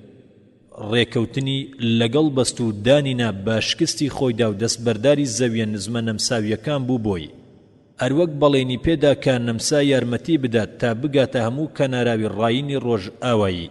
بۆناپەرت کۆماری کۆنی بندوقیەشی لەناو برد بەوەی بەشێکیدا بە نەمسا و ئەوی دیکەشی دایە پاڵ ئەو کۆمارەی کە لە ئیتاڵیا با ڕێخستنی هەرێمە لێک پچڕاوەکان پێچی هێنا بوو. ناپڵیۆن گرنگیەکی وای بە خواستەکانی حکومەتی کارجێڕی نەدا، بەڵکو خۆی وەک ئەوەی تاکە فەرمانڕەوای فەڕەنسا بێت کاروبارەکانی بەڕێوە دەبرد و چەند کۆشکێکی لا نزیک میلاندا وەک کاری پاشا کۆنەکان بۆ خۆی دروست کرد و بۆ ڕاگەیاندن کە خەریکی ژیانی مێژووی خۆی دەست پێ دەکات. بۆمان دەردەکەوێت ئەو هیوای ئەوەی هەبووە بە تەنها بێت با سەرۆکی فەڕەنسا و بەڵکو سەرۆکی هەموو ئەوروپا. ناپڵیۆن لە سەرەتاوە باڵاکورت و وردبین بووە، چاوەکانی بەملاو بەولادا دەجێڕا، خێرا قسەی دەکرد، هەست و خواستی کردداری و خەیاڵی لا نێوان ویست و ڕێگەی پێگەیشتندا کۆکردەوە. ڕۆژێ قسەی بۆ هاوڕێکەی دەکرد و پێی دەوت کاتێک لە سوپادا ئەفسەرێکی بچووک بووە و هیچ دەرفەتێکی پێشکەوتنی نەبووە، لە بەردەمیدا با شێوێکی ڕوون ئەوەی هێناوەتە بەرچاو کاتسی دەوێت. پاشان دەکەوێتە هەنگاونانی زانستی بۆ گەیشتن بەوە. لێزانی گەورە و ئەو چاڵەچێی کاوێنەی ئەو بوو هەڵکەوتەی کەم وێنەی لا هونەری جەنجیدا یارمەتیاندا تا بگاتە ئامانجەکەی. بەمە لە تەمەنی 28 ساڵیدا بوو بە سەرکردەی گشتی سوپا فەڕەنسیەکان و لە 30 ساڵیدا بوو بە سەرکردەی ڕەهای فەڕەنسا. ناپڵیۆن پێیوا بوو حکومەتی کارجێڕی دەبێت لەگەڵ وڵاتانی ئەوروپادا پێکدا بدات، بەوە دەکەوێتە چەند کێشەیەکی گەورەوە. بۆیە بڕیاریدا ماوەیەک بەجێی بهێڵێت تا خەڵک لاوازی و لێنەهاتووی ئەو حکومەتە نەبین و حکومەت بۆ خۆی بکەوێت. بۆیە شاڵاوێکی دش بە میسری ڕێکخست. بۆ ئەمەش چەندین پاڵنەر هەبوون وەک خۆچواندن بە قەیسەر و ئەسکەندەر لە داکوتانی جێپەی ئیمپراتۆریەتێکدا کە ڕۆژهەڵات و ڕۆژئاواش لەخۆ بگرێت. هەروەها هەوڵی بڕینی ڕێی بازرگانی ئینگلیز لە ڕۆژهەڵات و دەستگرتن بەسەر هیندیشدا، بۆ ئەمەش سەربازەکانی بە ساغ و سەلامەتی لە ئەسکەندەریە دابەزین. چەندی پێکرا لە میسردا چاکسازی ئەنجامدا. شاری قاهیڕەی پاک کردەوە و لا ڕێگەی ئەو زانایانەی کە لەگەڵ خۆیدا هێنابوونی وەک شوێنەوەرناس و پزیشک و زیندەوەرزانی و زانایانی دیکە لێکۆڵینەوەی لەسەر بەشەکانی ژیانی میر کرد. بەڵام کەشتی گەلی ئینگلیزی پێی گەیشت و کەشتی گەلی فەڕەنسی ناوبەندەری تێکشکاند و بۆناپەرتی لە ئەوروپادا بڕی. سوڵتانی تورکیش کە میسری لەدەستدا بوو پارجەنگێکی بەناوبانجی ئەهرام پاشەکشەی کرد. پاشان پۆناپەرت شاڵاوێکی دژ بە سووریای ئەنجامدا و با شکست خواردووی گەڕایەوە. هەواڵ ئەو کاتە لە ئەوروپاوە دەهات و ناپڵیۆنیان ڕاڕەدەکرد تا ئەوەی سوپاکەی لە میسردا بەجێهێشت و خێرا لەگەڵ ئەفسەرەکانیدا گەڕایەوە بۆ وڵاتی خۆی لە تشرینی یەکەمی ساڵی 1799 میلادیدا گەیشتەوە فەڕەنسا. حکومەتی کارجێڕیش لاوازی و گەندەڵی و لێنەهاتووی خۆی سەلماند و لە بەرچاوی خەڵک کەوت و وڵاتچوویە جەنگێکی نوێوە لەگەڵ نەمسادا. بۆیە پۆناپەرت دوای گەڕانەوەی با مانگێک بەهۆی ئەو یارمەتیەی پێشکەشی کردوانی بارەکە هەڵجێڕێتەوە و دواتر وەک قونسوڵی یەکەم هەڵبژێردرا. بەوە بوو بە سەرۆک حکومەت و دەستورێکی نوێی دانا و گەلدەنجیان لەسەردا و پێشوازیان لە سەرکردەی گەنج کرد و باخواستەوە خستیانە سەر کورسی دەستەڵات. چونکە زۆربەی گەلهیواخواز بوون لە وڵاتدا حکومەتێکی جێگیر و چەسپاو هەبێت. ئەو نووسینەی باڵوێزی سویدی دوای ڕاگەیاندنی قۆنسوڵی نووسیویەتی بەڵگەیە بۆمان لەسەر حەزکردنی گەل بەهاتنی ناپڵیۆن. ئەو دەڵێت پێدەچێت هەرگیز پاشایەکی شەرعی گەلێکی خێرا ملکەت و گوێڕیاڵی و ئەوەی ناپڵیۆنی نەبوو بێت. جا ئەگەر ئەو سەرکردە هەڵکەوتێ دەرفەت لە دەست بدات و حکومەتێکی بەهێز لەسەر بنەمایەکی پتەودا نەمەزرێنێت، ئەوە تاوانێکی کردووە کە لێخۆشبوونی نییە. فەڕەنسا خەریکە بۆ یارمەتیدانی شتێک دەکات کە جێی عەقڵ و قەبوڵ نییە. خەڵکی جگە لە بەشێکی کەمی ئاژاوەچیان لە شۆڕش و سەختی و هەڵەکانی هێندە بێزار بوون کە وەک ئەو بڕوایان وایە هەر گۆڕانێک ڕوو بدات لە بەرژەوەندی ئەواندا دەبێت. تەنانەت مۆڵکدارەکان سەرەڕای جیاوازی تێڕوانینیان دڵسۆزیان بۆ ناپلیۆن دەنوێنن، چونکە بڕوایان وایە ئەو بە شێوەیەکی بەرەبەرە سیستەمی کۆن دەجێڕێتەوە. ڕەگەز و لایەنە بێبارەکانیش یارمەتی پۆناپەڕ دەدەن، چونکە چاکەیەکی لێبەدی دەکەن کەوا دەکا ئاسایشی وڵات بپارێزێت. فێرکارە کۆماریەکانیش لەگەڵ ئەوەی لەو فەرمانڕەواییە دەترسان، بەڵام خۆسەپێنی یەک کەسی زیرەکی خاوەن توانای زاڵ بوون و وەستاندنی لاساری خراپەکارە گەندەڵە دەستکیسەکان و لاسنوورێکیان پێ باشتر بوو. کاتێک جەنەڕاڵ پۆناپەرت بوو بە قونسڵی یەکەم دەبینێت فەڕەنسا لە جەنگدایە لەگەڵ ئینگلترا و رووسیا و نەمسا و تورکیا و نالپۆلیدا. ئەو دەوڵەتانش لە کانونی یەکەمی 1798 میلادیدا یەکیان گرتبوو سوپاکانی حکومەتی کارجێڕیش بێتوانە کەوتبوون.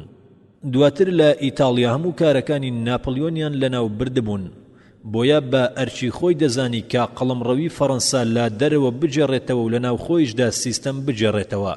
ئەمە سەرەڕای ئەوەی ناپلیۆن ناچار بوو وەک پاڵەوانی سەربازی لە بەردەم گەلەکەی خۆیدا نیشان بدات ئەگەر بیەوێت گەلەکەی ملکەتی و سۆزداریان هەبێت. ناپلیۆن لە ساڵی 1800 میلادیدا بانهێنی لە نزیک دیجون سوپایەکی کۆ کردەوە تا دژ بە سوپای نەمساوی بجەنجێت، چونکە سوپای نەمسا لە جەنەوە گەمارۆی فەڕەنسیەکانی دابوو. لە جیاتی ئەوەی ڕاستەوخۆ بچێت بۆ ئیتاڵیا کە چاوەڕوانی ئەوەش دەکرا کەچی بڕیاریدا نەمساویەکان بخاتە دواوە، بۆیە شاخەکانی ئەلبی لە دەروازەی سند بەرناردی بەناوبانگەوە بڕی کە ئەمەش لە کارەکەی هانیپاڵ دەچوو. تۆپەکانیشی لە قەدی دارەکان دروست کرد بەوەی ناوەکەی هەڵدەکۆڵین. نەمساویەکان کە لایەن کردەوە دەبینن داڵەکەی ئەوروپا لە میلان لە نزیکیاندایە و نەیان دەزانی لەکوێوە داویەتی بەسەریاندا، بەمە لە دەست و پێکەوتن. ئەویش لە جەنجی مارنگۆ سوپا نەمساویەکانی تێکشکاند، بەمە سەرکەوتنێکی تری بۆ لیستی سەرکەوتنەکانی زیاد کرد. بۆ ڕۆژی دواتر ئاگربەستی لە گەڵیاندا کرد و نەمسا بەرەو ڕۆژهەڵات کشایە دواوە و دەرفەتی بۆ ناپلیۆن کردەوە تا لە باکووری ئیتاڵیا قەرەمڕەوی فەڕەنسی بجێڕێتەوە و توانی با یارمەتی سوپاکەی ئەو هەرێمانە ملکەت بکات کە ڕزگاری کردبوون، و ئەو کۆمارەشی کە ڕێکی خستبوویەوە ناچار کرد تا بە بڕی 1 ملیۆن فەڕەنگ باجی مانگانەی پێ بدات. لە سەرکەوتنی دووەمدا کە فەڕەنسا لە هەمان ساڵدا بەسەر نەمسادا بەدەستی هێنا ناچاری کرد تا ڕێکەوتن ببەستێت. ئەمەش سەرەتای ڕێکەوتنی گشتی ئەوروپا بوو. جا لەماوەی ساڵانی 1801 میلادی تا 1802 میلادی لەگەڵ هەموو ئەو دەوڵەتانی لەگەڵ فەڕەنسادا لە جەنگدا بوون ڕێکەوتنی بەست، تەنانەت لەگەڵ ئینگلترادا کە هەر لەو کاتەوەی لە ساڵی 1793 میلادی چوو بوویە ناو جەنگەوە چەکی لە دەستی لا نەبردبوو. لەو پەیماننامەدا کە نەمسا لە لونیڤێل لە شوباتی 1801 میلادیدا ئیمزای لەسەر کرد، خودی ئیمپراتۆر با ناوی خۆی و ئیمپراتۆریەتی ڕۆمانی پیرۆزەوە دانی بەوەدانا کە کۆماری فەڕەنسی لەمە دووە مافی هەیە هەموو زەویەکانی کەناراوی چەپی ڕووباری ڕاین کە موڵکی ئیمپراتۆریەتی ڕۆمانیا بەکار بهێنێت و ڕاینیش دوای ئەوە لە چوارچێوەی سنووری فەڕەنسادا دەبێت. هەر لە خاڵی کۆتایی سویسراوە تا سەرەتای خاڵی زەویە هۆڵەندیەکان. لە ئەنجامی ئەم دەستبەردار بوونەدا زۆربەی سەرکردە و دەوڵەتۆکەکانی ناو ئیمپراتۆریەتەکە هەندێ یان هەموو خاچی خۆیان لەدەستدا، بەڵام ئیمپراتۆریەت بەڵێنی بەو سەرکردە میراتیانەدا کە زەویەکانی بەرەی باشووری ڕاینیان لێ سەندرابوو لە چوارچێوەی خۆیدا قەرەبوویەکی شیاویان پێشکەش بکات. ئەمە شواتە گۆڕانکاریەکی گەورە لە ئیمپراتۆریەتی ڕۆمانی پیرۆزدا کە لەو کاتەدا باری زۆر لە باری ڕۆژانی لۆثەر جیاواز نەبوو. ئەگەر چاوپۆشی لە سەرهەڵدانی پرووسیا بکەین، چونکە زەویەکی چۆڵ نەبوو تا بیدات بەو سەرکردانەی کە زەویەکانیان لێ سەندرا بوو. بەڵام لە وڵاتدا دوو چینی دیکە هەبوون کە پیاوانی ئاینی شارنشینەکان بوون. مڵکی ئەمانە درا بەو سەرکردانە چونکە پیاوانی ئاینی نامیراتیان بۆ دەبوو، نەمیراتیشیان بەجێ دەهێشت، چونکە هاوسەرگیریان لێ قەدەغە بوو، بەوەش نەوەیان نەدەبوو. شارنشینەکانیش لاواز بوون و هیچ پارێزەری سەرخەرێکیان نەبوو، بۆیە لە ساڵی 1803 میلادیدا لە دیات دەقێک دەرچوو کە بەو پێ هەموو هەرێمەکانی ئیلیگیری جگە لە مانیس درایە دەست عەلمانیەت. ئیدی لە 48 شاری ئیمپراتۆریەتدا تەنها 6 شار مایەوە. سوارەکانیش کە ماڵ و موڵکیان لە کەناراوی ڕاستەوە لەدەستدا بوو لە ماوەی 2 یان 3 ساڵدا مافە سیاسیەکانی خۆیانیان لە دەستدا و دەوڵەت کە تەنجی بە سنووریان هەڵچنی بوو دەستی گر بە سەریاندا. پێشدا بەشکردنی کۆتایی سەرکردەکان گورزێکی تاڵیان چەشت و لە پێناو گەیشتن بە بستێ خاک خۆیان و وڵاتیان خستە ژێر و لە کەلەسەری یەکتردا ئاویان دەخواردەوە با شێوەیەکی ماستاوچێتی و دووڕوویی کوڕنوش و سوزدەبردن لە بەردەم قۆنسوڵی یەکەمدا کە کاروباری لە دەستدا بوو بەرەو پاریس پێش بڕچەیان بوو. ئەوان ئابڕووی ئەڵمانیایان لەکەدار کرد و با شێوەیەک ڕیسوایان کرد کە مێژوو شتی وای نەدی بوو. بەرامبەر بە سەدان هەرێمی بچووک لە ژمارەیەک دەوڵەتۆکەی بچووکدا ئەڵمانیا سوودێکی گەورەی بینی با ڕێخۆشکەری بۆ ڕێگەی یەک بوون. ئەگەر ئەوە نەبوایە هەرگیز ئەو وڵاتە یەک نەدەخرا و با پەرش و بڵاوی دەمایەوە. بۆیە ئەڵمانیا قەرزاری فەرمانڕەوای فەڕەنسیە نەوەک پڕوسیا یان هەر پاشایەکی تر لە هەنگاونانی یەکەمیدا بەرەو یەچەتی. پەیماننامەکانی ساڵی 1801 میلادی کەناراوی چەپی ڕاینیان بە فەڕەنسا بەخشی لەگەڵ زەویە نزمە نەمساویەکانیشدا. پاشان پاشکەمێک زیادیان کرد و هۆڵەندا بوو بە کۆماری بەتافی و ئیتاڵیاش ملکەتی قەڵەمڕەوی فەڕەنسی بوو ماڵ و سەربازی پێشکەش دەکرد. خوێنەری بەڕێز ئەم تڕاکە بەکۆتا هات. ڕێخستنەوە و بڵێسەی شۆڕش لاپەڕا 441 ناپلیۆن هەوڵەکانی خۆی لە بازنەی ئەوروپادا بەرتەسک نەکردەوە، بەڵکو گرنگیشیدا با کێشە ناوخۆیەکانی فەڕەنسا بەتایبەت پاش 10 ساڵ جەنگ و وێرانی و بێزاری بۆیە بڕیاریدا تا چاکسازی نەکات دانەنیشێت. ئەو کات کەوتە دارایی پەرش و بڵاو و پەکەوتەی وڵات و لەسەر بنەمایەکی بەتین داینا. دراوی دارماویشی لابرد و لەسەر بنەمای زێر دراوی لێدا بەمەش چاڵاکی ئابووری جێڕایەوە. پاشان لای کردەوە بەڕووی ئەو پیاوە ئاینیانەدا کە سوێندی دڵسۆزیان نەخواردبوو. ئازادی پێدان و لەگەڵ سوێند خواردندا یەکی خستن و بەندکراوەکانی ئازادکردن بەو مەرجەی بەرامبەر با دەستور نەوەستن. کڵێساکانیشی وەرجێڕانەوە. بۆ جاری دووەم ڕۆژی یەکشەممەی کردا ڕۆژی پشوو هەموو جەژنەکانی شۆڕشی لە کار خەزجگە لە ڕۆژی هێرش برنەسەر باستیل واتە 4 تەمموز ڕۆژی ڕاگەاندنی کۆماریشی وەک جەژن هێشتەوە. لەگەڵ پاپا کۆنکۆردا پەیماننامەیەکی بەستکە بەو پێ هەندێک خاڵی دەستوری مەدەنی هەڵوەشاندەوە بەتایبەت سەبارەت بە هەڵبژاردنی قەشە و پیاوانی ئاینی وەک ئەوەی پاشا کۆنەکان دەیان کرد. بۆناپەرت فەرمانی کرد تا ناوی نوێ بۆ لیستی کۆچبەرە خانەدانەکان زیاد نەکرێت و باویستی خۆی هەر کەسی بیویستایە لێی خۆش دەبوو. پیشەکانی دەوڵەت لە نزیکانی کۆچبەران و باوکو خزمانیان با قەدەغەیی نەمانەوە. لە نیسانی 1802 میلادیدا لێبوردنێکی دەرکرد و 40,000 خێزان گەڕانەوە بۆ وڵات. لە وڵاتدا پەرچەکردارێکی بەرەبەرە بۆ داهێنان و گۆڕانەکانی سەردەمی تیرۆر ڕوویدا و خەڵکی گەڕانەوە بۆ بەکارهێنانی وشەی میسۆ و مەدام لە زیاتی وشەی هاوڵاتی. ناوەکان گەڕانەوە بۆ شەقامەکان و نازناوەکانی شەڕەف و گەورەی کۆشتی تولیریش وەک کۆشکی پاشایانی لێهاتەوە، چونکە پۆناپەڕ تەنها لە ناودا پاشا نەبوو، جوزفینی ژنیشی شاژ نەبوو. کۆمەڵەکانی یاسادانان کە یەک لە دوای یەک دەهاتن سەرقاڵ بوون با گۆڕینی یاساکانی سەردەمی کۆنەوە، بەڵام کارەکانیان لاوەچی بوون و پێویستیان با کۆکردنەوە و ڕێخستن و شەن و کەوکردن هەبوو. بۆیە ناپلیۆن بۆ ئەو مەبەستە گەورەیە لێژنەیەکی دانا و پاش ئەوەی لێژنەکە ڕەشنووسی ئەو یاسایی نووسی پێشکەشی کرد بە حکومەتی قۆنسوڵی. قۆنسوڵی یەکەمیش چەندین تێبینی و پێشنیاری لەسەر نیشاندا و دوای ئەوەی پرۆژەکە تەواو بوو با شێوەیەکی یاسایی مەدەنی خۆی نواند و تا ئەمڕۆژ نەوەک تەنها لە فەڕەنسادا بەڵکو لە زۆربەی بەشەکانی جیهاندا کاری پێدەکرێت. بۆناپەرت نەخشەیەکی بۆ فێرکردن دانا کە پێکدات لە سەرەتایی و ناوەندی و باڵا، بەڵام ڕووداوەکان بەرەو چەند لایەکیان برد کە بەرهەمێکی وایە نەبوو. لایەن جەنگ و داگیرکاری کە کاریگەریەکانی زۆر درێژخایەن نەبوون. ئیدی ناپلیۆن پیاوی جەنگ بوو، بڵندی و گەورەیشی لە جەنگدا دەبینیەوە. جگە لەوەی چاوچنۆک بوو بەوە تێر نەدەبوو ناوبانجی چاکسازی ناووڵاتی خۆی پەیدا بکات و بەوە دابنیشێت و ئارام بگرێت، بەڵکو ئەم میراتگیری شۆڕشە دەبوو با جیهاندا بڵاوی بکاتەوە، بۆیە بە دانیشتن ڕازی نەدەبوو. بۆیە هەستا و بارگە و بنەی پێچایەوە و بەرجی ڕێیکرد دەبەر تا ئارەزوەکانی لا جیهاندا تێر بکات و هەنگاوی یەکەمیشی ئەو کات دەستپێکرد کە لە ساڵی 1804 میلادی نازناوی ئیمپراتۆری وەرگرت و کەمێک دوای ئەوە وەک جێگرەوەی شارلەمان لە کڵێسای نوتردام تاجی کردە سەر. دواتر یەکسەرکەوتە بەدیهێنانی چینێکی خانەدانەکان لە جیاتی ئەو چینەی کە کۆمەڵەی جەماوەری لە ساڵی 1790 میلادی هەڵی وەشاندەوە. گومان لەوەدانیە کە زۆرینەی گەلی فەڕەنسی حەزیان بە ئاشتی بوو، بەڵام خودی ناپلیۆن حەزی بە ئاشتی نەبوو، چونکە چاک دەیزانی کە تەنها لە جەنگ لە دیدی گەلدا بەرز دەکاتەوە و هێزی زیاد دەکات. ئەمەش لە ساڵی 1802 میلادیدا بۆ ڕاوێژکاری خۆی دەری بڕی.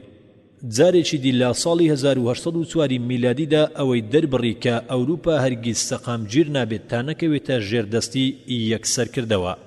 ئەو ڕێکەوتنەی لا نێوان ناپلیۆن و ئینگلترادا لە ساڵی 1802 میلادی بەسترا کۆتایی نەبوو، بەڵکو مەرجەکانی خێرات تێکشکان و جەنگەڕایەوە، چونکە ناپلیۆن لەگەڵ جەنگدا عەشق بازی هەبوو. ئینگلتراش بێزار بوو لە چاوچنۆکی ناپلیۆن بۆ دەستگرتن بەسەر هەموو ئەوروپادا، هەروەک بێزار بوو لە دانانی ئەو باجە قورسەی کە لەسەر ئەو شمەکانەی دایدەنا کە لە وڵاتی ژێر قەڵەم ڕەویەوە دەهاتن و زیانێکی گەورەی باشمەک و بازرگانی ئینگلترا دەگەیاند.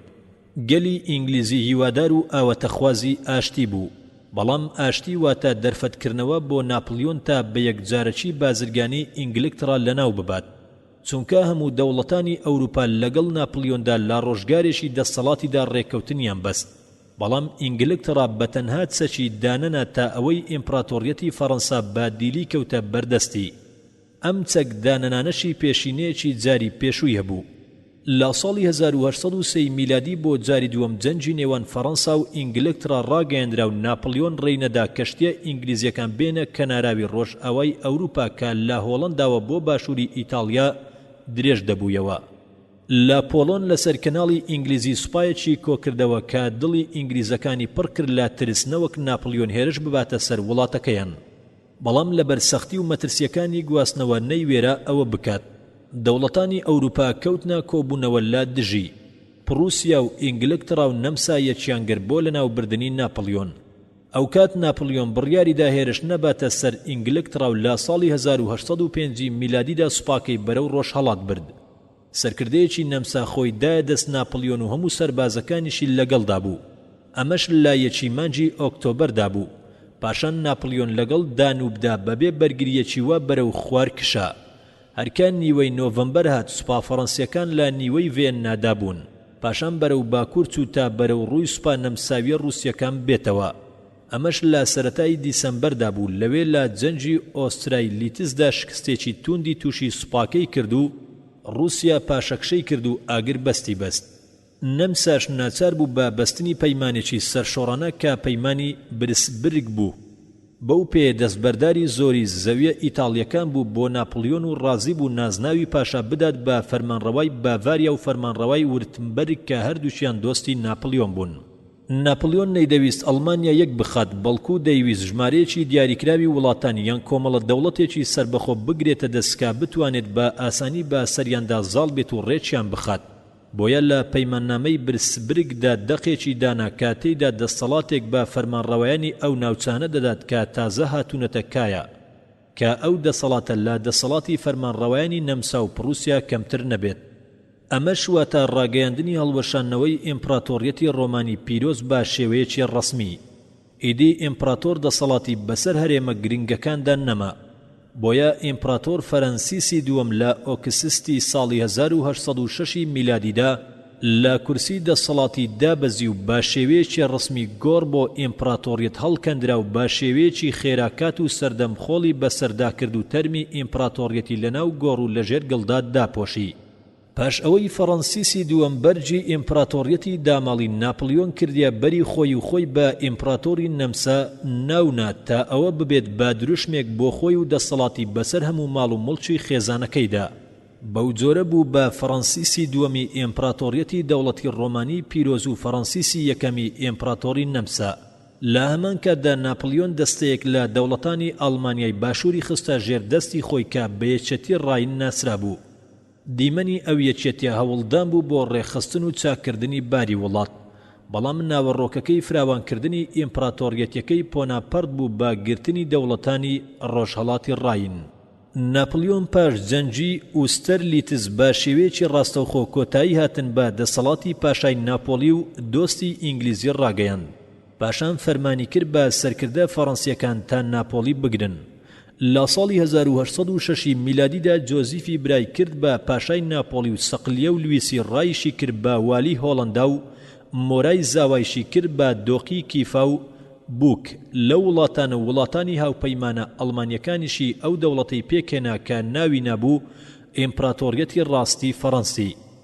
هەموو ئەم ڕووداوانە دەچوون و پڕوسیا لە کونجەوە بەبێ جوم و جۆڵ چاوجێری فراوانخوازی دەسەڵاتی ناپلیۆنی دەکرد و بێلایانی خۆی پاراس هەر لەو کاتەوەی لەگەڵ کۆماری فەڕەنسی لە ساڵی 1795 میلادیدا ڕێکەوتنی بەست. ناپلیۆنیش بە شێوەیەکی سوکایەتی پێکردنەوە لە گەڵیدا دەجوولایەوە، بەڵام ئەویش ناپاچی لە ڕوودا نواند و لەگەڵ دوژمنەکەیدا ڕێکەوت و ئەو هەرێمەیدایە دەست جۆرجی سێمی پاشای ئینگلیز. بۆیە شەپۆڵی هەڵچوونی نەتەوەی لە پرووسیا دەرکەوت تا ئەوەی فریدریسک و سێمی پاشای ناچار کرد جەنگ ڕابگەێنێت. سوپای پرووسی لەگەڵ ڕۆژانی فریدریچی گەورەداهی جیاوازیەکی نەبوو، جگە لەوەی فریدریچی گەورە تەمەنی زیاتر و ورە و چاڵاکی کەمتر بوو. سەرکردەکەشی کە دۆق بڕوو نزیکی خاوەنی بڵاوکاراوەی بەناوبانجی خۆی بوو، کەسێکی با تەمەن و سەرکردەیەکی سەردەمی فریدریک بوو. بۆیە جێی سەرسوڕمان نەبوو کە پرووسیاش پاش جەنجی یەکەم لایەنە خۆیدا بەدەست سوپاکانی دوژمنانەوە و قەڵاکان خێرا خۆیاندا بەدەستەوە و پاشایش خێرا بەرەو ئەو پەڕی کونجەکانی وڵاتەکەی ڕای کرد و خۆی فڕێدایە سەر سنووری ڕووسی. بەما هەڵوەشانەوە ڕووی تێکرد و پشێوی ڕووی کردە هەموو خاک و ناوچەکانی شانشینەکە. ناپلیۆن بە سوپاکەیەوە بەرەو پۆڵەندا چوو، زستانی لا چەند بزوتنەوە و جوولەیەکی سەربازی دژ بە ڕووسدا بردە سەر و لە ئەنجامدا سەرکەوتنێکی ڕوونی لە فریلەندا بەدەستێنا. با دوای ئەمەشدا دوو پەیماننامەی لەگەڵ پرووسیا و ڕووسیا لە تلست بەست. پرووسیاش بە توندی شکاوکەوتە ژێردەستی ناپلیۆن.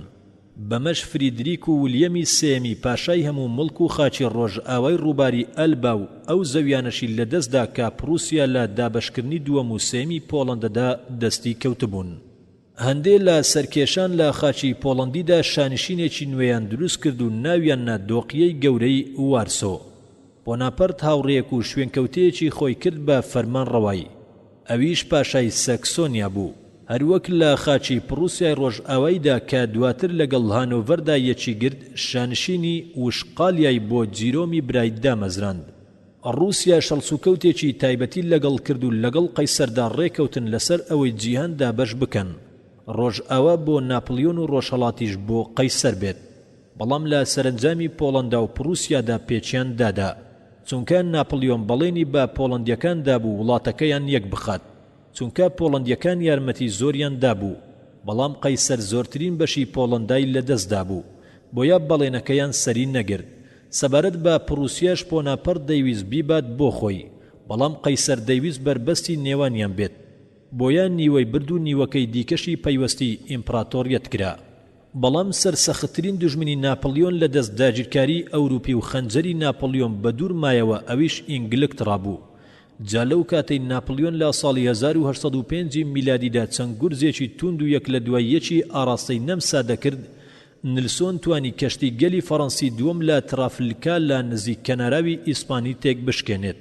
ئەو کات بە ڕوونی دەرکەوت کە پێویستە پاش سەرنەکەوتن لە تێکشکاندنی سەربازی و چەکداری ئینگلترا هەوڵ بدرێت لە ڕووی پیشەسازی و بازرگانیەوە تێک بشکێنرێت.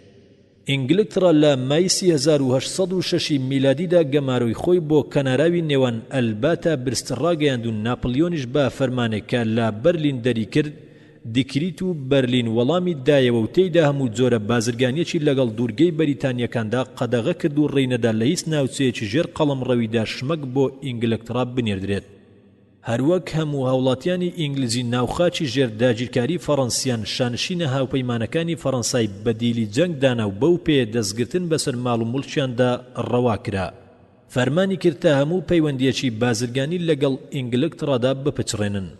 ساڵێک دوای ئەوە ئینگلترا گەمارۆیەکی وەک گەمارۆکەی فەڕەنسای دژ بە بەندەرەکانی فەڕەنسا هاوپەیمانەکانی دامەزراند، بەڵام ڕێیدەدا با کەشتیەکانی وڵاتە بێلایەنەکان تا بپەڕنەوە با مەرجێک با بەندەری ئینگلیزدا بڕۆن و مۆڵەتی حکومەتی ئینگلیزی وەربگرن و بازێکی باڵا بدەن.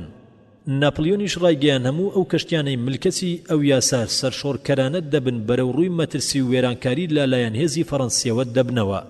بازرگانی ویلایەتە یەکگرتووەکان بەو کارە زیانمەند بوو نەیدەزانی چی بکات بۆیە کۆنگرێسی ئەمریکی لە سەرەتاوە بڕیارێکی دەرکرد بەو پێڕێ بە ئەمریکیەکان نەدەدا بچنە دەرەوەی بەندەرەکان بەڵکو ئەمە دوو دەوڵەتی جەنگاوەری فەڕەنسی و ئینگلیزی ناچار بکات تاواز لە بڕیارەکانیان بهێنن بەڵام ئەمە تەنها داڕمانی توندی ئەو بازرگانی لێکەوتەوە کە پێشتر لە ئەتلەنتیک گەشەی سند بوو پاشان بڕیارەکەی هەڵوەشاندەوە بەرتەسچی کردەوە لە ڕێگری بازرگانیکردن لەگەڵ فەڕەنسا و ئینگلترادا بەڵام هەر بارەکە چاک نەبوو تا 2000 کۆنگرێس ناچار بوو لە ساڵی 1812 میلادیدا جەنگدش بە بەریتانیای گەورە ڕابگەێنێت ئیمپراتۆر هەوڵیدا ئەوروپا لە شمەچی بۆ هاوردەی لە داگیرکەکانەوە لە ڕێگەی کەشتیە ئینگلیزیەکانەوە بێباک بکات بۆیە هەوڵیدا قاوە بە هەندبات بگۆڕێتەوە بۆ بەرهەمێنانی شەکری قامیش و زەل بیچێنێت و هەوڵیدا ڕەنجی نوێ بدۆزنەوە تا شوێنی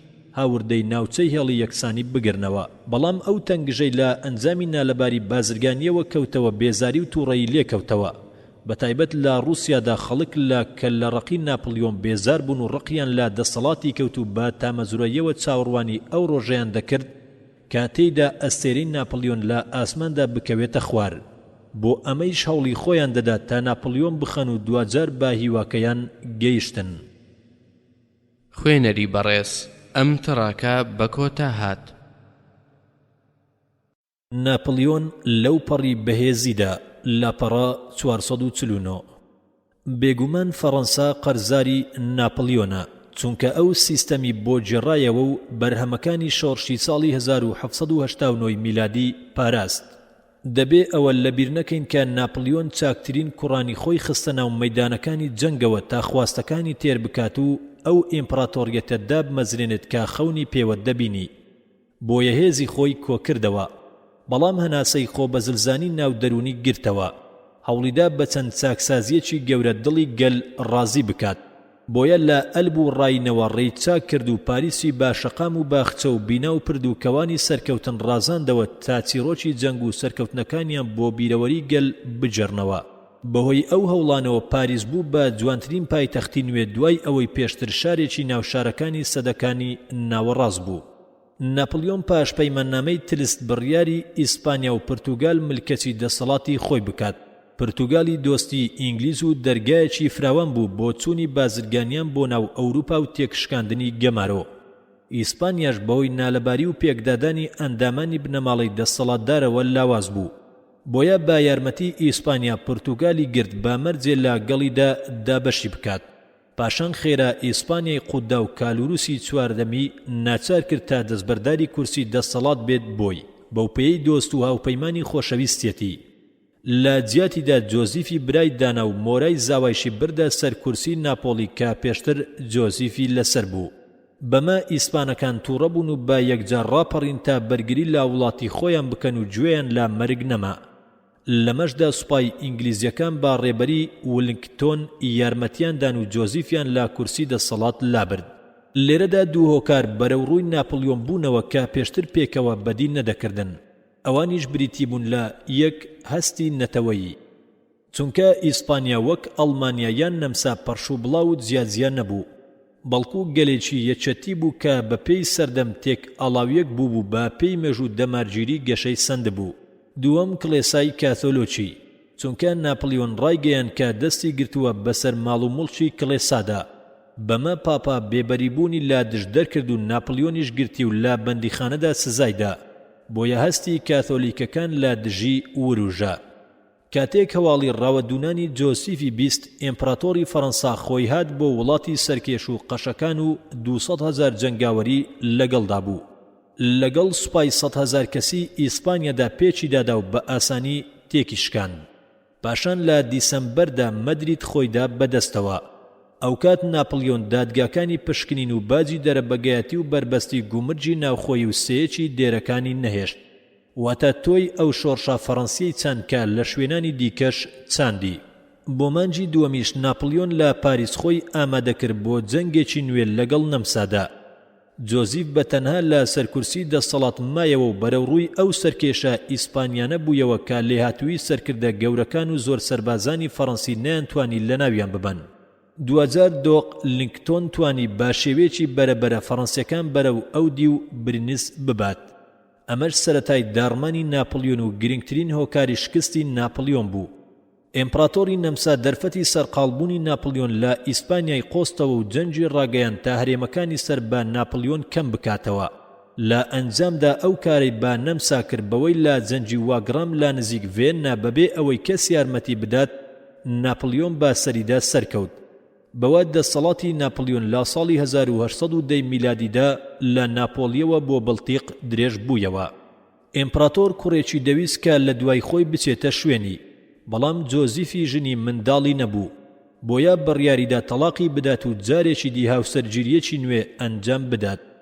ژنە تازەکەی ماریا لویزی کچی ئیمپراتۆری نەمساوسەر بە بنەماڵەی هۆپسبۆرگ بوو. هێندەی نەبرد تا کوڕێکی بوو نازناوی پاشای ڕۆمای لێندرا. خوێنەری بەڕێز ئەم تڕاکە بە کۆتا هات. ڕووخانی ناپلیۆن لاپەڕا 451 لەو کاتەدا کە جیهان بە چاوی گەشە سەنەوە دەیڕوانیە ئیمپراتۆریەتەکەی ناپلیۆن، خۆری ناپلیۆن خێرا بەرەو ئاسۆ ئاوابوون داکەوت. ئەمەش لەبەر چەند هۆکارێکی نابەرچاو کە هێزەکەیان داماڵی و بەرەو لێک هەڵوەشان و لەناو چوونیان برد. گرنگترین ئەو هۆکارانەش بریتی بوون لە: 1. بەرتەسکاری کیشوەری زیانی بە ئابووری ئەوروپا گەیاند. 2. بەسەر بەرزگرتنی زۆرەملەی پیاوانی فەڕەنسای ڕیشەکێش کرد. 3. ئەو باجە سەختانەی لە ئەنجانی خەرجیەکانی جەنگە ناڕەحەتی و تەنگژەیان بۆ خەڵک نایەوە. 4. چەوسانەوەی پاپا لەلایەن ناپلیۆنەوە گیانی بێزاری لای کاتۆلیکەکانی لێکەوتەوە. 5. ئەو پاشا و سەرکردانەی دەسەڵاتیان لەدەستدا بوو داخلەدڵ بوون بۆ ناپلیۆن. 6. ناپلیۆن بە ئاکاری خۆسەپێنی و مونگەرایی توندی خۆی و هێنانی ژنێکی بنەماڵەی کۆنەکان بنەماڵەی هۆپسبۆرگ بێزاریەکی گشتی گەلی بەرپا کرد. 7. گیانی نەتەوایەتی لە ئەوروپا دەیویست لەدەست ناپلیۆن ڕزگاری ببێت. بەمەڕۆڵی پاشەکشەی خۆی نوانتەر لەو ڕۆژەوەی ناپلیۆن لەگەڵ قەیسەری هاوڕێیدا پێچی دادا، چونکە چەندین هۆکار بوونەهۆی دوورکەوتنەوەی ئەو دوو هاوڕێیە لە یەکتر تا ئەوەی دواتر بڕیاریاندا شمشێر دادگایان بکات. گرنگترین ئەو هۆکارانەش بوونەهۆی ئەوەی خراپ لە یەکتێ بگەم بریتی بوون لە: 1. سیستەمی کیشوەری کە زیانی بێبەرامبەری بە بەرژەوەندیەکانی ڕووسی دەگەیاند. 2. ترسی رووسیا لەوەی ناپلیۆن پۆڵەندا بکاتە دەوڵەتێکی یەکگرتووی بەهێزی وا کە هەڕەشە لە بەرژەوەندیەکانی ڕووسیا بکات. 3. ناپلیۆن بانهێنی کاری دەکرد بۆ ئەوەی پرۆژەکانی ئەسکەندەر لەکار بخات کە بریتی بوو لە گرتنەخۆی هەرێمەکانی دانوب و فنلەندا بۆ لای رووسیا. 4. رووسیا کاریگەربوون بە هاوپەیمانی ناپلیۆن لەگەڵ نەمسا و نزیکبوونەوەی لا کچی ئیمپراتۆری ئەوێ دوای ئەوەی پێشتر ئەوان هاوپەیمانی بوون و لا پێناو ئەودا نەمسایان جێڕابوویەوە. بەمە هەردوو لا خۆیان بۆ جەنگ ئامادە کرد و لە ساڵی 1812 میلادیدا ناپلیۆن چوو تا تاکە شانشینی ئەوروپی دوور لە دەسەڵاتی بخاتە ژێر دەسەڵاتی خۆی. بۆ ئەمەش 9 ملیۆن جەنگاوەری گەنجی ناو فەڕەنسا و هاوپەیمانەکانی لەگەڵدا بوو. لاپەڕەکانی ئەم کتێبە ناتوانن وەسفی شاڵاوی فەڕەنسی بۆ سەر وڵاتی ڕووس بکات و لە تاو سەختی ئەو چەرمەسەریانەی دووچاری ئەو سوپا زۆرە بوون و ئیمپراتۆر لە ماوەی 3 ساڵدا چاوی بڕی بوو یەکگرتنی ئەو وڵاتە پێنووسی دەستیش لەکار دەکەوێت. ناپلیۆن پێی وابوو دەبێت ئەگەر بۆ یەک جاریش بێت پێش کۆتایی پێهاتن بە وەرزی گەرمە لا بکاتەوە بەلای سوپای دوژمندا و تێکی بشکێنێت. بەڵام ڕووسەکان پاشەکشەیان کرد بۆ دواوە و ناپلیۆنیش خۆی لە نێوەندێکی ترسناکی سەختی بێسنووردا بینیەوە. دوجار لە بۆردۆنیۆ بەرەو ڕووی بوونەوە و خێرا بە ڕاکردنەوە ڕایان کرد و ڕێیان پێدا تا بەرەو مۆسکۆ پێشڕەوی بکات. کاتێک دوای 6 هەفتە چوویە ناو مۆسکۆ سەری لەو دیمەنە سوڕما و سەیری کرد ئەو شارەی هاتووە بیگرێت تەنها خۆڵەمێشە و بەس، چونکە ڕووسەکان پێش گەیشتنی ناپلیۆن پایتەختی خۆیان سوتاندبوو هەموو بەشێکیان سوتاندبوو. ناپلیۆن هەوڵیدا چاوەڕوان بێت تا ملکەسی ڕووسەکان ببینێت و لە مۆسکادا مایەوە تا لە وێرانە و کەلاوەکانیدا بسوڕێتەوە، چونکە قەیسەر بڕیاریدا خۆڕاگری و بەرگریکاری دابوو. دوجار خەریک بوو سوپاشمەچی نەمێنێت و وەرزی زستان نزیک بوویەوە و بەفر زەوی داپۆشی و ڕێگەی بڕی و مەرگ خۆی سەپاند بەسەر فەڕەنسیەکاندا و سەرکردەکەیان بڕیاریدا لە نێوەندی ئەو مەرگەدا پاشەکشە بکات. ئیدی ئەو سوپایە بە سەرشۆڕی و بێهیوایی لەناو سەرمادا لەناو دەچوو نەخۆشی لەناو سەرمای بەفردا تەنجی پێ هەڵسنی و هۆزەکانی قەوازقیش با درێژایی ڕێگەهێرشیان دەبردە سەر فەڕەنسیەکان تا ئەوەی کاتێک گەیشتە پۆڵەندا لەو نیو ملیۆن سەربازە تەنها 20,000 سەربازی نەخۆش و ناساغی بۆ مایەوە واتە ناپلیۆن ڕۆژانە 2500 سەربازی لەدەست دەدا و لە هەر کاژمێرێکدا 100 سەربازی لەدەست دەدا ئەوەش بە گەورەترین سەرمەسەری ناومێژووی مرۆڤایەتی دادەنرێت ناپلیۆن خێرا بەرەو پاریس گەڕایەوە و لە نیوەی ڕێدا سوپاکەی بەجێهێشت و بۆ ئەو کارە و شەرحی باری خۆی هەوڵیدا بیانووی جۆر بە جۆر بهێنێتەوە پاشان سوپایەکی نوێی لا ڕێگەی ئەو ئەفسەرانەوە کۆ کردەوە کە هێشتا مەرگ خۆی نەگەیاندبوویە لایەن بەهۆی پێگەیان لا سوپادا بەمە لە ماوەیەکی کووردا توانی با هێزێکی 600,000 جەنگاوەرەوە ڕاپەڕێت لەو سوپایەدا کەسی پیر و بەتەمەن هەبوون کە کاتی سەربازیەتیان نەبوو نەیان دەتوانی بارەکە بجێڕنەوە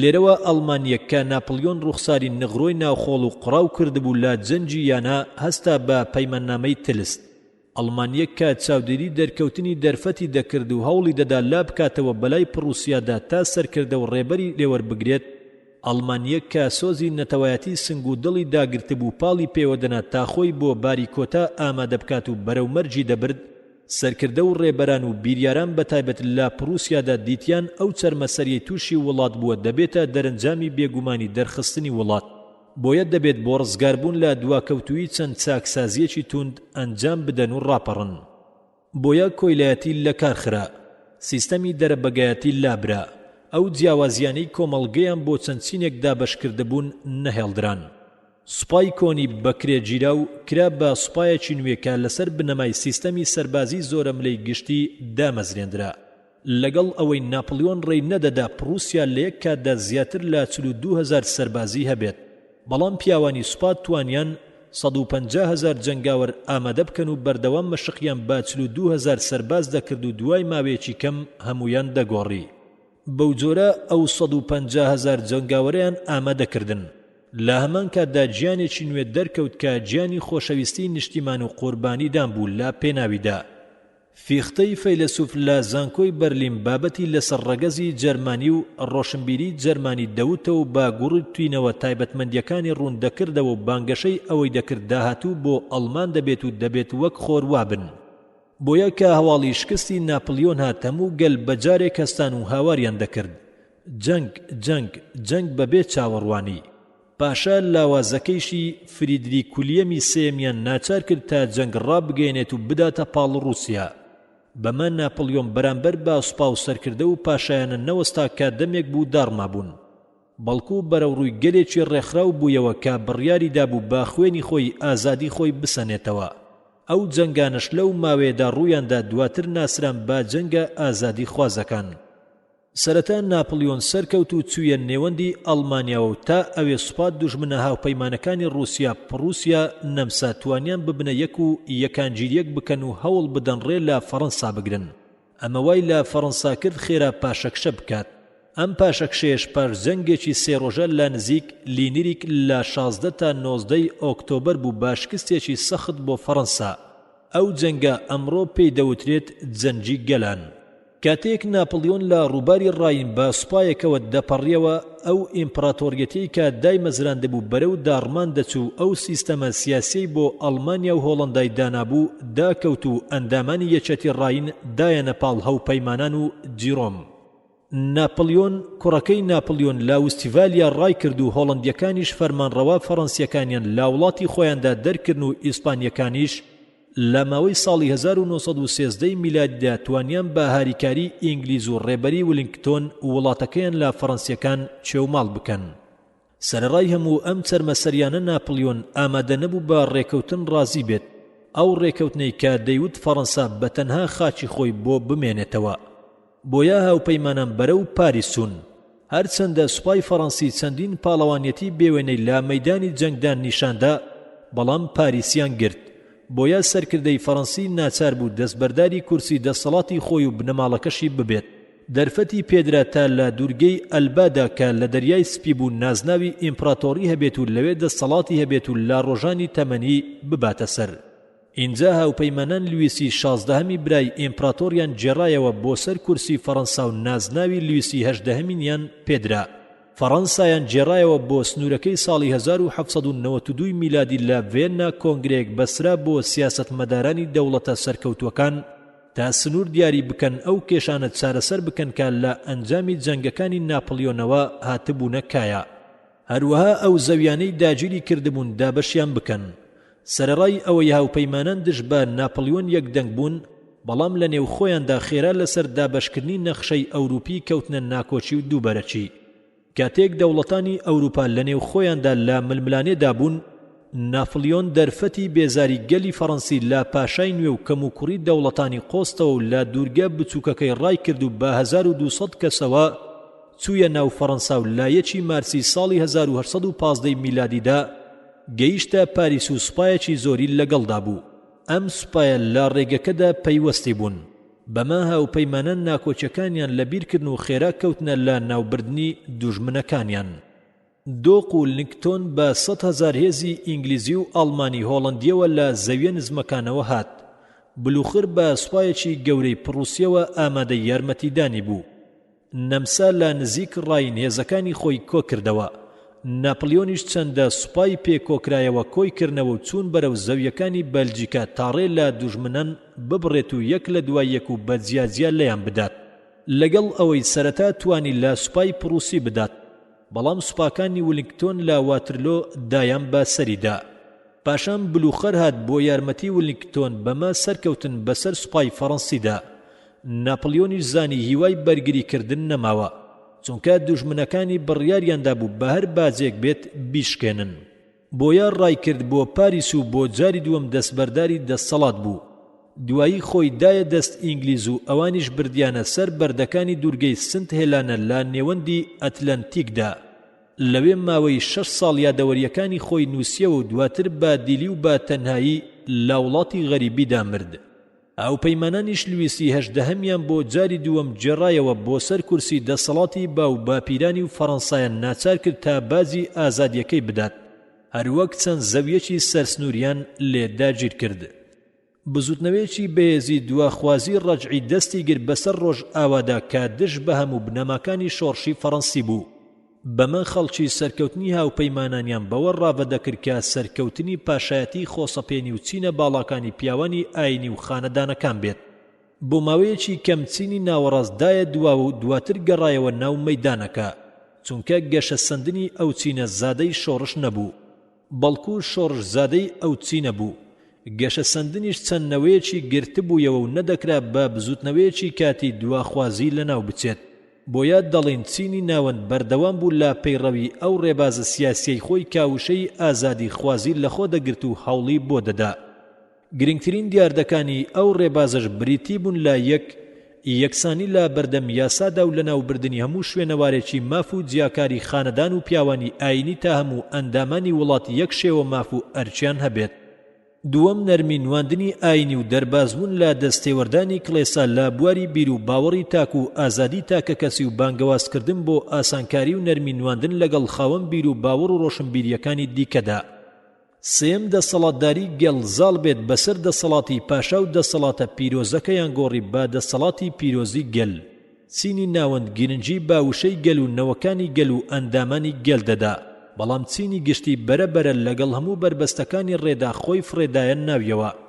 چوارەم نەتەوە گەرایی و تێکەڵکردنی هەموو چینەکانی گەل لە یەک گەل و دەستەدا کە پەیوەندی زمان و ڕەگەز و نەریت و میراتی مێژووی و هەستی گشتی یەکبوون کۆیان بکاتەوە بەبێ گوێدان بە چینێک یان جەستەیەک و جیاکردنەوەی لەوانی دیکە. خوێنەری بەڕێز ئەم تڕاکە بە کۆتا هات.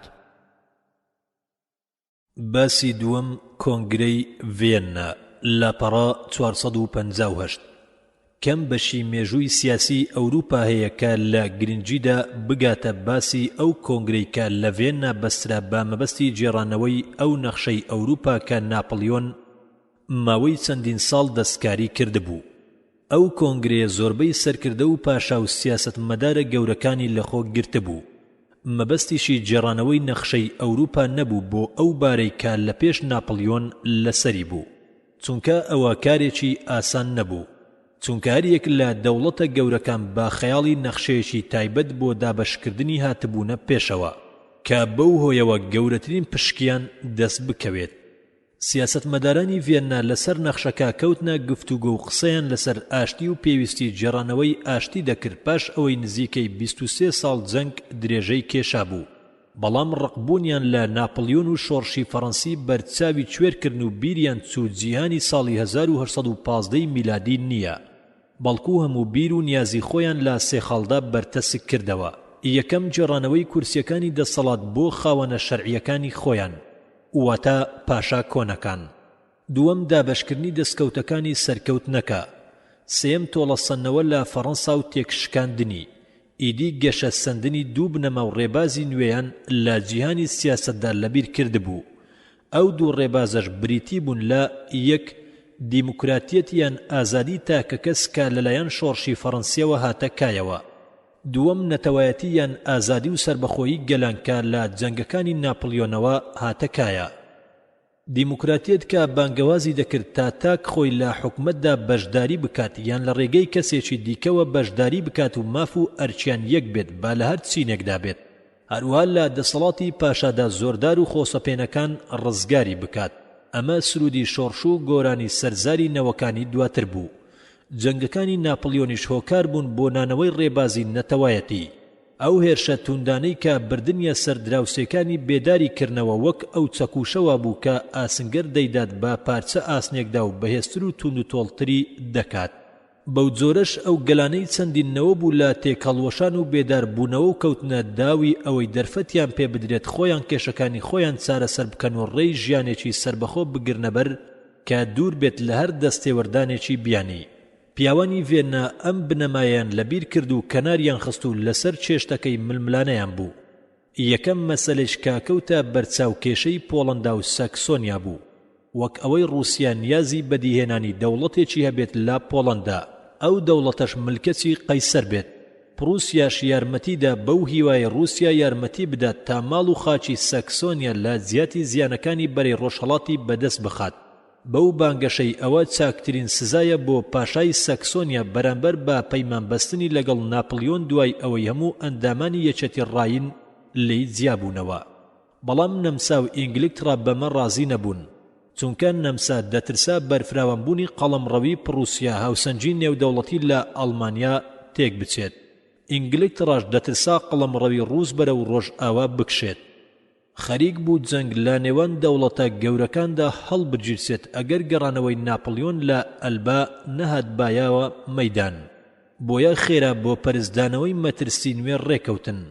تالیرانی نوێنەری لویسی هەژدەهەم لە کۆنگرەی ڤێننا سوودی لاوبارە وەرگرت و دەستی وەردایە بارەکە و دایە پاڵ ئینگلکترا و نەمسا و لە کارجەڕی کاروباری کۆنگرەکەدا و بەرزکردنەوەی پێگە و پایی فەڕەنسادا دەنجی هەبوو.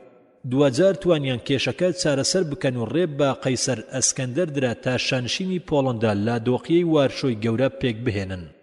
بەڵام پرووسیا تەنها نیوەی ساکسۆنیای بەدەستێنا و فریدریک و ویلیەمی سێم توانی هەندێ ناوچەی ڕۆژئاوای ڕاین بگرێتە خۆ.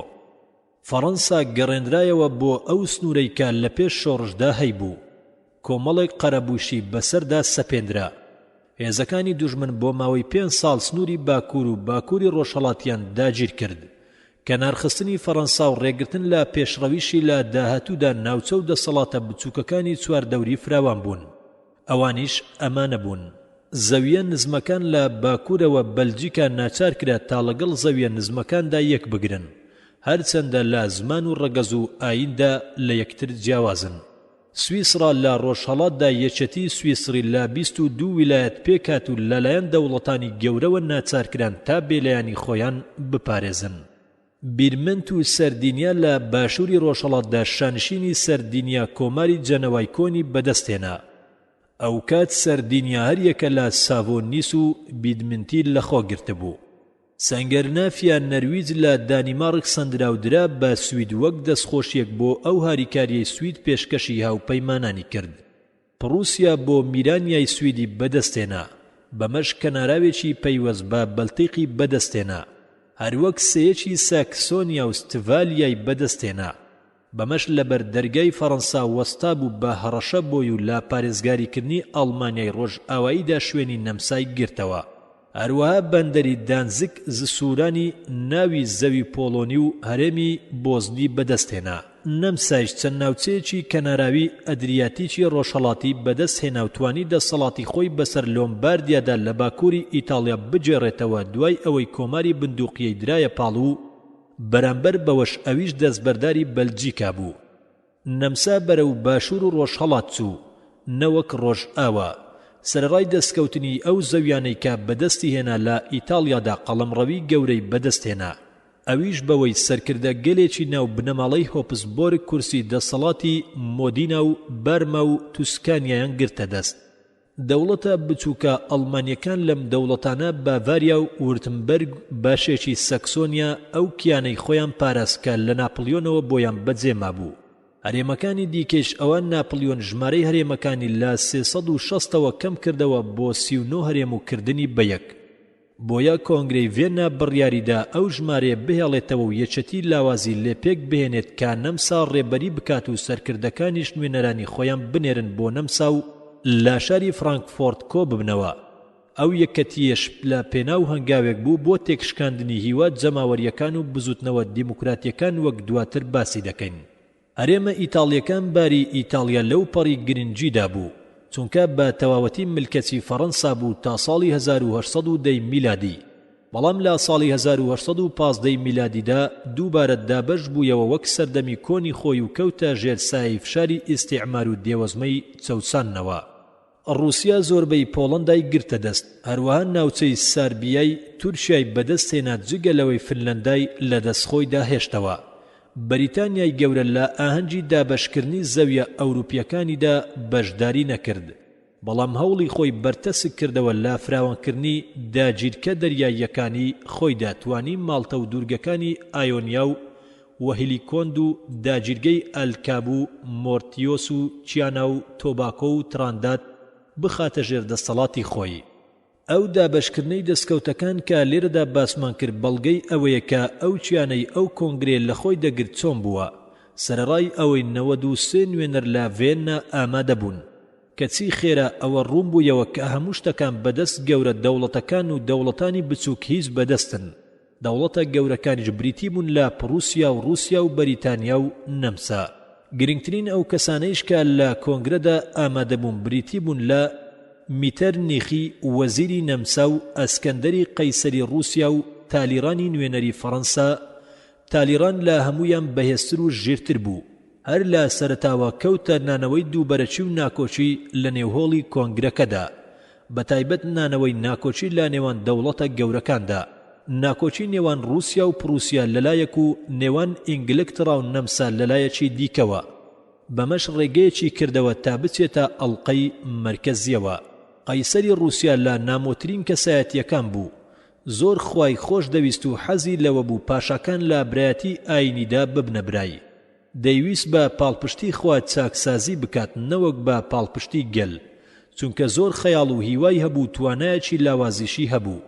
لە ڕاکانیدا زۆر ڕاڕا و پشێو بوو. لە ساڵی کۆنگرەکەدا پێشنیارێکی خستە ڕوو تا هاوپەیمانیتێکی پیرۆز بهێنن. پرووسیا و نەمساش ئیمزایان کرد. دواتر دەوڵەتانی دیکەش ئیمزایان کرد جگە لە تورکیا و ئینگلترا. ئەو هاوپەیمانیتە دەیوت هەموو پاشاکان برای ئاینی یەکدین. ئەرچی سەرشانیانە یەکدەست و تەباوهاریکاری یەکتر بن و با پێی ڕێنمایەکانی مەسیحیەت ئاشتی و ئاسایش بپارێزن. پێدەچێت لە نێو ئەو کەسانەدا کە ئەو بیرۆکەیان ئیمزا کردبوو کەسانێکە بن بڕوایان پێی نەبوو بێت و کەسیان گوڕ و تینیان بۆ ئەو شتە نەبوو بێت جگە لە خودی قەیسەر. میتەرنیخی وەزیری نەمسا بیرۆکەی هاوپەیمانی پیرۆز ئاسوودە بوو بە هەموو هێز و توانای خۆیەوە هانی دەدا. لەبەر ئەوە ناکە بڕوای با پیرۆزیەکەی هەبێت. بەڵکو پێی وابوو پێناوێکە بۆ تێکشکاندنی هەموو بزوتنەوەیەکی دیموکراتی یان نەتەوەی کە ئارامی ئەوروپا تێک بدات یان هەڕەشە لە پاشا خۆسەپێنەکانی بکات و لە ڕووی ئەو سیستەمەدا بوەستێت کە ڕەشنووسەکەی لە ڤێننادا ئامادەکرا بوو ئەوروپا بۆ ماوەی 30 ساڵ لەسەری ڕۆیشت. ئەو سیستەمەی بەو پێ بەهێزەکانی بەرزکردەوە و لاوازەکانی دەرکرد. ئیدی پشکی براوەیان بۆ خۆیان بردەوە دوای ئەوەی خۆیان بەشداریان لە یاریەکەدا نەکرد کەچی بوونە براوەی یاریەکە.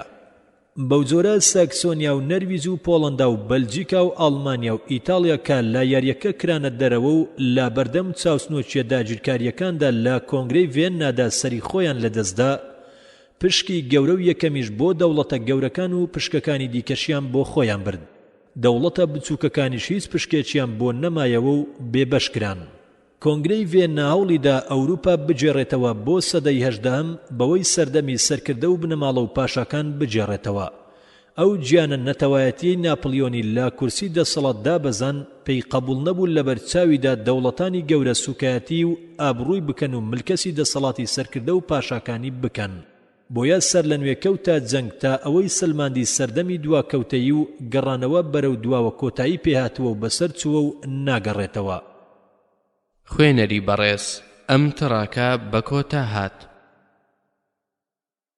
باسی سێیەم ئەوروپا دوای کۆنگرەی ڤێننا.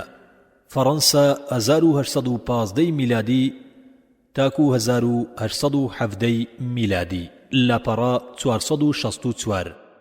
کاتێک سوپاکانی پرووسیا و نەمسا لا ساڵی 1794 میلادیدا ڕوویان کردە پاریس، گەلی فەڕەنسی جارێکی دی ڕاپەڕین تا بەرگری لا وڵات و شۆڕشیان بکەن. بەڵام پاش 20 ساڵ کاتێک هاوپەیمانان چوونە ناو پاریسەوە، گەل بڕوا و متمانەی بەوە هەبوو کە بنەما و ڕێبازی شۆڕش چەسپا و خراپەکانی سەردەمی کۆن ژێرگڵ نراون و هەرگیز ناگەڕێنەوە. پاشان فەڕەنسا شالویسی 16هەمی کوشت نەوەک پاشایەتی، بەڵکو بەردەوام هەواداریەکی دەرونی بۆ پاشایەتی هەبوو. تەنانەت کاتێک ناپلیۆن هات زۆر ئاسان و خێرا بوو، سیستەمی کۆماری گۆڕی بۆ پاشایەتی خۆسەپێنی. پاشای نوێش لویسی هەژدەهەم نەکەوتە خراپکردن یان بڵین دژایەتی ئەو سیستەمی کارگێڕیی کە ناپلیۆن داینابوو. هەروەک هەوڵی نەدا شوێنەوارەکانی شۆڕش لەناو ببات و بەڵێنی بەگەل بەخشی، بەڵکو دەستورێکی بۆ دانان کە دوای گۆڕانکاریەکی سادە تا ساڵی 1848 میلادی بەردەوام بوو. لویس زۆربەی سەردەمی دەسەڵاتی خۆی بە مامناوەندی و لەسەرخۆی بردەسەر، بەڵام دوجار لەژێر کاریگەری حیزبی تونڕەوی پاشایەتیدا کەوت، چونکە ئەو حیزبە دەیویست سیستەمی کۆن بجێڕێتەوە. ئەو سەردەمە ئەنجامە چەسپاوەکانی شۆڕشمان پێدەبەخشێت و جیاوازی گەورەی نێوان سەردەمی لویسی 16هەم و سەردەمی لویسی 18هەممان پێنیشان دەدات، بەڵکو هاواری ئەوەی دەکرد هەموو فەڕەنسیەکان لە بەردەم یاسادا یەکسان و هەمویان مافیان هەیە لە گرتنەدەستی پیشەسازی و مڵکایەتیانی دەوڵەتدا بەبێ هیچ جیاکاریەک. زامنی ئازادی ئاینی دەکات و لەسەر هەموو هاوڵاتیانە بە هەموو چینەکانەوە بەپێی ڕێژەی سامانیان باج بدەن. بە کورتی هەموو ئەو چاکسازیەک گرنگانە باز دەکات لە باسی مافەکانی مرۆڤدا هاتوون. هێزی یاسادانانیش بەدەست پاشا و پەرلەمانە. ئەو پەرلەمانەی کە پێک هاتبوو لە ئەنجومەنی پیران و ئەنجومەنی نوێنەران کە لەلایەن گەلەوە هەڵبژێردران. ئەنجومەنی نوێنەران بۆی هەبوو وەزیرەکانی پاشا دادگایی بکات. لەگەڵ هەموو ئەم دەقانەدا ئەو خانەدانەی لە کۆچ و ڕەو و ئاواریەوە گەڕابوونەوە با ڕێبەری کۆنت ئەرتوای برای پاشا هاتنەوە وڵات و پیاوانی ئاینیش بە بزوتنەوەیەکی بەهێزی دواخوازی یارمەتیان دەدان. ئەمانە توانیان پەرلەمان وا لێ بکەن چەند بڕیارێکی ورژێنەر بدات و ئەو بڕیارانەش با دیدێکی خراپ وەسف بکرێن. هەروەک توانیان لویسی هەژدەهەم وا لێ بکەن دەستی یارمەتی بۆ چەند سەرکردەیەکی دواخوازی ناو ئەوروپا درێژ بکات تا بزوتنەوە شۆڕژێڕیەکانی ناو ئیسپانیا و ئیتالیا لەناو ببەن. لویسی هەژدەهەم لە ساڵی 1824 میلادیدا مرد و شارلی دێم هاتە شوێنی. شارل کۆنت ئەرتووا و برای لویس و ڕێبەری داخوازەکان بوو، بۆیە سیاسەتی بە ئاقاری دواخوازیدا برد. دەقێکی دەرکرد بەو پێیە پشکێکی زۆری پارەی بە خانەدانەکان دەبەخشی لە زیاتی ئەو زیانەی لا کاتی شۆڕشدا لەیان کەوتبوو. هەروەک چەند ویستێکی مڵکداری بۆ چاودێری توندی ڕۆژنامەکان و دەرچوون. هەروەها مافی هەڵبژارنەکان بۆ چینێکی بچووکی دەوڵەمەندان سنووردار کرا و دەرچوونی یاساکانیش تەنها لە دەستی پاشادا بەرتەسکرایەوە و جگە لەو کەس بۆی نەبوو یاسا دەربکات. هەموو ئەم کارە سەپێنانە هۆکار بوون تا شارل لە ساڵی 1830 میلادیدا کورسی دەسەڵاتەکەی لەدەست بدات. ئەمەش بەهۆی شۆڕشێکەوە کە ئاگرەکەی لە پاریس هەڵگیسا. پاشان گەل لویس فیلیپی نەوەیەکی هینری چوارەمیان لاوچەی ئۆرلیانز لە بنەماڵەی بۆربۆن هەڵبژارد تا کورسی دەسەڵات وەربگرێت. بەمە لویس فیلیپ باویستی گەل دەسەڵاتی فەڕەنسیەکانی گرتە دەست. پێشتر بینیمان چۆن شۆڕشی تەمموزی ساڵی 1930 میلادی شارلی دێمی لا کورسی دەسەڵات دوور خستەوە و لا جیاتیدا لویس فیلیپی دانا. پاشای نوێ سۆزی زۆری بۆچینی ناوەندە بوو. تێکەڵیان دەبوو پاڵپشتی دەکردن و خۆشی دەویستن و لاگەڵیاندا دەژیا و هەر داوێکی دەنایەوە تا تێکەڵ و یەک دەستە پێکەوە هەنگاو بنێن. ئیدی دۆست و دژمن پێیان دەوت پاشای چینی ناوەند. ئەو چینەش لە نێو خەڵکدا کەمی نەبوون. لەو کاتەوەی دەسەڵاتی وەرگر ڕووی کردە دەسەڵاتەکەی چونکە پاشا شەرعیەکان دژایەتیان دەکرد تا دەسەڵاتی دواخوازی بجێڕنەوە. کۆماریەکانیش هەر لە سەرەتاوە بە ڕێبەری چەند سەرکردەیەکی تونکە سروشتی کۆماریان لە بنەماکانی شۆڕشەوە وەردەگرت دژایەتیان دەکرد و خەڵکیش بە گشتی بە دوایاندا دەچوونە مەیدانەکانی سەرکەشی و یاخی بوونەوە. ئەمەش زیاتر لە ساڵانی 1832 میلادی تاکو 1834 میلادیدا بوو. حکومەتیش نغڕۆی ناو خوێناوی کردن. چەند بڕیارێکی تون دەرچوون بەرامبەر باڕوودانی هەر بزوتنەوەیەکی کۆماری و باتاوانی گەورە ئەژمار دەکرا و ڕۆژنامەوانیش خرایە ژێر چاودێریەکی توندەوە. ئەم چینە لە ناوخۆیدا دابەش بوو. دەستەیەکیان بڕوایان وابوو فەڕەنسا گەیشتۆتە ئەو چاکسازیەی کە ئاواتی پێدەخواست. بۆیە دەبێت پارێزگاری لێ بکرێت و دەستکاری بارەکان نەکرێت و واز لە گۆڕان بهێنین.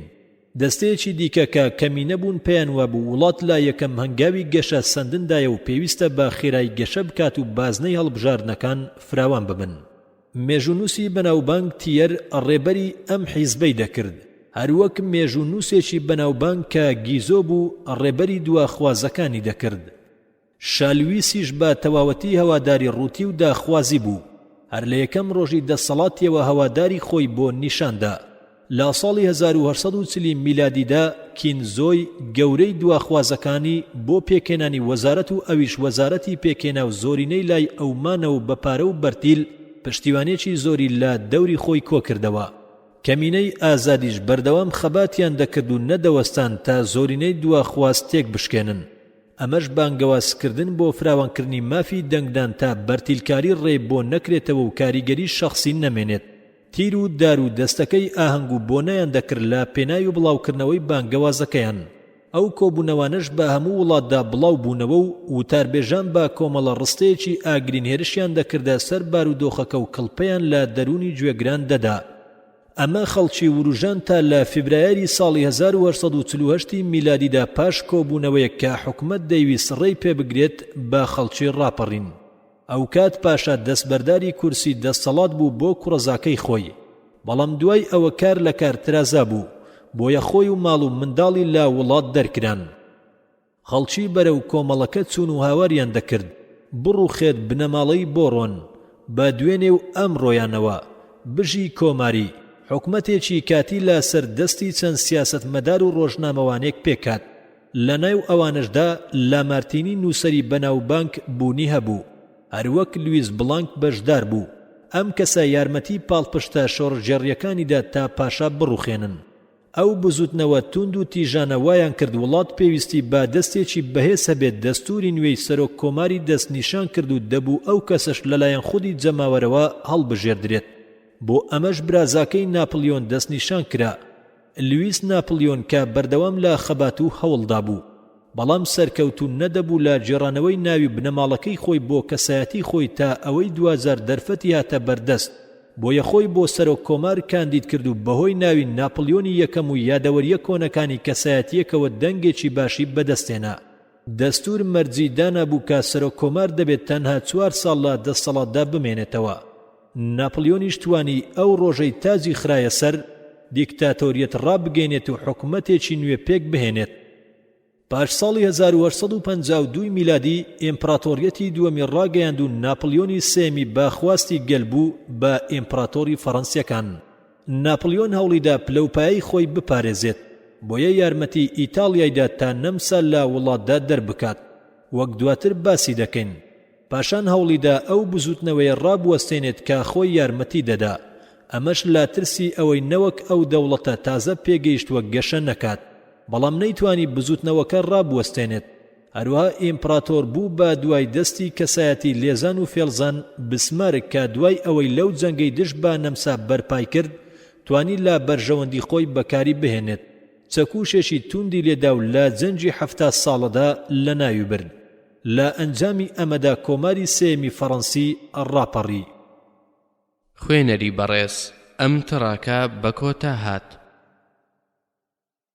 نەمسا لە ساڵی 1815 میلادی تاکو 1914 میلادی لاپەڕا 469 میتەرنیخی دوژمنی دیموکراتی و دەسەڵاتی دەستوری بەردەوەم بە هەموو هێزی خۆیەوە دژایەتی بزوتنەوەکانی ئازادی خوازانی نەتەوەیی و دیموکراتی ناو وڵاتانی ئەوروپای دەکرد.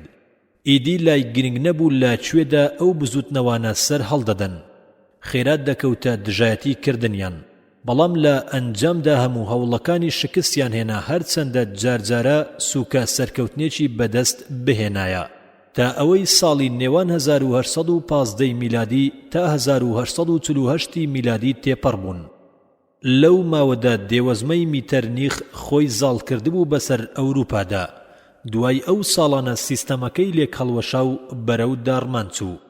کاتێک هەواڵی شۆڕشی فەڕەنسیەکانی ساڵی 1848 میلادی 20 وتی و ئەوروپا جارێکی دیمەنی ساڵی 1793 میلادی دەبینێتەوە، بەڵام لە ڕاکەیدا هەڵەی کرد چونکە فەڕەنسا ئیدی پێویستی بەوە نەبوو بە هێزی جەنگەوە لە ساڵی 1793 میلادی بیرروڕای خۆی ئازادی بڵاو بکاتەوە، چونکە 6 ساڵ بەسەر ئەوروپادا تێپەڕی بوو. لەو ماوێدا ئەوروپا مەیدانی بزوتنەوە چاکسازیەکان و بڵاوبوونەوەی بیرروڕا ئازادەکان بوو تا ئەوەی ساڵی 1848 هات.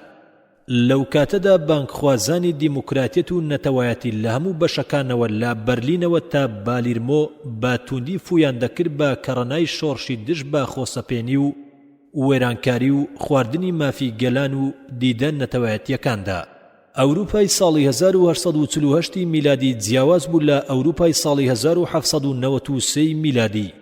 کاتێکیش لویس فیلیپ لە ساڵی 1848 میلادی لە کورسی دەسەڵاتەکەی دابەزێنرا، هانی دوژمنانی میتەرنیخیدا لە ئیتالیا و نەمسا و ئاڵمانیادا. ئەو دوژمنانە هەوڵیان دەدا بە جۆرێک سیستەمی میتەرنیخ بخەن کە ڕاستبوونەوە و سەرپێکەوتنەوەی بۆ نەبێت، چونکە نەمسا لە ڕووخانی ناپلیۆنی یەکەمەوە بوو بە ڕێبەری بزوتنەوەی دواخوازی ناو ئەوروپای ناوەڕاست و شوورەیەکی باڵا لە ڕووی یەکێتی ئیتالیا و ئاڵمانیادا. دەستگرتنیشی بەسەر بندوقیە و لۆمباردیادا کاروباری ناو ئیتالیای دایە دەست. هەروەک بەهۆی ڕێبەری یەکێتی ئەڵمانیاوە دەستی ئەو یەکێتیەی گۆچ کرد و پرووسیای کەنار خست، بۆیە نامۆنیە کە نەمسا بە هەموو هێزێکیەوە دژ بە بیری نەتەوەیی بجەنجێت، چونکە ئەو هەموو هەرێمەی ژێردەسەڵاتی خێزانی هۆپسبۆرگ تێکەڵی بیری نەتەوەی و خواست و هیوای سەقلبەکان و ئیتالیەکان و ئەڵمان و مەجەڕەکان بوو. هەر کامیان دەیانویست سەربەخۆی وەربگرن و لەو پێناوەشدا هەوڵیان دەدا و دواتریش ئامادە بوون لەو پێناوەدا بجەنگن، بەڵام واتە تێکشکاندنی ئەو ئیمپراتۆریەتە بەرز و بڵندەی کە بنەماڵەی هۆپسبۆرگ دایان مەزراندەبوو. میتەرنیخ هەوڵیدا بە ناوی دواخوازی و مافی شەرعی پاشایانی شەرعیەوە پارێزگاری لێ بکات. لە ساڵی 1848 میلادیدا جەماوەر لە ڤێننا لە دژی حکومەتی دواخوازی ڕاپەڕین. ناچار میتەرنیخ ڕای کرد و ئەو نەخشانەی داینابوون بۆ بەرگریکاری چاکسازی و نوێگەرایی یەک لە دوای یەک لەناو دەچوون. مانگ تەواو نەبوو تا ئیمپراتۆری لاوازڕێیدا بە بوهیمیا و مەجەر تا دەستور بۆ خۆیان دابنێن، دەستورێک کە زامنی هەموو هیواکانی ئازادی خوازان بێت، وەک یەکسانی نێوان چینەکان لە باج و ئازادی بیر و باوەڕی ئاینی و هەتا دوایی. ئەم دوانە مەرزیاندانە تا هەر یەکەیان پارلەمانیان هەبێت و ساڵانە کۆب بێتەوە. هەرێمە نەمساویەکانیش هەمان ئەو بەڵێنەیان پێدان، بەڵام هەر یەک لەوانە حەزی زیابوونەوە لە فەرمانڕەوای نەمساویان نیشان نەدا. پاش شکستی میتەرنیخ سەرمەسەری یەک لە دوای یەک ڕوویان کردە نەمسا و بە سەریدا زاڵ دەبوون. لە بەردەم ئیتاڵیادا سەری دانوان کاتێک هەستا بە پێکێنانی یەکبوونی نەتەوەی خۆی. لەو جەنگەشدا کە بسمارک لە ڕوویدا بەرپای کرد بۆ بەهێزکردنی یەکێتی ئاڵمانی لە بەردەم ئەڵمانیاشدا سەری دانواند.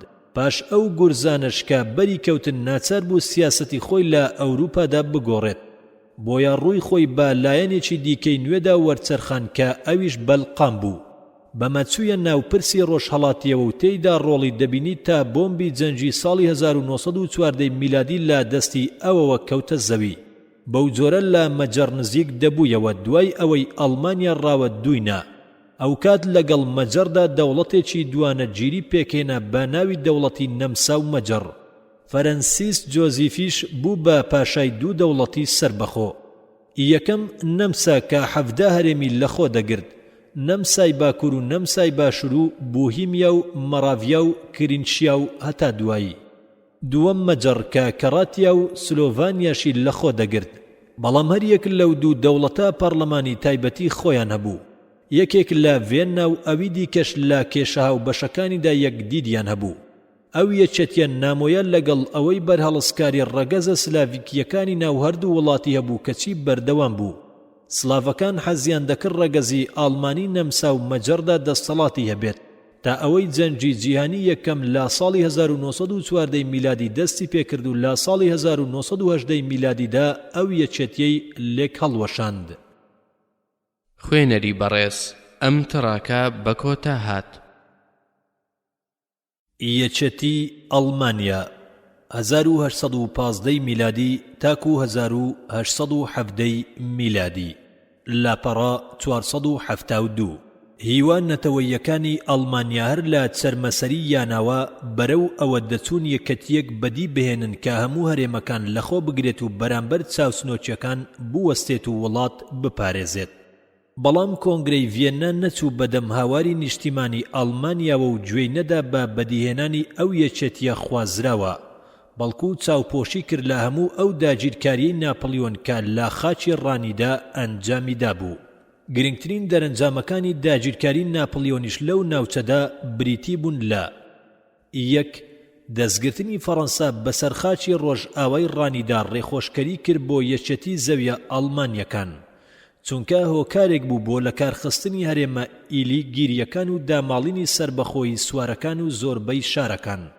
لەو سەدان هەرێمە بچووکەی کە ئێمپراتۆریەتی ڕۆمانی پیرۆزیان پێک دەهێنا لەو ڕۆژەی کۆنگرەی ڤێننا چاوی خشان بە پێکێنانی یەکەتیەکەی پێی سپێردرا تەنها 38 هەرێممانەوە لە نێوانیشاندا 4 شار هەبوون دووەم پڕوسیا بە شێوەیەکی بەرچاو پێشڕەوی کرد و هەنگاو لە دوای هەنگاو بەرەو گەورەی و شکۆداری و پێشڕەوی دەچوو دەستگرتنیشی بەسەر بەشێکی ساکسۆنیا لە نێوەندی ئاڵمانیادا وای کرد لە وڵاتدا پێگەیەکی باڵای هەبێت هەروەک دەستگرتنی بەسەر هەرێمی ڕایندا گرنگێکی زۆر گەورەی هەبوو وەک دواتر ئەمە ڕوون دەکەینەوە ئەو چاکسازیە گەورانەی ستینی وەزیری پێیان هەستا و دوای ئەویش هەردن نەبرگی جێگری لە دوای جەنگیانە ئەنجامیدان زۆر لە دەستکەوتی ئەو چاکسازیانە زیاتر بوون کە کۆمەڵەی جەماوەری فەڕەنسا بەدەستی هێنان نەهێشتنی جیاوازیە کۆمەڵایەتیەکان و سیستەمی کۆیلایەتی لا وڵاتدا ڕێی با وڵاتدا تا پێشڕەوی ئابووری بکات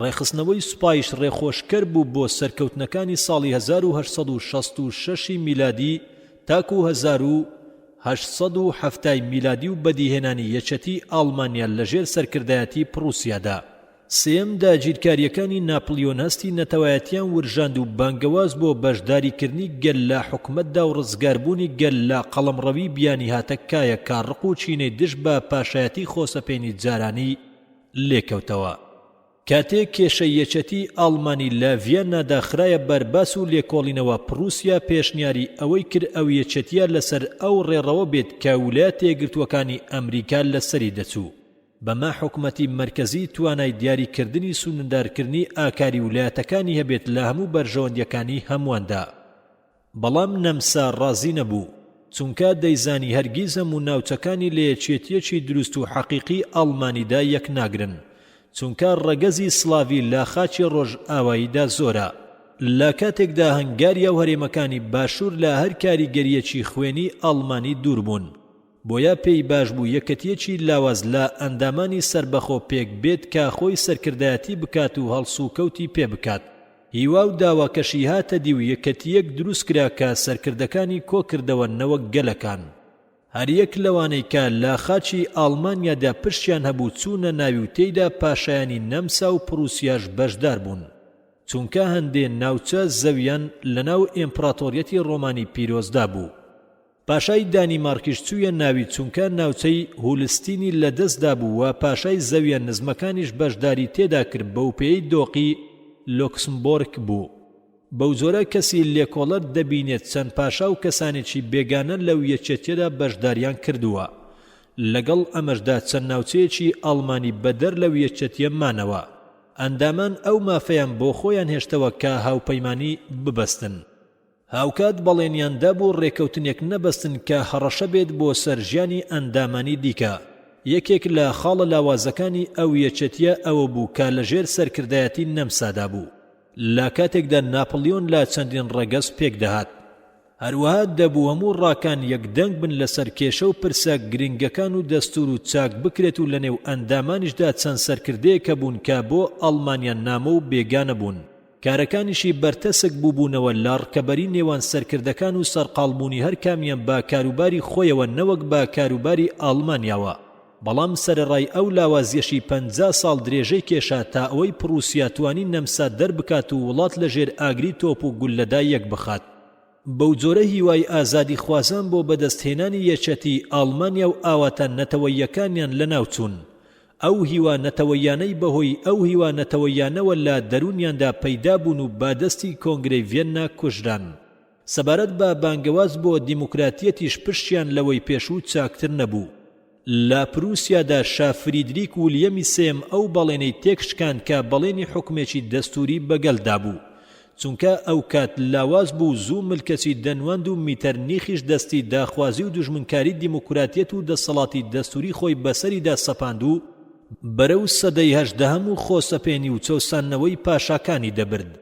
کاتێک خوێندکاران دایانە پاڵ ئەو بزوتنەوە تونند و تیژانەی کە ئازادی خوازان دژ بە دەسەڵاتی دواخوازی ئەنجامیان دەدا و چەند کۆمەڵەیەکی سیاسیان پێک دەهێنا، میتەرنیخ دەرفەتی قۆستەوە تا زیانەکانی دەرەنجامی ئازادی گفتار و نووسین بخاتە بەرچاو.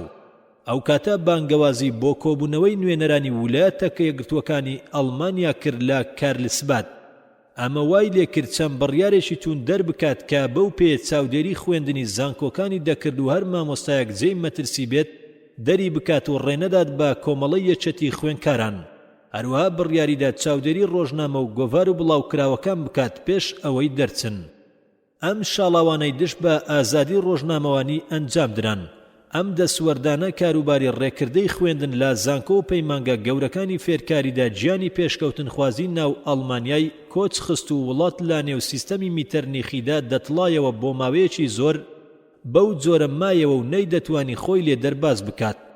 ئەڵمانیای باشووریش سەرڕای ئەمە چەند هەنگاوێکی بەرفراوانی نادجا لە ساڵی 1880 میلادیدا پاشای باڤاریا دەستورێکی بۆ گەلەکەی دانا کە بەو پێیە مافەکانی گەل دیاری کرد و ڕێی بەگەلدا تا لە دەسەڵاتدا لە ڕێگەی پەرلەمانێکەوە بەشداری بکات کە خودی گەل ئەو پەرلەمانەی هەڵبژێرێ.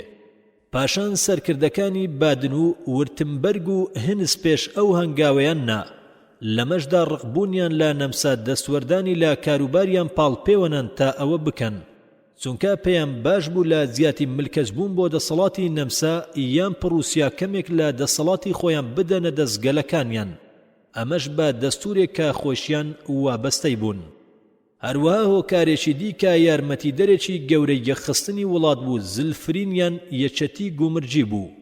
بربەستە گومرجەکان لە پێشتردا ڕێیان نەدەدا بە بازرگانی نێوان بەشەکانی تا بە ئاسانی کاری بازرگانی ئەنجام بدەن. بەڵام پرووسیا کەوتە تێکشکاندنی ئەو بربەستانە و لە کارخستنی هەر باجێکە لەسەر شتەکانی نێوان هەرێمێک و هەرێمەکەی دی دادەنرا. گرنگترین ڕێخۆشکەریش یەکێتی سیاسی بوو.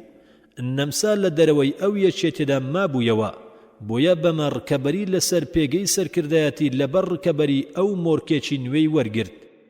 نیشتیمان پەروەرانی ئاڵمانیا دەرفەتی تەنگەشەی ناوخۆی ساڵی 1848 میلادی ناو نەمسا و کەوتنی میتەرنیخ و دژایەتی ئیتاڵیا لە ڕوویدا قۆستەوە و شۆڕشیان ڕاگەیاند و بڕیاریاندا ئەو یەکێتیە خوازیە بەدی بهێنن.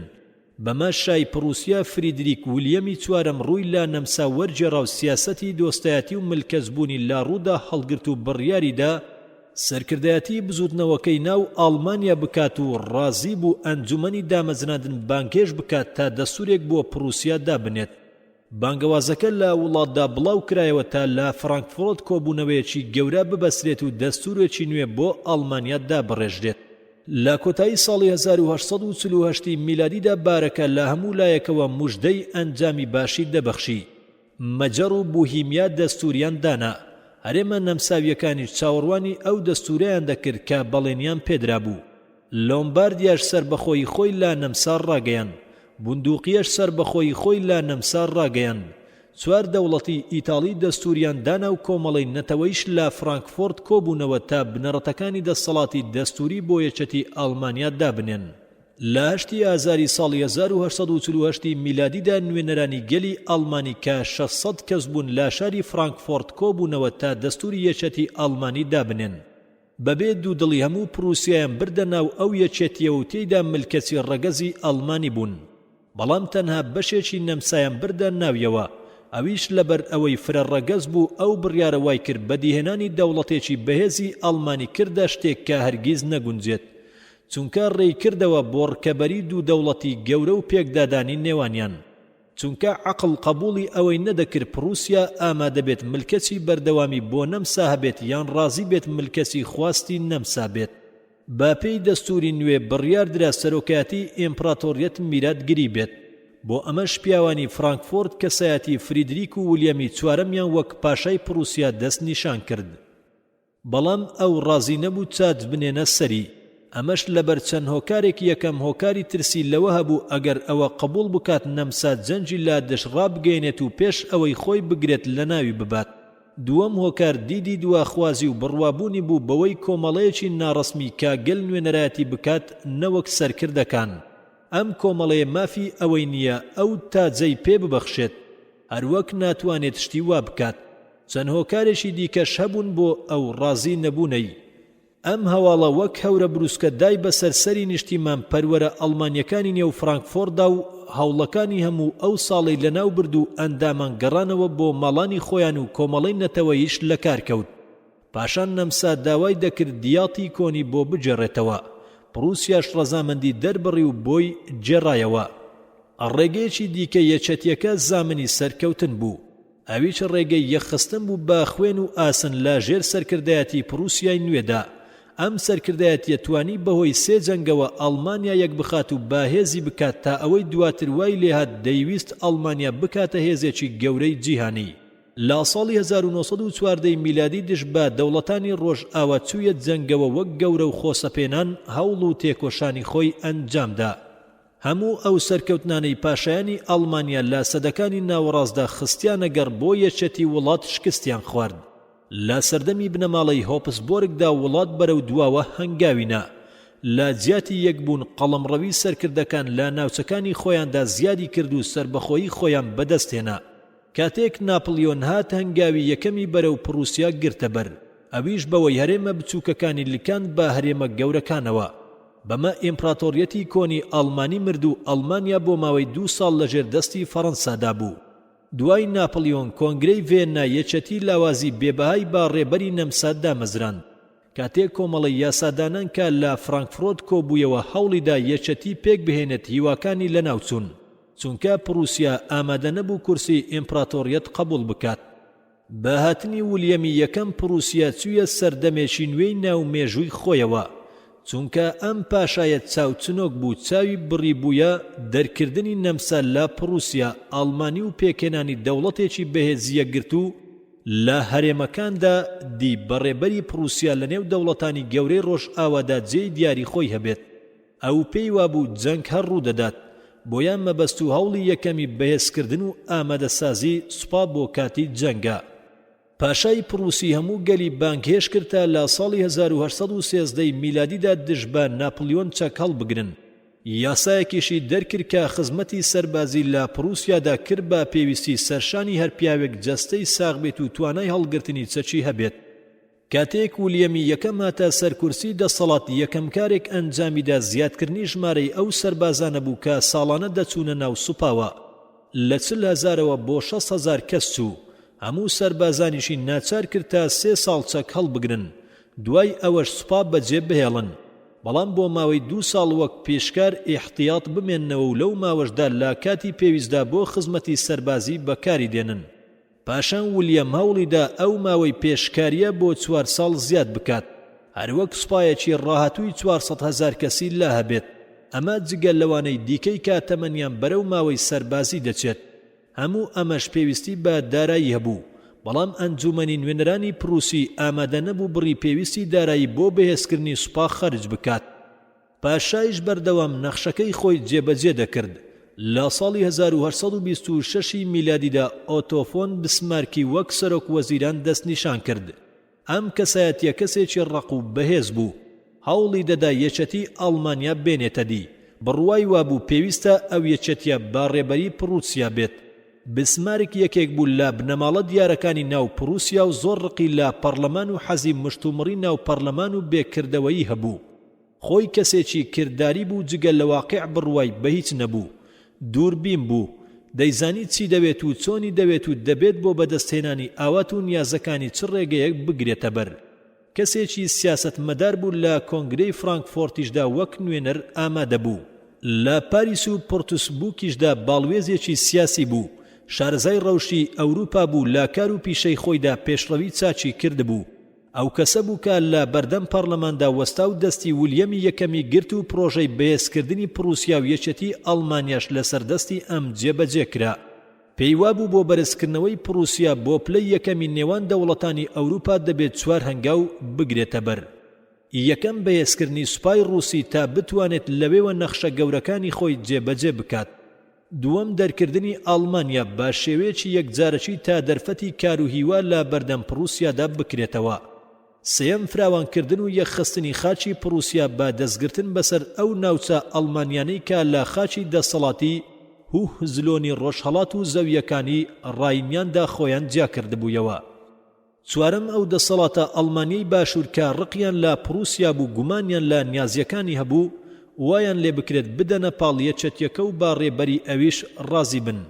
بسمارک چوو بۆ ئەنجومەن و داوای دارایی پێویستی بۆ سوپا کرد. ئەم داخوازیەشی بە ئاوازە نەرمەکەی خۆی خستە ڕوو تا ئەوەی ئەندامان لە رووسیادا هەستان و وتاری بڕق و باقیان پێشکەش دەکرد.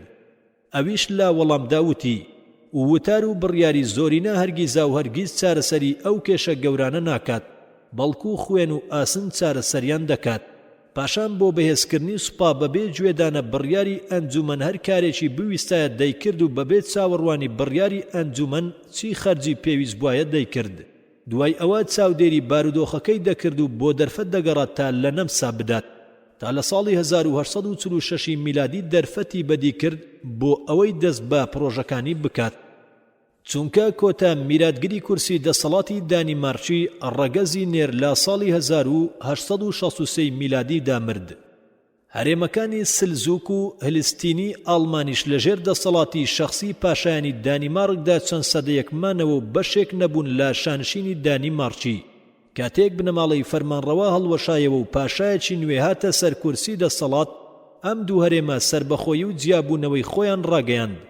لەمەشدا ئەو هەستە نەتەوەیە پاڵی پێوە دەنان کە لەو ماوەیەدا ئەوروپای گرتبوویەوە. پاشای دانیمارکیش لە ئەنجامی گرتنە دەستی کورسی دەسەڵاتدا پەیوەستبوونی ئەو دوو هەرێمەی بە دەسەڵاتەکەی خۆی ڕاگەیاند. ئەمەش دەرچوونێکی ئاشکرا بوو لە بەرامبەر پرۆتۆکۆڵی لەندەن. ئەو پرۆتۆکۆڵەی کە دەیوت دەبێت ئەو دوو هەرێمە بە سربەخۆی خۆیانەوە بمێننەوە. کەسایەتی لێزانی پرووسی ئەم پرسەی کردە مەیدانێک بۆ جێبەجێکردنی نەخشەی خۆی بۆ دژایەتیکردنی نەمسا. بۆیە لە سەرەتاوە بەرەو لای خۆی ڕایکێشا و ڕازی کردتا لە ناردنی هەڕەشە بۆ دانیمارکدا هاوبەشی لەگەڵدا بکات و تێیدا داوا بکەن نەمسا لەو بڕیارەی پاشگەز بێتەوە کە دەری کردبوو بۆ لکاندنی ئەو دوو هەرێمە بە دەسەڵاتی خۆیەوە. کاتێک پاشای دانیمارک بەرپەرچی دایەوە، بەرلین و ڤێننا جەنجیان لە دژڕاگەیاند و سوپاکانیان چوونە ناو هەرێمەکە و پاش چەند جەنگێکی قورس و تون دانیمارکیان ناچار کرد لە بەردەمیاندا ملکەز بکات و ئەو دوو هەرێمەیان بداتە دەست. ئەو کات بسمارک کەوتە ڕێخۆشکەری بۆ جەنجی دژ بە نەمسا. بۆیە لە گەڵیدا ڕێککەوتا پێکەوە ئەو دوو هەرێمە ببەن بەڕێوە و کارجێڕی و دەسەڵاتی شلزویک بەدەست پرووسیا و هەلستین بەدەست نەمسا بێت. بەڵام لە ڕاستیدا هەوڵی بۆ ئەوە بوو کێشە بۆ داهاتووی نێوان ئەم دوو هاوپەیمانە بنێتەوە تا جەنگ ڕابگێنن. بسمارک لایەنی لاوازی نەمسا دەزانێ و دەیزانی سوپای دووچاری چه هەڵوەشانێک بووە و خەزێنەی چەندە لاواز بووە بەوەی ئەو جەنگانەی لەگەڵ ئیتاڵیا ئەنجامیدا بوو. پێشەر شتێک هەوڵیدا لە دەوڵەتە دراوسێکانی داببڕێت، بۆ ئەمەش لە فەڕەنسا دەستی پێکرد. ناپلیۆنی سێم ئەو کات کورسی دەسەڵاتی فەڕەنسای بەدەست بوو. بسمارک داوای لێکرد تا بێلایەن بێت لە بەرامبەر ئەوەدا هەندێ ناوچەی سەرسنووری ڕاینی پێدەبەخشێت، ئیدی لە بەلجیکادا بێت یان لە کسمبرگدا بێت. ئێمپراتۆری سادە و کەمفامیش یەکسەر ڕازی بوو، پێی وابوو ئەو جەنگە زۆر دەخایەنێت و دەتوانێت دەستی تێوەربدات و پشتی دادوەری دەبێت بۆ چارەسەری ناکۆچیەکە. هەروەک بڕوای وابوو ئەگەر یارمەتی ئازادی خوازانی ئیتاڵیا بدات ئەوە خۆشەویستی ئازادی خوازانی وڵاتی خۆی بۆ لای ڕادەکێشێت و دەسەڵاتی دەچەسپێت.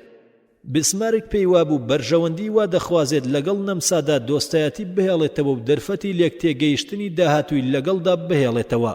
بۆیە داوای هیچ زەویەکی لێ نەکرد جگە لە هولستین، هیچ قەرەبوویەکی قورسی جەنگیشی لەسەر دانەنا، چونکە پێی وابوو پێویستە خەنجەرەکە بکرێت بە جەستەیدا و برینێکی توش بکات کاوای لێ بکات خۆی فڕێ بداتە کۆشی فەڕەنساوە.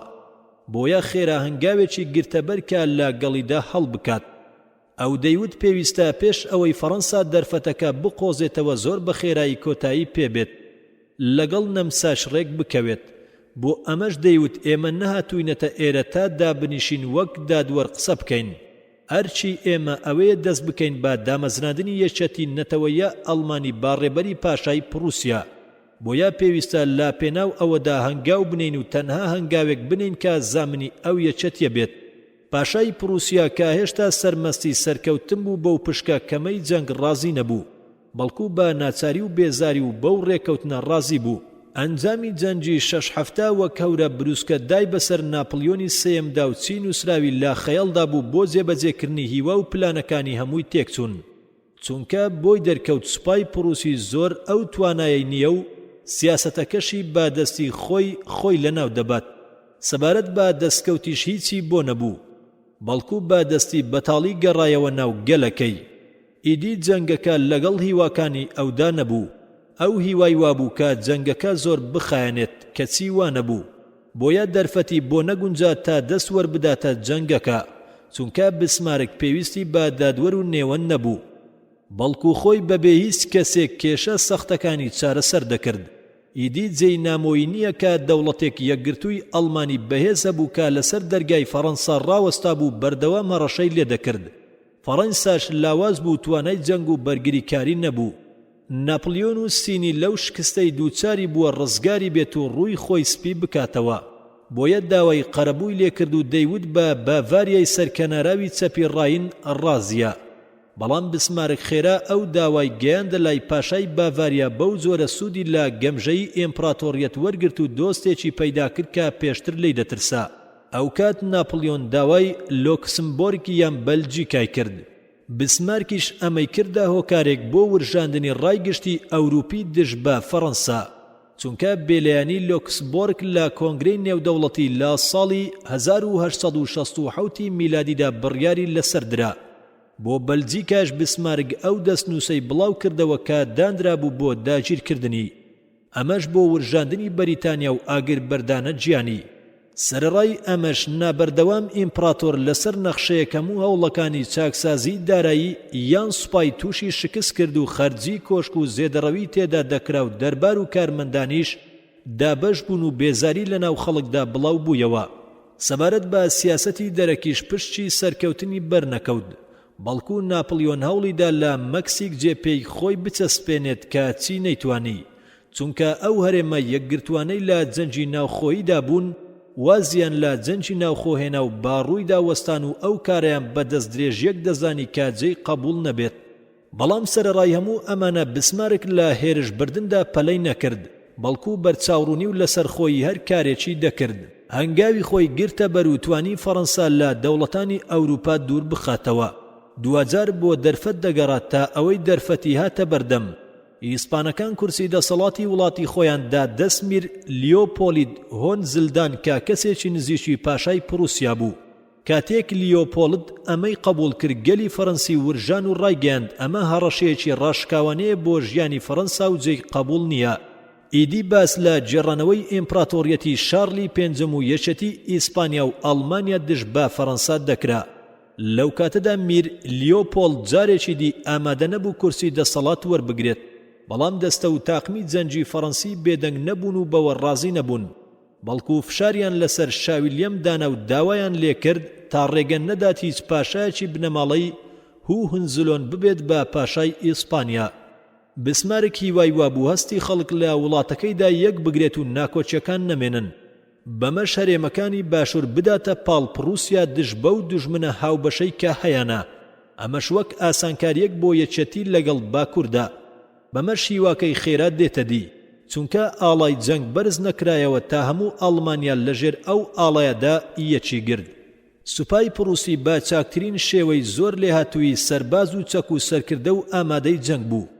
با پێچەوانەوە سوپای فەڕەنسی بەبێ ئامادەسازی چوویەنە جەنگەوە و پێویستی تەواوی با خەزێنە و سەرکردەی سەربازی هەبوو. بۆیە جێی سەرسوڕمان نییە کە سوپاکانی ئاڵمانیا خێرا باڕایندا بەرەو خوار بچن و لە ماوەی چەند هەفتەیەکی دیاریکراودا هێزە فەڕەنسیەکانیان پێشخۆیان خستا ئەوەی توانیان گەمارۆی هێزێکی گەورەی فەڕەنسیەکان بدەن و هەمویان بگرن. 7 هەفتە بەسەر هەڵگیرسانی جەنگەکەدا تێنەپەڕی تا ئەوەی ئەڵمانیەکان لە جەنگی گەورەی سیدان لە ساڵی 1870 میلادیدا سوپایەکی دیکەی فەڕەنسیان تێکشکاند و لەو جەنگەدا ئیمپراتۆر ناپلیۆنی سێمیش بەدیلگیرا. بەمە پێش کۆتایی هاتنی جەنگەکە ئیمپراتۆریەتی دووەم لە ناوچوو پاش ئەوەی ئەو ئابروچوونە لە جەنگەکانی میتزوو سیدان دووچاری وڵات بوو. ناپلیۆن لە بەرچاوی خەڵک کەوت و فەڕەنسیەکان کۆماری سێمیان ڕاگەیاند و بۆ دوجار ئیمپراتۆریان لە گۆڕنا. ئەڵمانەکان بەرەو باییس پێشڕەویان کرد و چوارچێوەیەکی ئاسنینیان بەدەوردا کێشە تا بوچی ڕۆژ ئاوان نەتوانێت ڕزگاری بێت. هەرچەندە حکومەتی نوێی کۆماری جۆرە بەرگریەکی نیشاندا و کامبتا لێهاتوێکی گەورەی نیشاندا و لاپاریسەوە بەرەو باشوور چوو. سوپایەکی نوێی ئامادە کرد بۆ دەرکردنی دوژمنان. 2000 پاش گەمارۆیەکی 4 مانگە پاریس خۆیدا بەدەست سەربازانی ئەڵمانیا و ئەڵمانەکان لە ڕۆژی 28 کانونی دووەمی ساڵی 1871 میلادیدا با سەرکەوتویی چوونە ناوی و ئاگربەس بەسرا و جەنگ هەڵگیرا. بسمارێک بەو ڕێکەوتنەی لە ناو فەڕەنسادا لەگەڵ فەڕەنسیەکان بەستی سوکایەتی بە فەڕەنسای شکست خواردوو کرد. تێیدا فەڕەنسای ناچار کرد تا دەستبەرداری دوو هەرێمی فەڕەنسی ببێت. ئەوانیش بریتی بوون لە ئەلزاس و باکووری ڕۆژهەڵاتی لۆرین. ئەو دوو هەرێمە حەزیان دەکرد بچنە پاڵ ئیمپراتۆریەتی ئەڵمانی، هەرچەندە بەشێکی زۆری ئەلزاسیسەکان بە زمانی ئەڵمانی قسەیان دەکرد. بسمارێک قەرەبوویەکی جەنگیشی بابڕی 1 بلیۆن دۆلار بەسەر فەڕەنسادا سەپاند و ڕایگەاند. سەربازە ئەڵمانیەکان لە فەڕەنسادا دەمێننەوە تا فەڕەنسا هەموو ئەو بڕە پارەیە دەدات. بۆیە فەڕەنسیەکان خێراتی پارەیان لەدەستدا بوو هەمویان بەخشی تا ئەو قەرەبووە بدەنەوە پرووسیەکان لا وڵات دەربکەن. مێژووی دوژمنکاری نێوان فەڕەنسا و ئینگلترایش بۆ ئەو ڕووداوە دەگەڕێتەوە، چونکە ئەو برینەی ئەڵمانیا لە دەرونی فەڕەنسادا هێشتیەوە بە گرتنی ئەلزاس و لۆرین هەرگیز ساڕێژ نەبوو، بەڵکو فەڕەنسیەکان هەمیشە یادی دەکردەوە. بەمەش گومان و دوژمنایەتی ئەڵمانیەکان دەورژان تا ئەوەی جەنگی جیهانی یەکەم هات و هەموو نیازەکانی خستەڕ و فەڕەنسیەکان ئەو ڕێبازیان گرتە بەرکە دەیوت یان مردن یان سەرکەوتن. لە مانگی مارسدا سوپا ئەڵمانیەکان فەڕەنسایان جێهێشت و بەڕێی خۆیاندا بەرەو ئەڵمانیای جاران گەڕانەوە، بەڵکو گەڕانەوە بۆ ئەو ئیمپراتۆریەتە ئەڵمانی کە لە سایەی خوێن و ئاسندا و دواتر بەهۆی دانایی بەرز و باڵای بسمارگەوە یەک خرابوو. ئەو سەرکەوتنە گەورەی کە شانشینەکانی باکوور و باشووریش لە بەدیهێنانیدا بەشداریان تێدا کرد. گوڕوتینی خزمایەتی و هەواداری نێوان هەموو هەرێمەکانی لێکەوتەوە و لە هەموو ئەو هەرێمانە یەک دەوڵەتی یەکانگیری فرەچەشنەی پێکێنا کە داوای دەکرا و پەیمانی سەربازی نێوان شانشینەکانی باشوور بگۆڕدرێت. باڤاریا، وورتەمبەرگ، بادن، باشووری هیسن، چونکە ئەمانە هێشتا لە دەرەوەی یەکێتیەکە بوون. هەروەها هاوپەیمانی سەربازی هەرێمە یەکگرتوەکانی باکووریش بگۆڕدرێت، بەڵکو یەکەتیەکی تەواو بێتە کایەکە دەستورێکی ئیمزاکراو لەخۆ بگرێت. حکومەتەکانی ویلایەتەکانی باشووریش ڕێکەوتنیان لەگەڵ پرووسیادا ئیمزا کرد و چوونە ناو یەکێتی ئەڵمانیای باکوورە و دانیاننا بە پاشای پرووسیادا. تا وەک سەرۆکی یەکێتیەکە دابنرێت و دوای ئەوە با ناوی ئیمپراتۆری ئەڵمانیا بانگ بکرێت. ئەمەش لە یەنایەری ساڵی 1870 میلادیدا بوو کە لە بڵندگۆی کۆشکی بەرز و باڵای لویسی چواردەهەم لە فرسیاوە هەواڵی یەکێتی ئەڵمانیا بە جیهان گەیەندرا. بسمارچی دروستکرای هەڵکەوتە و ئەندازیاری بەهێز و خۆسەپێن نەخشەی ئەو یەکێتیەی داڕشت، بەڵام دوای هەوڵی زۆر توندی بۆ ماوەی 25 ساڵ بە بێدەنجی دەیڕوانیە بەرهەمی ماندوویەتی خۆی. پایشاش لەبەر ئەو خزمەتکردنەی پلەی میری پێبەخشی، هەروەک بوو بە سەرکردەی کارگێڕی نوێ لە ژێرسایی ئیمپراتۆردا. پاشان ئەڵمانیا هەنگاوی فراوانی بەرەو پێشکەوتن دەنا لە نێو هەرێمەکانی ڕۆژ ئاوادا تا ئەوەی جیهان ترسیان لێنیشت بوو لە ساڵی 1940 میلادیدا لە سنوورێکی دیاریکراودا ڕایان وەستاند. خوێنەری بەڕێز ئەم تڕاکە بە کۆتا